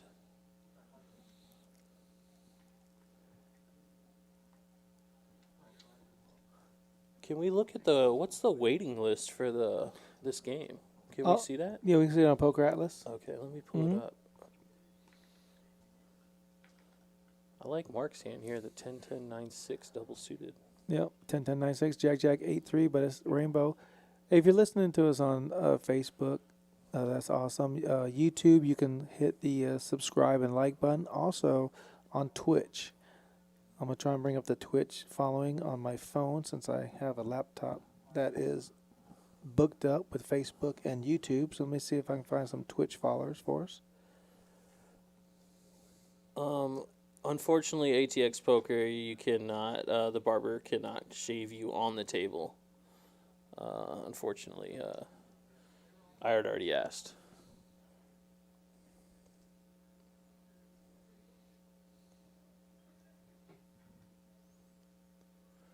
Queen 6, looks like King's out, jumps ahead out. It is twice we've seen those paired boards and 5 people in the pot and no one has it.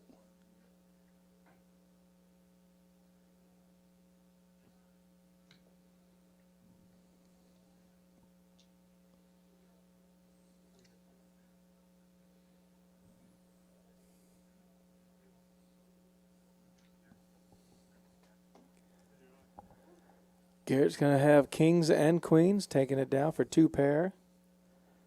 No one having a queen there. So let me go to the Poker Atlas and see what we got going on real quick. As far as a wait list, how many players? Do you know a lot of players on the wait list? I'm trying to check right now. I'm almost there. Half of me wants to say that there's going to be like 25 players on this list. Oh, really? But It's Thursday night. No one has to work on Friday, so they're going to get it all in. I mean, we got a good Omaha. Following. Good Omaha game going on here. Okay, here we go. Let's see. Golly, I see 17 people on one list, but that's the big O. Okay, let me fire this out there while you're looking that up. February 4th, we have our next live stream, which would be 5-5 no limit hold'em with a $5 ante. That's the big game before the game. $1,500 minimum buy-in, no max. February 11th, we have the Rounders Employees Appreciation stream, which is going to be awesome. That's a $1, and it's going to be a $50 to $200 max buy-in. February 18th, we have a 5-5 no limit hold'em stream, $500 minimum, no max.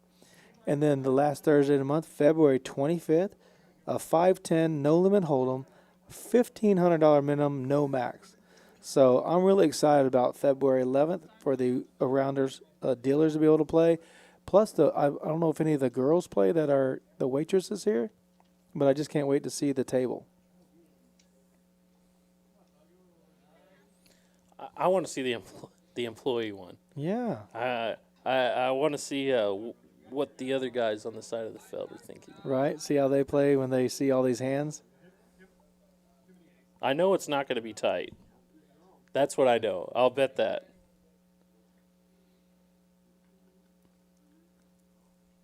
So we got Michael Edwards waiting, Kenny's waiting, Michael D, which we all play with Michael and Kenny, Ninja, and then Kenny H. Nice. So we got aces here.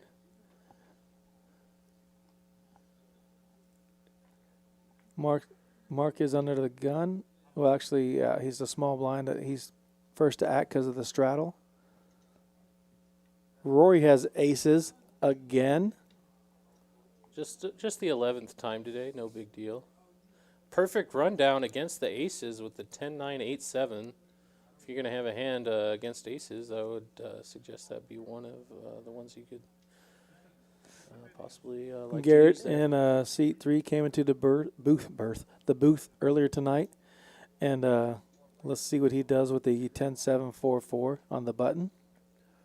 So what are you looking at this game? You'd say that probably the average is about 4 players per pot. Would you say maybe 3 to 5? Yeah, I'd say 4 based on we've had a lot of 6-handed ways and a lot of 2-handed ways. So David flopping the downward wrap with the 8, 9, and 10 in his hand and a 7 to go with it. and Rory's calling with his aces. He has the jack also, so only a Ooh, straight. 2 pair now. Jacks and deuces. Your aces are obsolete when you got your side card of jacks and deuces. I think it goes check here. I think David's going to fire again. Oh, no. I was wrong. Wow. Sometimes you backdoor the boat with your off cards. Aces. Can Rory just bet 100? And is David choose to bluff sometimes? That's not going to be what the time he's Yeah, gonna do. David completely missed. He couldn't call $25 if that's all that was bet. Maybe David was considering it. He got caught in that bluff a couple hands ago, so maybe he might be taking it back a little bit. Well, it's kind of frustrating, too, when you get a big old hand like that where you have a complete wrap. All you got to do is catch one of the cards, but you got to realize there's 40 cards missing out of 52. Right. So someone's folded a lot of your outs. Well, So I know if I'm in his shoes and I got that wrap and I see the flush gets there and the board pairs, and I'm like, come on, man. I had the straight draw, but you get the flush there and you get the board pair. Jack deuce is the Choctaw nuts. I know that from experience because I busted a tournament and the guy who busted me had Jack deuce and told me for about 5 minutes how it was the nuts. So I can confirm that is a true statement.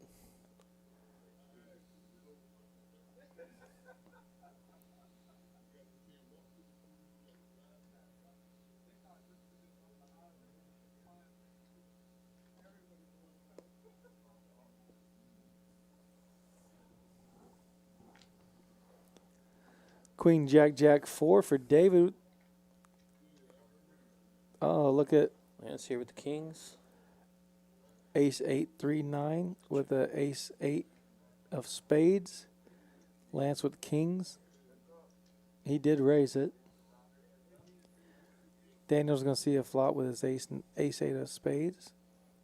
Jacks are out there. And Jacks flops a full house. David flops a full house, and Jesse has a 7. Nice. 3 7s. The full house. Does that get him in trouble? What did he bet? What did Jesse bet right there? It looks like 50. 75. Oh my God, he was right the whole time. He bet 3 75. chips with the trips. Can we could just cut the stream right now. I'm telling you, man. And Smooth David with the nut full house Wow. just calls. So you're David. You know the guy's got trips. Basically, he Right. bet 3 chips. So, all right. Well, since I know you have trips, I'm gonna juice it up with my full Right. house. All I got to do is fade a 7. I can't put you on kings, queens, or 8s when you bet. I got the nuts, and you got. Yeah, Jesse definitely in a tough spot with the 3 7s and the ace kicker. It makes it that much more tough. Not sure what Mark was probably trying to do some setup that didn't work when there's a guy behind him with full house. So Right, he's got to get out the way. he didn't believe in your read, the 3-chip read. So There you go. wow, man, that was powerful stuff, bro.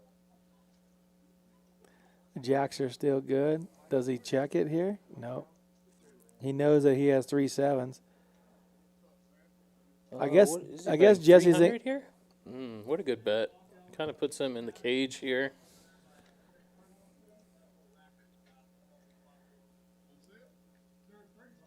I think it's too much to get a call. Well, he definitely. See, I like a bet of like 185. Something just so random that you're like, I have to call 185. I agree with you. But when 300 he is has like- when he has the hand, but if David's playing his whole range, that $300 bet really puts Jesse in And Jesse a makes a predicament. perfect fold again. Yeah, good lay down, Jesse. But then again, 3 chips, 3 of a kind. That was strong. That was the strongest play of that hand, was your play right Yes. there. Get lucky sometimes. But that's what I put them on as soon as they bet. If someone leads out with 3 chips, I'm sorry. Chat, know anything about that 3-chip set bet? People do it all the time. Yes, I'm giving you guys secrets on how to beat me. So Yeah, bet 4 chips. that needs You to bet be in a 4 book. chips, I'll never put you on a set. Squads are better, or is it only the set? I'll put you on a draw then. Oh, okay. It's because there's 4 letters in draw, like D-R-A-W. Yeah. There's How mu- 4 chips. How does it Drama work? Hall. You play Drama Hall? No. I actually, I will for fun. But, yeah, I'm not the drama hog. One time I was playing drama hall and I forgot that your hand Made is a hand. also a part of the pot, Right. and I messed that one up. I think I had a straight or something like that, and I Oh, just you pinched it. broke it up. Like I said, that's the first time.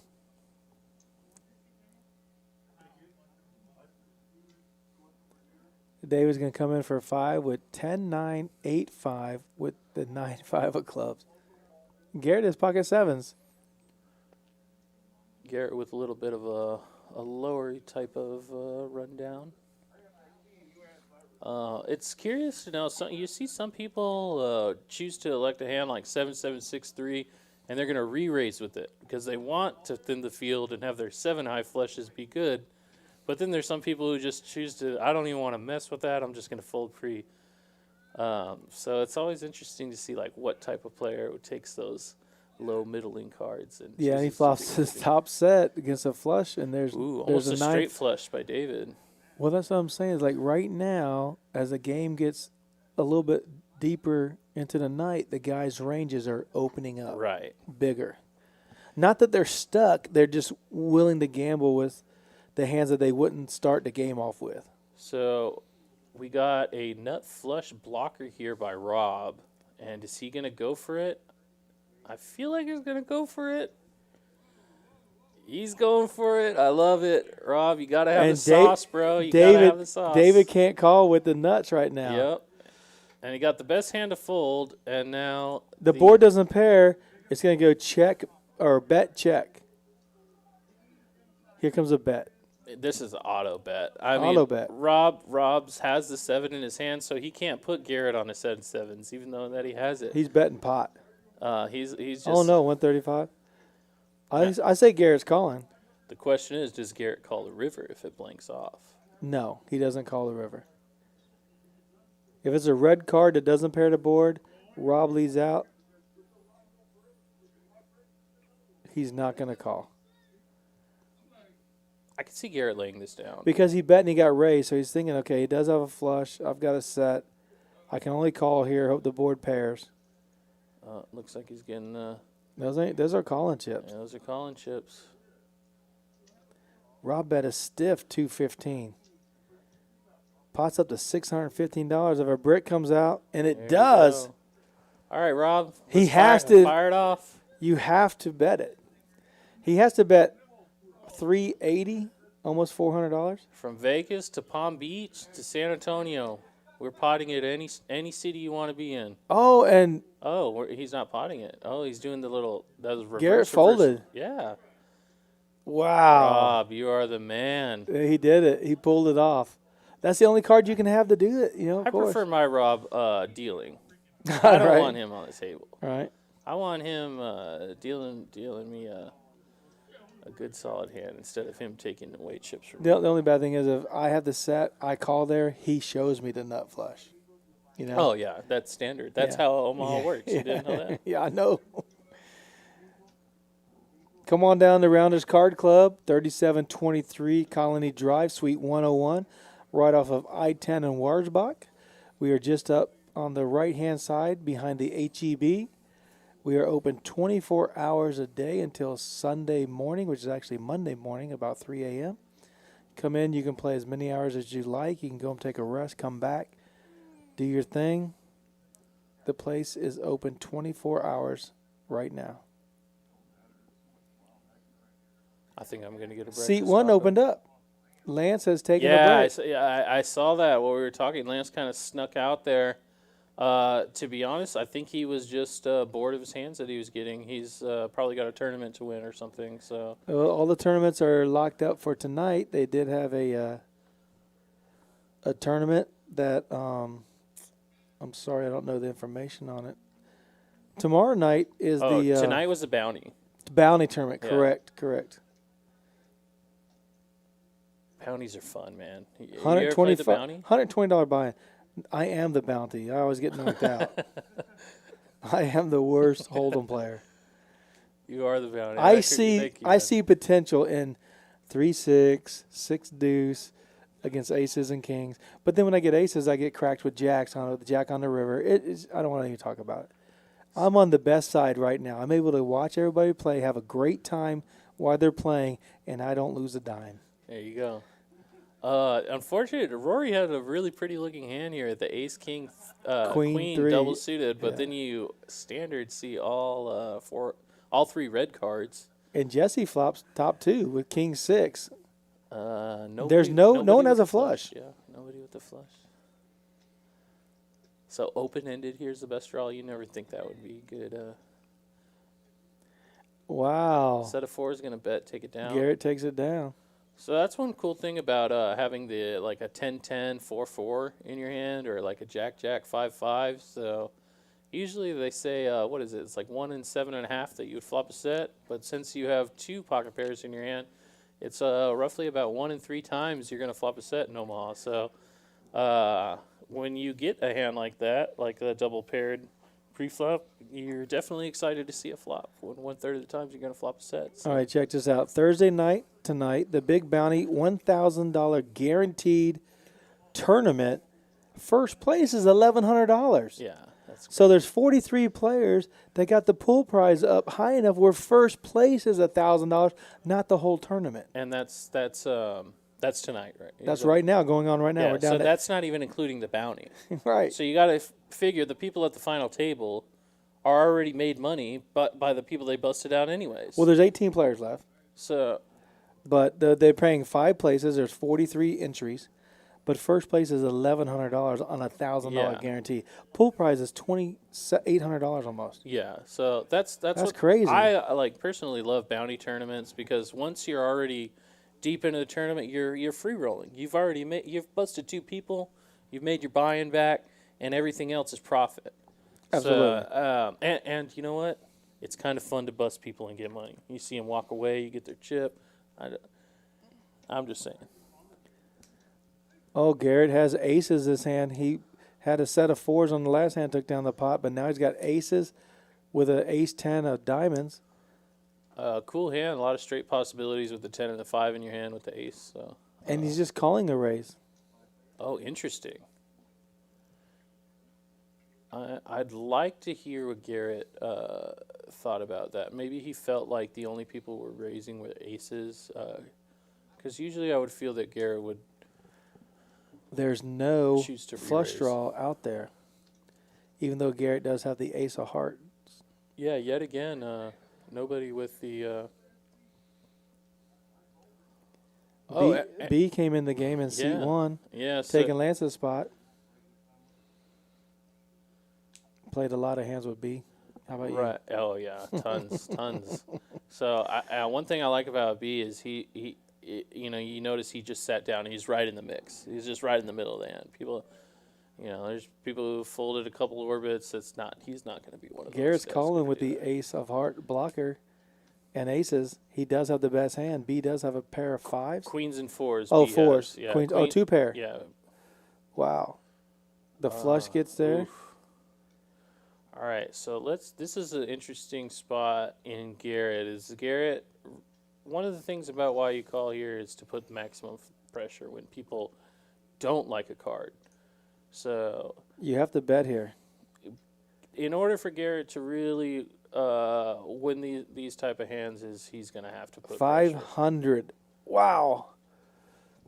Now, this is when the leveling happens. As we saw the hand before with Rory, Rory noticed that the guy was betting cards that he didn't like and still called him. So is B is unfortunate. He is not able to see all the action that's been going on. So he kind of has to come in here fresh and guess what Garrett's doing, which is pretty tough. But he can. Oh, and he takes it down. He shows a bluff, but Gonna show him he the has dry the- ace. but if the board could pair, which makes him a better 2-pair, or he catch a 5. Right. He still had chances to win. Yeah. But B sitting down his first hand definitely don't want to get bought in for a little over 1,000, I guess, and don't want to lose most of his stack in one hand.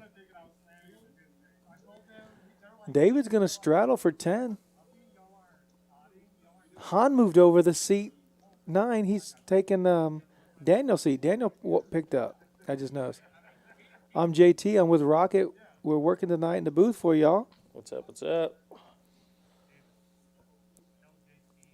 trying to follow this chat here. They're trying to find what is this? Do you know my man Chuck Lineberry? Oh, we love Chuck, man. We're trying to get Chuck in the booth here one night. He's probably Oh, the he'd be most the best. decorated Hold'em player in San Antonio. He'd be the best person to be in the booth. Is he?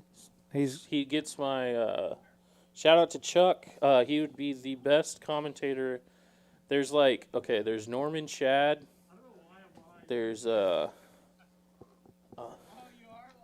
JT, And then, Chuck. oh wow! There's one I'm missing. I can't remember. Who's Welcome Back Cotter? Gabe Kaplan. Gabe Kaplan. I couldn't You think gotta of his love name. Gabe Kaplan. Okay, Gabe Kaplan's like right under. Yeah, Chuck. I love Gabe. Okay. Absolutely. All right. So you got that, yeah. Sorry, you're not Norman Chad, but you're still Chuck Lineberry. You're Yeah. sitting in third, and Gabe Kaplan could, he could go kick rocks. Yeah, I love Gabe.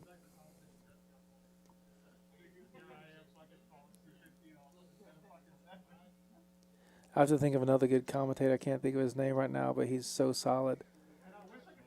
He doesn't commentate as much. He's just like getting into it, really. He was a phenomenal poker player. Uh-huh. God, I can't think of Maybe his like name. a Nick Schulman or Yeah, something? Nick Schulman, Yeah. exactly. Yeah, He's so solid.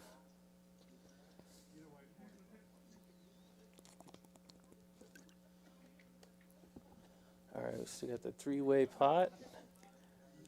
10-8-10. This time, when pair flops on the board, someone actually has it.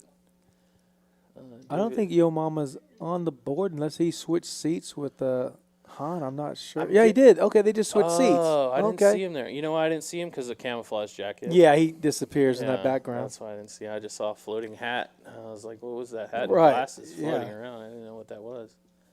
Wow, that's pretty nice. They both not making hands, so they just switch seats. 3 10s. David has 3 10s. 91% to win. You don't see that a lot in Omaha. You see a lot of 60-40s, maybe 55-45s. You don't see the 90-10 a lot.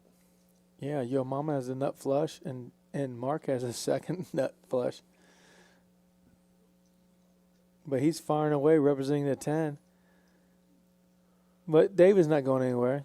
Yeah, still tough spot for David because he has no kicker. Yeah, that's what I'm and saying. Kickers do play in Omaha. People forget. He has to hit a 9, 6, or deuce to feel comfortable, but he's probably still going to check call. Right. I would assume so. And if it's a spade on the river, I still think Yo Mama checks and calls a bet of 200, maybe 250. But it'd have to be maybe, well, of course, a 6 or Yeah, 2 I beats mean- him. But maybe it can't be the jack of spades. The jack of spades gone. The queen of spades, ace of king. So it has to be like maybe the 9 of spades or a 5 of spades. So you're in David's spot here. You effectively have a bluff catcher with your 10-9. And so you have to ask yourself, well, I think what he's is he calling. blushing? No, he'll No, lay it down. wow, that's a great fold. Grateful he had the best hand.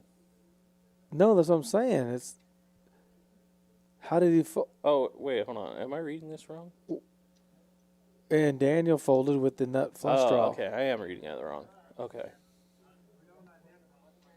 So So David threw the bluff out there. David had the 2 pair and the flush draw, it looked like.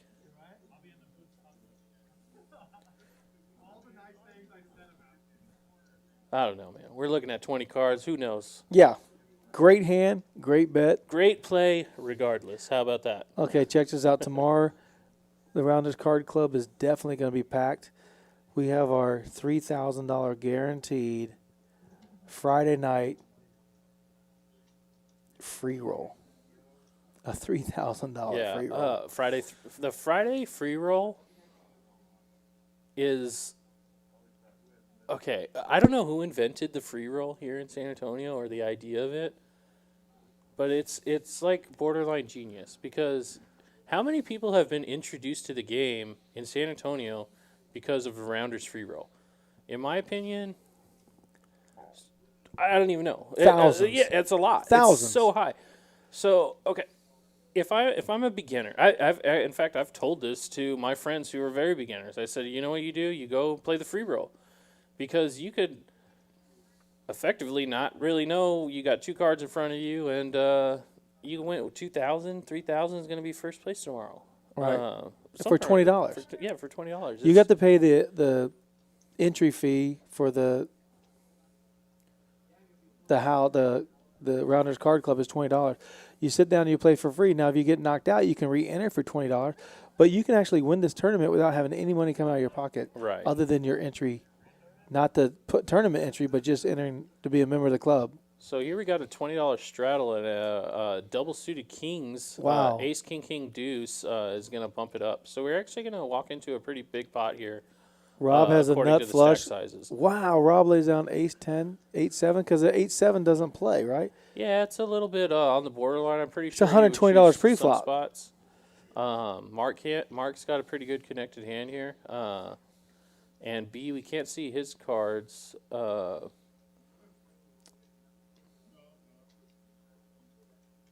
About as dry as board as anybody could ever ask for. Smashes B. I knew it. So he turns a full house. He you know flopped what? a full house. B's Oh, my gosh. 9-7s is the only outs for Mark for a chop. or a king. Wow, he bet stiff. He flopped the full house, turned a full house, a smaller full house. And no one can call. Mark has top 2 pair, but he has to hit a 9 or 7 to chop it. And David has to catch only a king.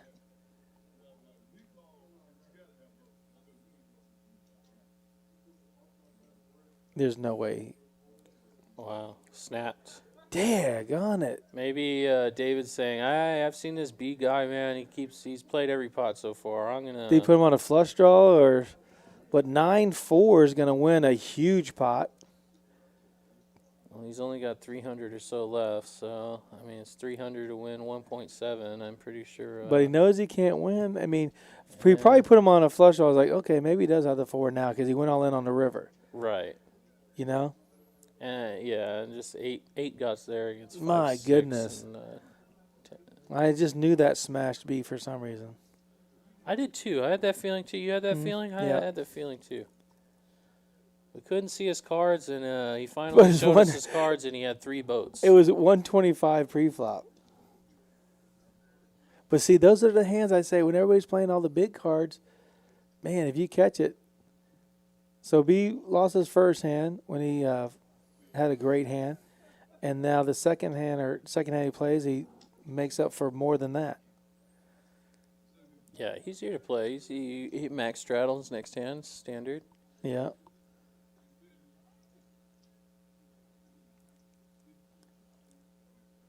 Lance was playing good and not making hands, and now B comes in here. Made all the hand. Hey, Lance, you didn't make a hand. I made 3 boats in one hand. Yeah.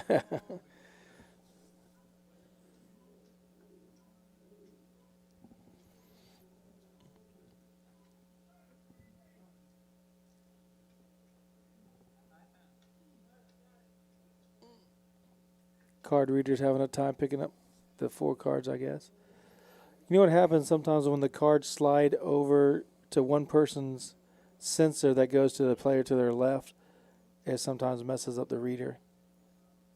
Now we're getting them all. Mark has King Jack 9-4. He's probably going to let that go. Probably letting it.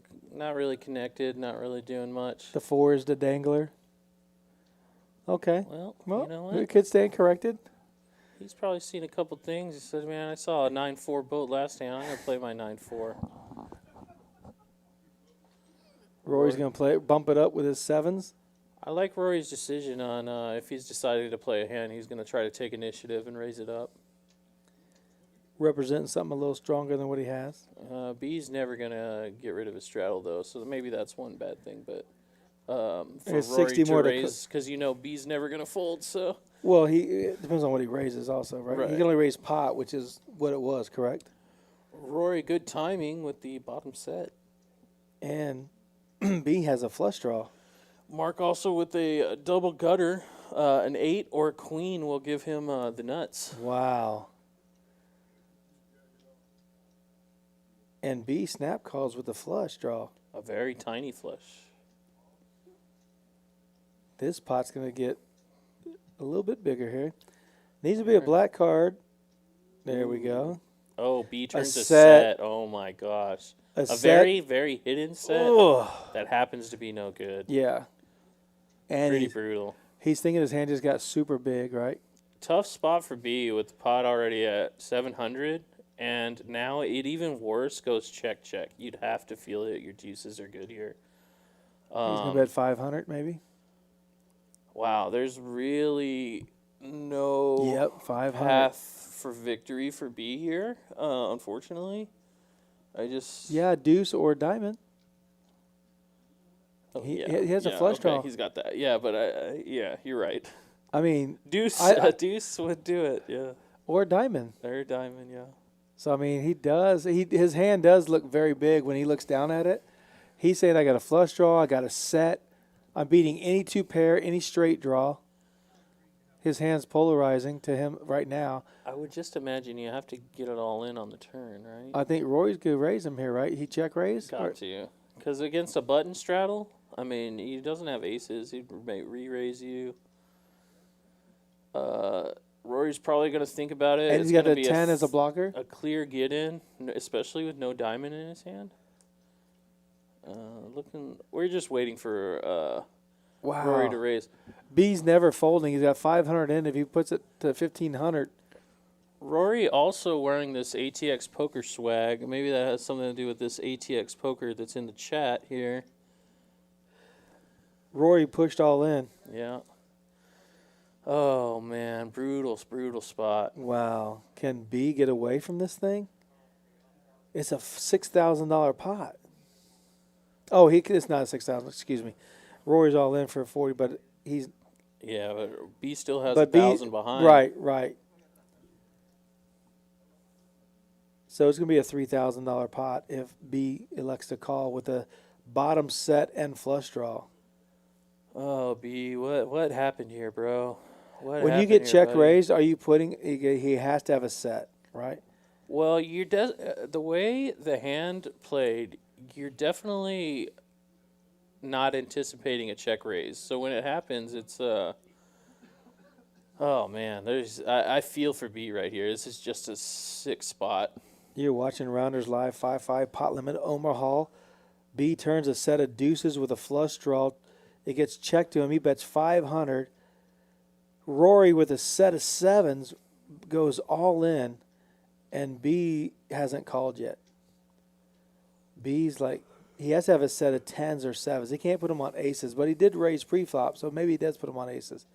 I think if Rory's checking a set of sevens here, I think he might also check ace-10 here and still check raise. Maybe that's what B's thinking, but Rory, what a great way for Rory to play this hand. Because that deuce is such a blank, you have to have a lot of confidence that the button B here is going to bet here without giving away a free card. So either Rory had a live read or he kind of just felt something and decided to take what would normally be a bet. And he said, you know what, I'm going to check here because I think B is going to bet and I could check raise all in without seeing a river. So, I don't want to be wrong here, but I'm going to say B's going to fold. Yeah, it's tough. I mean, the problem is just like, I mean. When you look down, you have a flush draw and a set. You go, are you kidding me? Am I dead? Yeah, it's tough. See? Yeah. B's been in this thing a long time. Good fold, B. Tough turn, man. Tough turn. I think, don't you check it, though, with your hand so big? With who? With sevens? B's hand? I mean, when you hit that offsuit deuce, You it's think like, it's like B did not call to hit that card. You know what I mean? It just Right. happened to run into him like that. I think B's decision as to go for a bet fold is Wow. probably the best decision because you're never expecting you to get check raised there. Yeah. Because you gotta think, okay, well, if Rory had aces, he's gonna barrel me because he doesn't want the flush to get there. He doesn't want the straight to get there. Rory, thinking one level above that, says, well, I am gonna check. That's a blank, so I Yeah. didn't get hurt. I know I'm still good Yeah, it's, because he didn't get raised, right, on the flop bet. So he's saying, Yeah. okay, the deuce is a safe card. I can check raise anybody. well, but the thing is, Rory's got to be confident that B's gonna bet. You know, because if Rory checks there and B checks behind, Rory just gave 2 free cards to 2 people. But Rory seemed confident that B was going to bet there. So he took his hand and turned it into a check raise instead of just a barrel, which is pretty cool. B. I wonder if he really calls unlucky. there, and let's say 6 blank comes off. That would be interesting. Does they get it both all in now? And guys going, what? Like, I mean, I think Something if that Rory doesn't make a checks straight, on a no blank flush. 6 river and Rory checks again, I think B's got to be like, I got the best hand here. right, How do you not? a set. Yeah, how do you fold a set, right? And it would just be like a super, super trap. Man, good lay down, B. Yeah. Tough spot. Good laydown.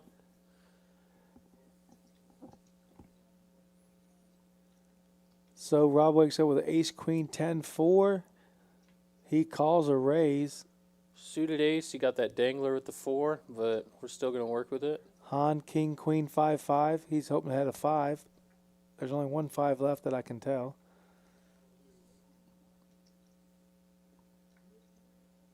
Any flops? A set? No. Ace, queen is good. So I see Mark with the wrap here on the 5-8-9 and the 6-7 on the board. He's got a lot of potential there. And Jesse has 2 pairs. Yeah, I see Jesse with 2 pair leading. What are we looking at? Ace. Ace, queen, and king, queen. Each have a pair of queens. No sets. So 5-8-9 with the only real draw here. Unfortunately, Garrett has 2 4s. And the thing is, this hand got And an 6-way with a raise pre-flop. And then This is Omaha, ladies and gentlemen. Rory called with the 9-7, the king 9-7-3 double suited, but he gets away from that board. And we're going to thin the field out a little bit. So, ooh, good Wow. turn card. Nut flush draw pickup. And a straight draw. And a gut shot straight. For actually 2 people. 10 now for Mark. Oh, a 10 would have already made him. Yeah. A king for Rob or a heart. Interesting. What are you going to do, Rob? Jacks and what's the size sevens for here? Jesse. 600 in the middle. What does he elect to do? Looks like 350, 300. 325. Oh, 290. Good odd number. I love odd numbers when you're betting. Rob, what are you on? 290. Should be a little higher. 345 into $600, right? I like the size. I was gonna say it puts kind of Jesse in a trouble spot with bottom 2, but it doesn't seem like Jesse's real worried. Does he have a backup to go with this bottom 2? And Mark's calling with. Does he have queens up? No. Mark has a wrap. He has a straight draw. Oh, Jesse has 3 pair now. Oh, And, wow. and Mark's he's getting good odds. Just see one more card. No big deal. But Golly, so Rob with pretty much full control of this with a heart and he big has to catch pair a king, and initiative. a king, a queen, or a heart. Oh, and the full house gets there for backdoored Jesse. the boat. Now, Rob, what are you going to do here, buddy? You going to go for it? No. You got some showdown value? No. You want to check? He's checking. Pot's pretty big. That's the worst card you could see. Yeah, I can't argue with you on that one. Jesse's just got a clear value bet here when it checks to him, but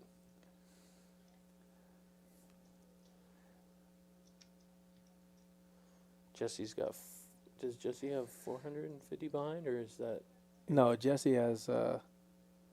He has more than that. He's Looks all like in. he's got more than that, but not much. Yeah, there's more. 500 right Yeah. there. So he's got Good job, Jesse. Good takedown. 800 or 900. I don't think anybody could call here. He's got some black chips on top. So, unfortunately, the chip count's just a little bit off. He's betting over 1,000 into that pot.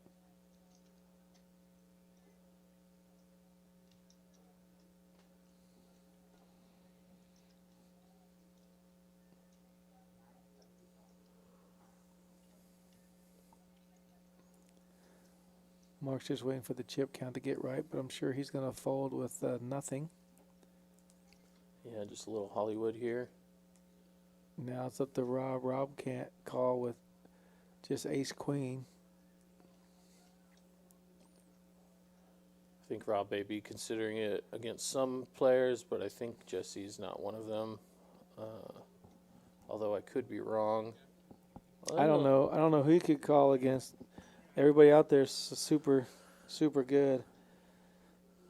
I mean, you were looking for the heart. Now, if it's a jack of hearts, which is already out there, but if it's a heart that paired the board, can you get away from it? You'd have to, right? Because you got the like 7 of Hearts River. Because I look at it, I go, I have the nut flush. What could you possibly be betting into me with? You have to have a full house. You have to. If I got the nuts on one side, the nut flush, if it got there, and you're betting into me, I have to fold. Right.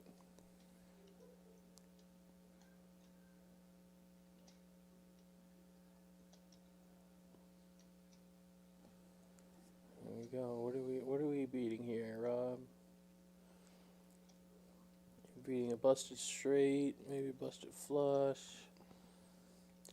But all those hands could be busted with a jack in it. Right.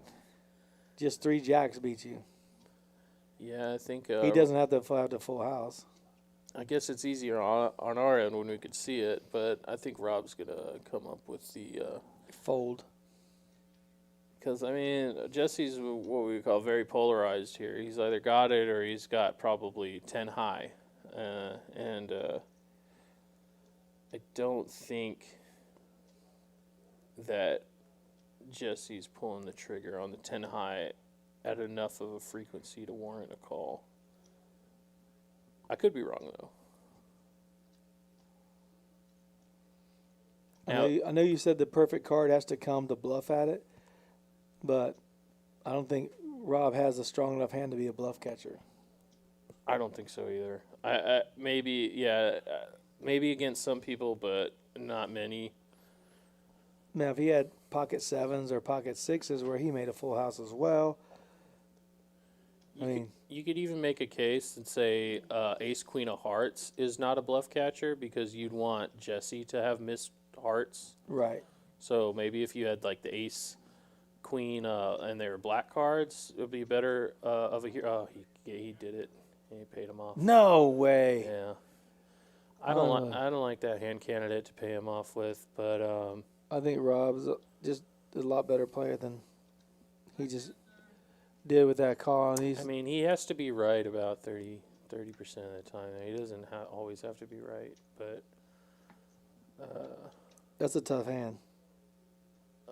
yeah, I think Rob, if you're gonna choose to bluff catch that Ace Queen, make sure you don't have any hearts. I think if you wanted to call an all-in on the river, you should have bet the river something, and then if someone raises you, Right. you know, you could put 250 out there, 325, something to say, look, I got ace queens up, and if they just call you thinking they might not have the best hand, or they raise you, you get Right. away from it. It would certainly stop all the jacks from going all in against you. Yeah. So you did go to the Calvin School of Poker. Yeah, I mean, I got to put a bet out there to try and slow down a bigger bet. That's Right. all. And maybe he just calls there thinking I have queen jack. You know, so I save some money there, and I still learn what I need to learn. But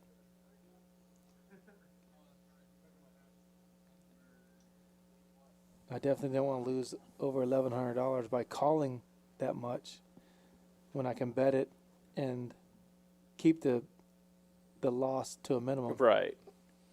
Yeah, he would have saved about 350 in chips there had he taken lines similar to that. But then that's what I'm saying. I play very good from this side of the table. Right. Sometimes having said that though, sometimes you just got to see it. That helped me out a lot. I never see it for that much money. Yeah, I'm trying to justify it a little bit. It's the bet amount that I'm willing to let go of one pair. Yeah, to me it's one pair. I don't care the board pair. To me it's one pair in my, Yeah, I got to agree with you. At best, he has a bluff catcher, and he doesn't really even have the bluff catcher that he really wants to have. So it was more of a bluff catcher light, a diet bluff catcher, if you will, with the ace queen of hearts. But we move on to the next one. Shake it off, Rob. But again, they have me being the Thursday night quarterback. Right. Well, Rob hopefully gets a little bit back here. He's flopped a pair of aces in the nut flush draw.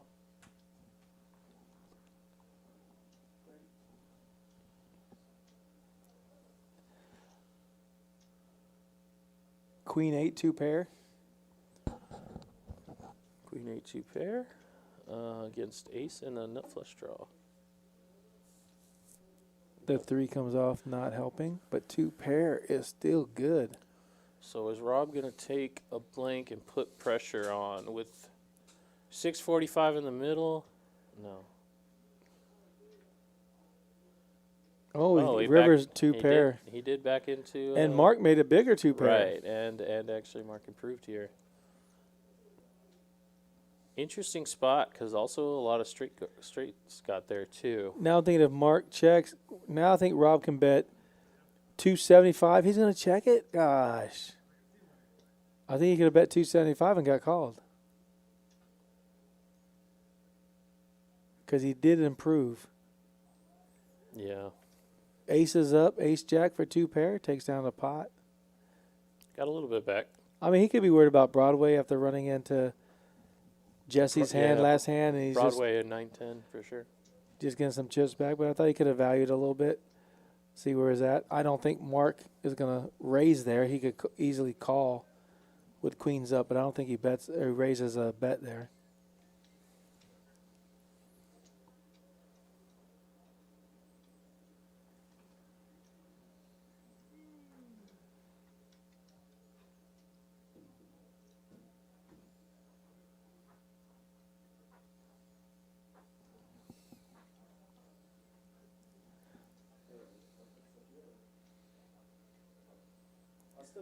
Hopefully you're watching on YouTube tonight. You're able to subscribe and like for us, so we'd appreciate that.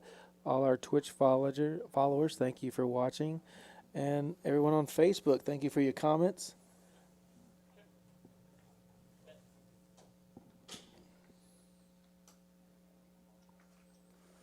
All right, Jesse's in the pot with some trashy queens. Garrett's going to choose to ISO and take that position again, as we've seen a couple times before with even raggedier stuff. What does Rory have? Oh, aces again? Oh, my God. Aces double suited.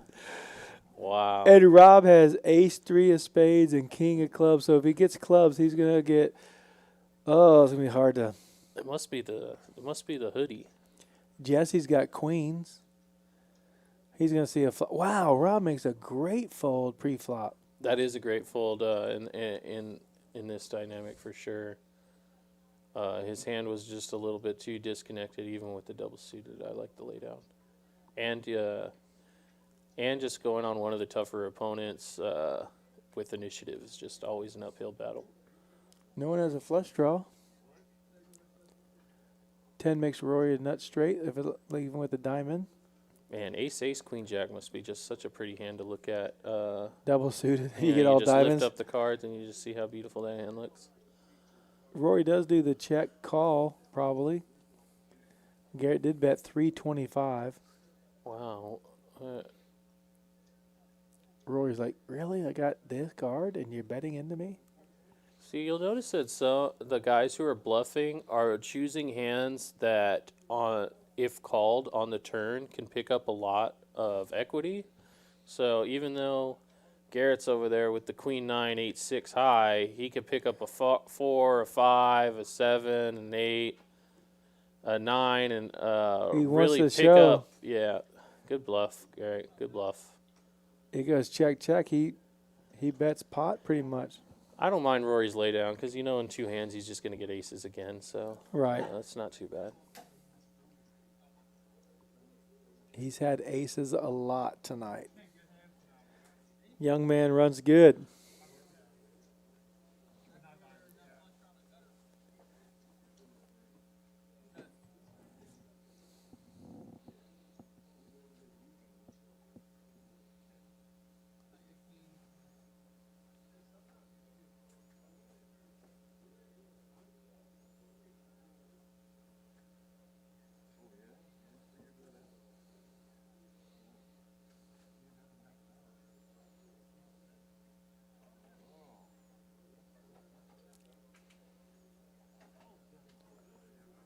All right, here we go. Straddle on. Rob's first. Yo mama in the mix.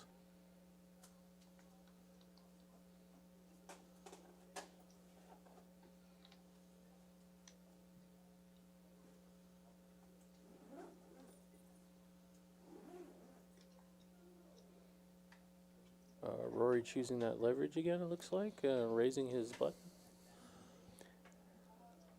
I was just kidding about aces. He might have them here. He again, though. definitely plays position super well. Yeah, totally agree.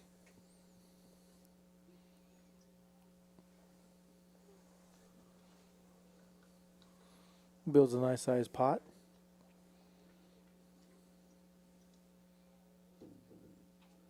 Four-way action. 8-8 deuce with clubs.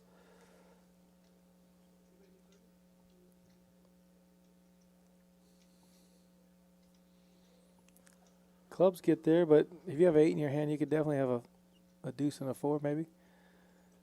See this check around at a reasonable frequency. Yeah. 8, 9 is definitely 2 cards someone could be holding.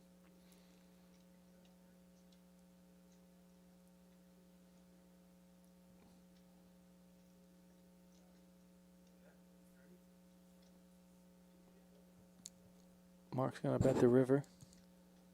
Sized up pretty good, too. 230-ish.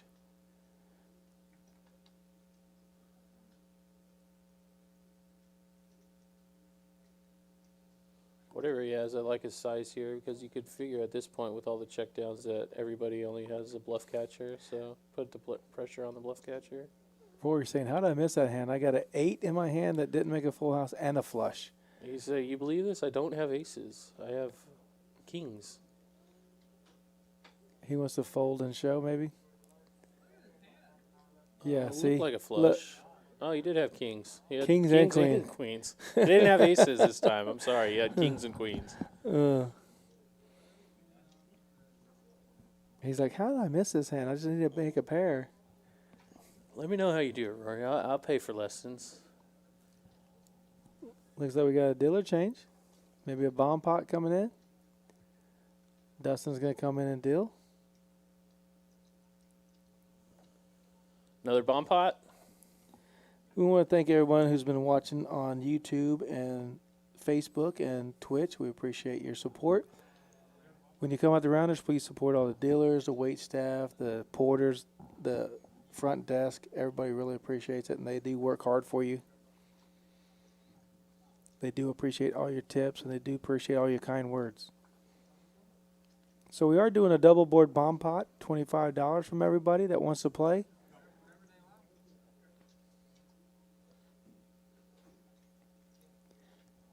Vegas, Palm Beach, Rob, I guess we could call him from now on.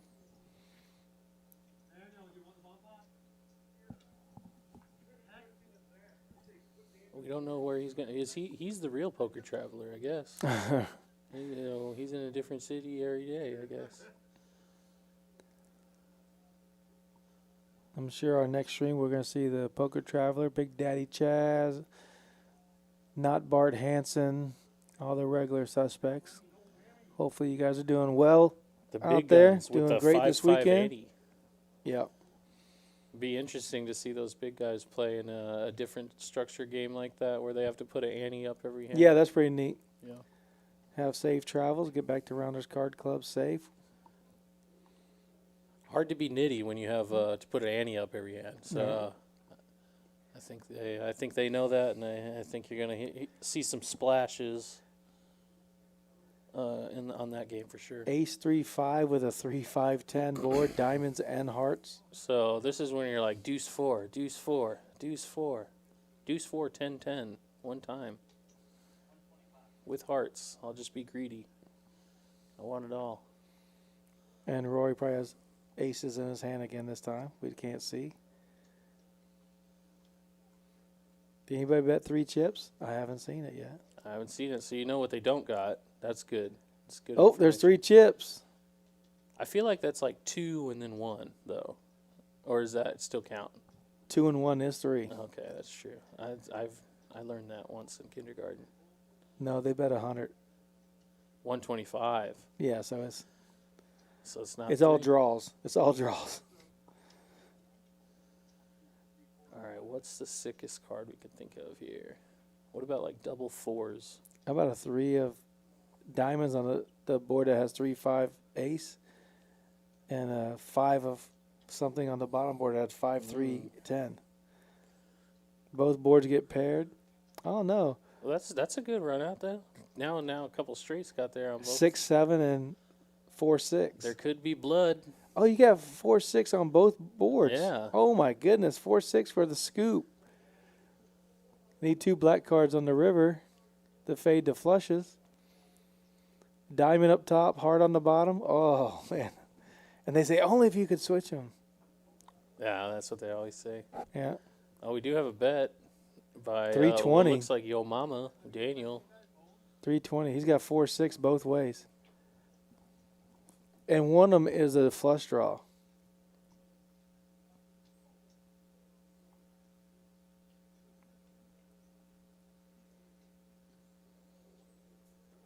Looks like he's going to take this down. We'll never know. Yep. He didn't get a show.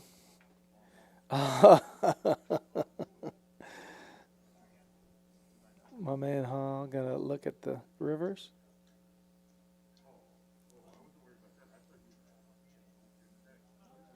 Wow, that'd be awesome to have 6-4 to make both boards.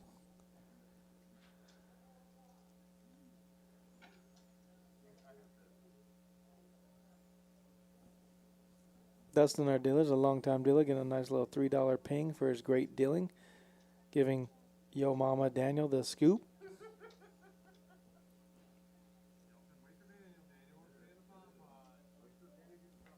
I know these guys never make that mistake, but how many times have you been playing lately that someone's used one card by mistake, just not losing focus maybe, or they use a spade in the club thinking they had a flush? Yeah. My friend was in a big pot where there's a 4-card straight flush on the board, and the guy flips over his hand. He's like excited because he had the 9 of spades, but it was the bare 9 of spades. Right. He thought he made a straight had to flush. kind of like tell him, like, no, you don't have a straight flush. You have 9 high. Yeah, that's what I have the same thing happen where a guy had the 7 and he goes, I'm using my ace of hearts with the 7 of spades to make a straight flush. I go, Yeah, it probably doesn't. not. Unfortunately, it doesn't work that way. He goes, I'm using 2 cards. Technically, you're not. Hey, he thought he found a way around a loophole. He just didn't know. He just didn't know. I like that ace king, but the 9-4 of clubs kind of breaks it down a little bit, so it's not. He did call a $20 straddle. Oh, Rob Ray's with. He's getting top set. Yo Mama. against a 7-high flush draw. Pretty dry Oh, that's board. a club. See, I misread, so I might have put myself on a flush draw. Oh, you hate when it checks around. But you get a double blank. Good job. Daniel's probably going to lead here. Jesse has a club draw, but I don't think he can call with a 9-high club draw. Well, he does have the ace king as backup. I could see him going for a call here. $110. He also has ace Oh, 4 $60. for back. Okay, I He got also you. has an ace 4 for a wheel. Well, he does have a lot of outs.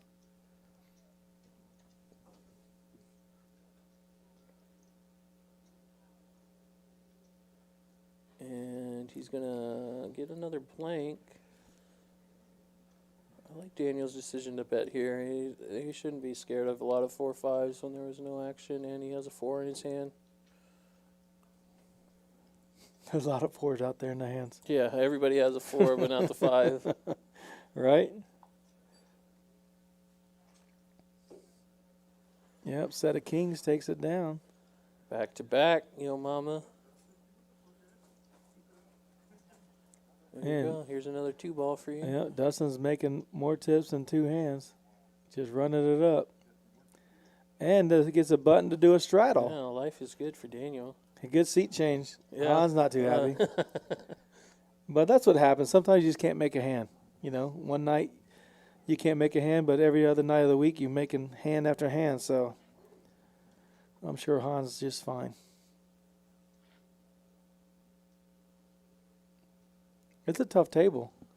If you look at the players that's been playing Omaha, Yeah, whether it's high-low or, you know, high only, these guys all played for minimum 15 years. yeah, these guys got some hours under their belt for sure. I haven't seen anybody really get out of line to where Right. like, oh, that's the guy that like maybe people are trying to target, but it almost seems like everybody's kind of got their own game, their own strategy going, and it's doing well for each individual. David's going to come in with the ace, queen, jack, 6 with a raise. Probably want to keep, see, like when I raise right there, I just want to keep the pot small. Because I'd rather have the ace suited or the Right. you know, queen, 6 of diamonds. And you already got the king, 4 of diamonds coming in. That's better than your flush draw. Yeah, that's one unfortunate thing. Was sometimes you raise to get people out, but sometimes if they're not folding, then you're just building up the pot when you have the second best hands, and it doesn't seem that beneficial towards you. And Rob has the ace of diamonds blocker to bluff with. No deuces around. 110, but queens are looking good for Rory. And Garrett's coming out firing. Garrett just deciding to take these bluff opportunities in actually really, really well. Like, these are amazing spots. You know, it's hard to bluff into 5 people effectively. And out of the couple times we've done it, he's actually been pretty spot on.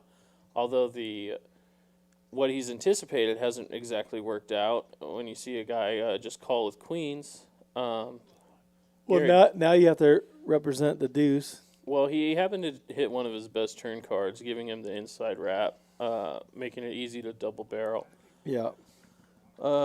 Rory's just he's He's got to put him on a deuce. put him in the sand trap. He's here. got a 10, so he can't say he's got a 10. He's like, you're so lucky hitting your deuces.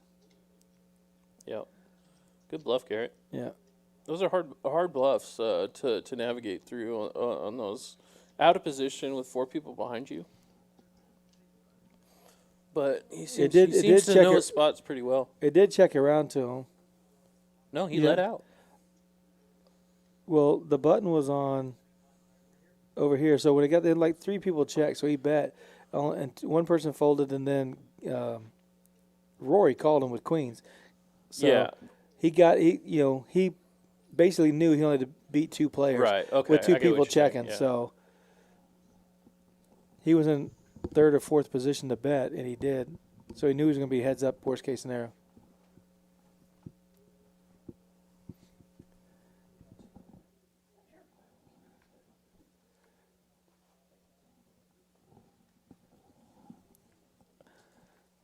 So Han wakes up with 7-7-6-3 in a small blind. He's going to play.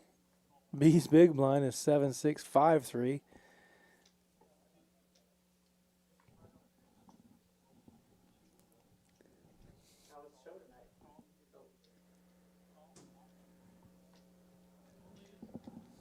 How was the show tonight? Man, these guys are playing great. No one's gotten out of the line. Some great bluffs from Garrett in seat 3, representing some hands that no one had, so he played good. Hans been flopped a set of 7s right here. Yo Mama has the queens this time. Man, 7s have been hot, right? Yeah, 7s are very hot. Rory leads out with a pair of jacks to a 9-high board. I see Hans definitely going to be raising here. David called with 9-8. Well, as good as Roy's done tonight, he's got a few extra chips to spare. Yeah, he's been playing super good. He made a great call earlier tonight. 2 pair with an overcard and a straight on the board, basically, for a nice sized pot. Yeah, David can't call there. Dave's got mostly backdoor possibilities there. He knows his 1 pair is not good.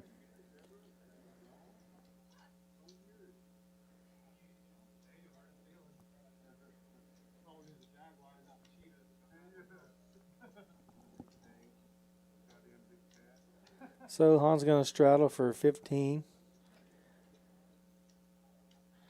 And B, who's joined the game late, is going to be under the gun, basically, because he's a small blind, but the small blind acts first.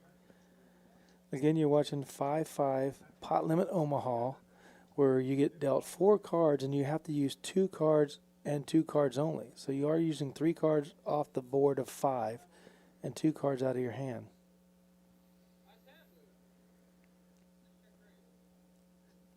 Mike has joined us in the booth. Welcome, Mike. One thing I've noticed that the guys haven't gotten out of line with is playing smaller range cards. The 2, 3, 4, 5, 6, maybe, because you Small rundowns. right, yeah. because you're figuring that everybody's playing paint. Yeah. So for you to get those small range cards to go ahead and call a $60, $80, $100 pre-flop bet with those hands hasn't been happening too often. But then Jesse wakes up with aces double suited. That was a great Omaha 8 or better hand for sure. Yeah, it's always powerful, though, to have 2 suits covered with an ace. My run with this game is if I have ace, diamonds and spades, it's going to be a heart or club flop. Yep, that's Yeah. true. That's how I run. Mark has a pair of 7s with king eye flush. The 7s have been hot. No reason not to play them. Yeah, 7s are very hot. They've been on almost every board. Queens too. Queens have been flopping sets. Although the rest of the 7s are in Hans' hands, so. Oh, really? Oh, yeah.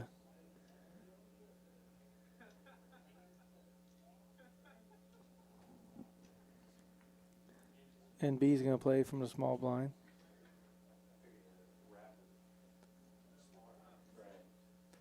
There you go. My philosophy is awesome. Clubs. Yeah, no kidding. Yeah, diamonds and spades covered, and here come the clubs. And I'm sure B has the clubs. I'm saying that board smashed B. If I remember on this one, we had trouble getting B's hand read, so. Right. It checks. Oh. The board pairs right off the bat.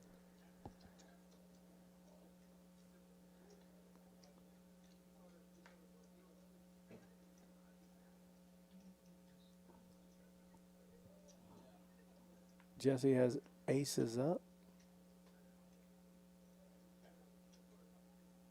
Not sure what B has.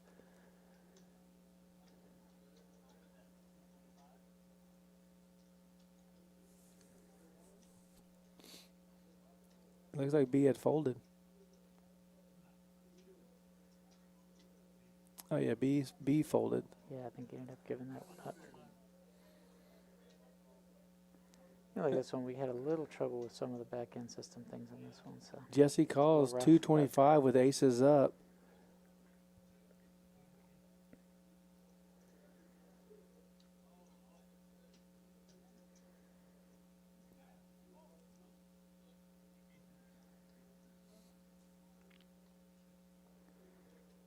checks back on the river, and if I remember right, Han wins his hand here.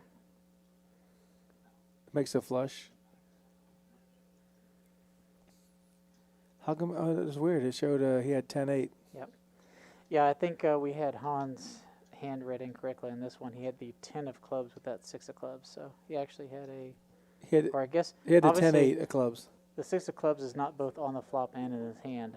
So I think He it showed may have 10-8 on been the board on the. 10-8, 10-8 yeah. of clubs. He yeah. showed 10-8. Yeah. Yeah, a little read error there happens sometimes. I'll pass you guys back to Rocket. Thank you, Mike. Thanks, Mike. Come on in, Robert. Yeah, Robert's in the booth. Gonna join us with Rocket. What's up, guys? Man, we want to talk to you about a couple hands you're playing out there, All right. Let's do it. Palm Beach. So where are you from, really, man? You're from Palm Macau, Beach. China? From Palm Beach, moved to Vegas, and then moved here. Oh, nice. Big call you made with Ace Queen of Hearts Oh, yeah. against Jacks Full from Jesse. What Yep. made you? I know you pondered, but you had 2 pair, but only a pair in your hand. What made you call $1,100 or $1,200? Well, I didn't think he would have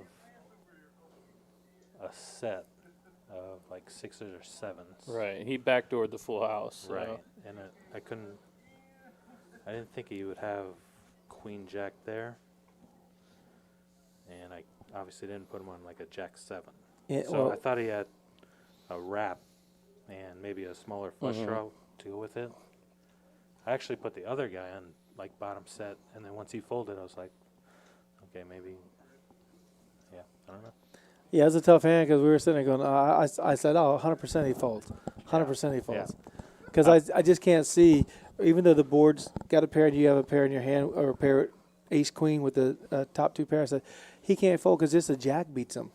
You know, he's Yeah. not going to call. He knows that any Jack beats him, and Jesse's not going to go all in on a bluff as far as I've seen him play. Like, Well, I didn't think he would go all in with just a Jack. He's just going to check that down, I think. So, I think so too, at least a little bit. Then- I kind of like how you're thinking about it, but what I came up with is that you should probably fold the Ace Queen with the hearts, Right, because that yeah. makes a less chance that he missed a flush draw. exactly.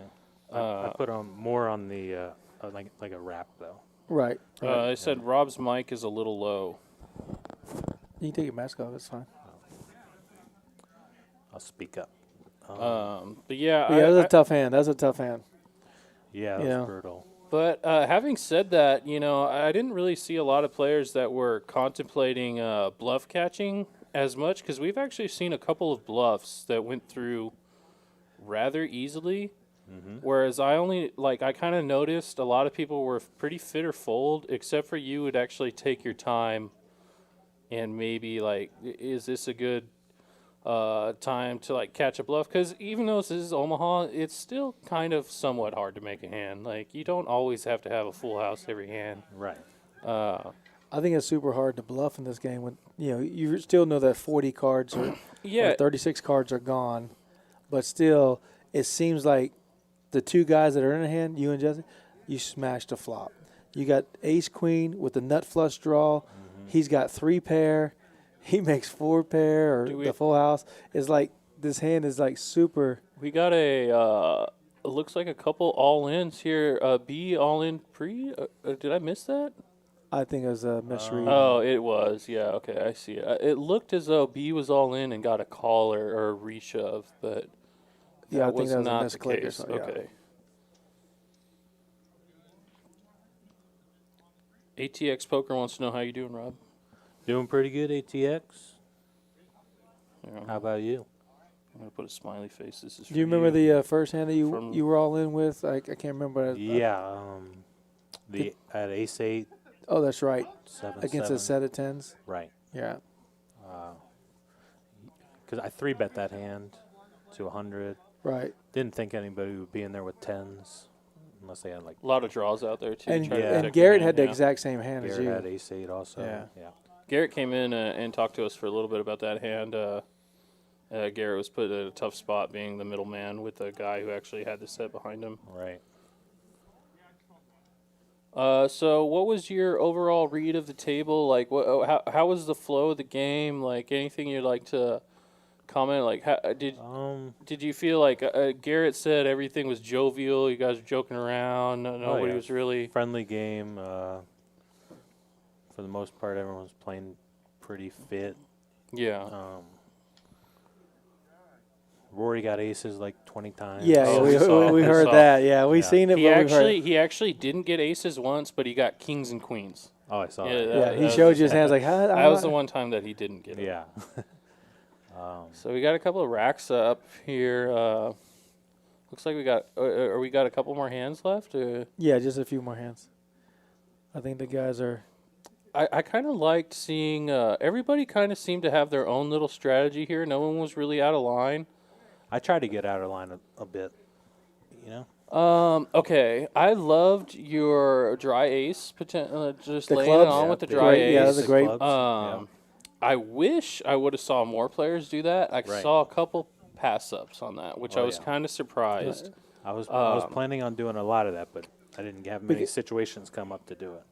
The best play was when they bet and you raised, Mm-hmm. and then it gets there, your continuation bet and then your river bet, is so polarizing that they got to put you on that. Right. Just that in Yeah. your game alone makes you that much tougher to play against. I know next time we play, I'm gonna have to be doing some thinking on if you're always gonna have the dry ace playing aggressively. It's Yeah, definitely gonna make it you a little makes bit tougher. So much harder to play against. Right. Like,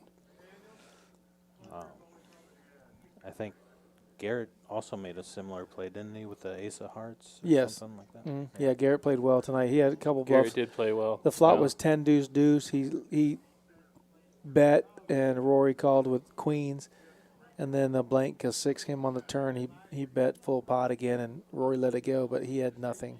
Right. He had like 6, 7, 5 Yeah. something, but he played it perfectly. Because 2 checks, he bet. There's 2 players behind him, and of course Mark snap falls and Rory picks it up with overpair, but then he continuated on the turn bet, which was surprising that you can still keep pulling that trigger. Mm-hmm. You have to. You can't win with 7 high. That's right. So he pulled it off as a great play. So I'm guessing they just always finish it off with some bomb pots. Yeah. Finish it off with a bomb pot.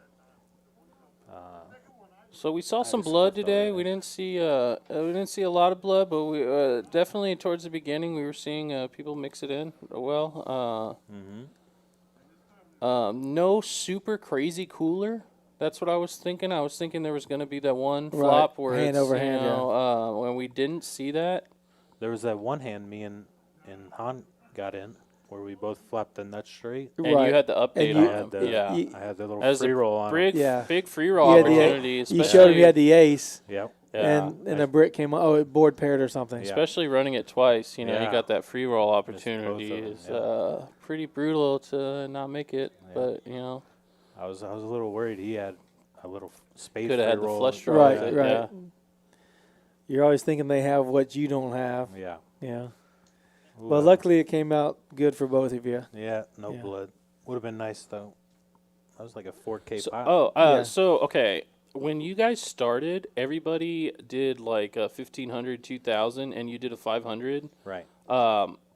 My guess was that you strategically did that. Yeah. I yeah. like to short stack I in Omaha PLO. I agree. I think if you're the one man to do it, it could put a lot of people in tough spots, especially like if you're all in and someone re-raises and bluffs another hand equity out or gets Or second best hand, he wants to get value from the player behind him. So I kind of thought that you were doing that strategically. I would have done the same. Yeah, I wanted to do that on my first buy-in. Get in there, be able to just gamble it up a bit. And once you reloaded, you ran that up pretty quickly. Yeah. Yeah, you did. You know. You did some nice run-ups. I remember when you had rebought. We had just chatted for maybe a minute or two, and then we were like, "Oh, what's He's got Robert's got 2,000. 2.2K." Yeah. He ran it up fast. Yeah. And then that one hand with Jesse just got you a ATX little Poker bit. asks, Yeah, "Do man. you play PLO with this group regularly?" I don't actually. We don't get too much PLO here. Yeah, we haven't really got a lot of PLO, which is so surprising because most people I know like the game. Right. Next month we don't have it on our Thursday streams. We have the employees appreciation round, which is gonna be nice. Yeah, that should be fun. So maybe we'll put it in there in March. Yeah. You know, based on the feedback and stuff like that, because we know we've got a waiting list of 6 guys plus everybody that's played. So everybody wants to play. Right. Yeah. I'm not sure how much these guys play PLO in Omaha in general. Well, Han, you know, plays it all Han the plays time. Big Daniel, O. well, Yes, these are all Big O players. Right. Half of them, Yeah. and the other ones mainly Hold'em.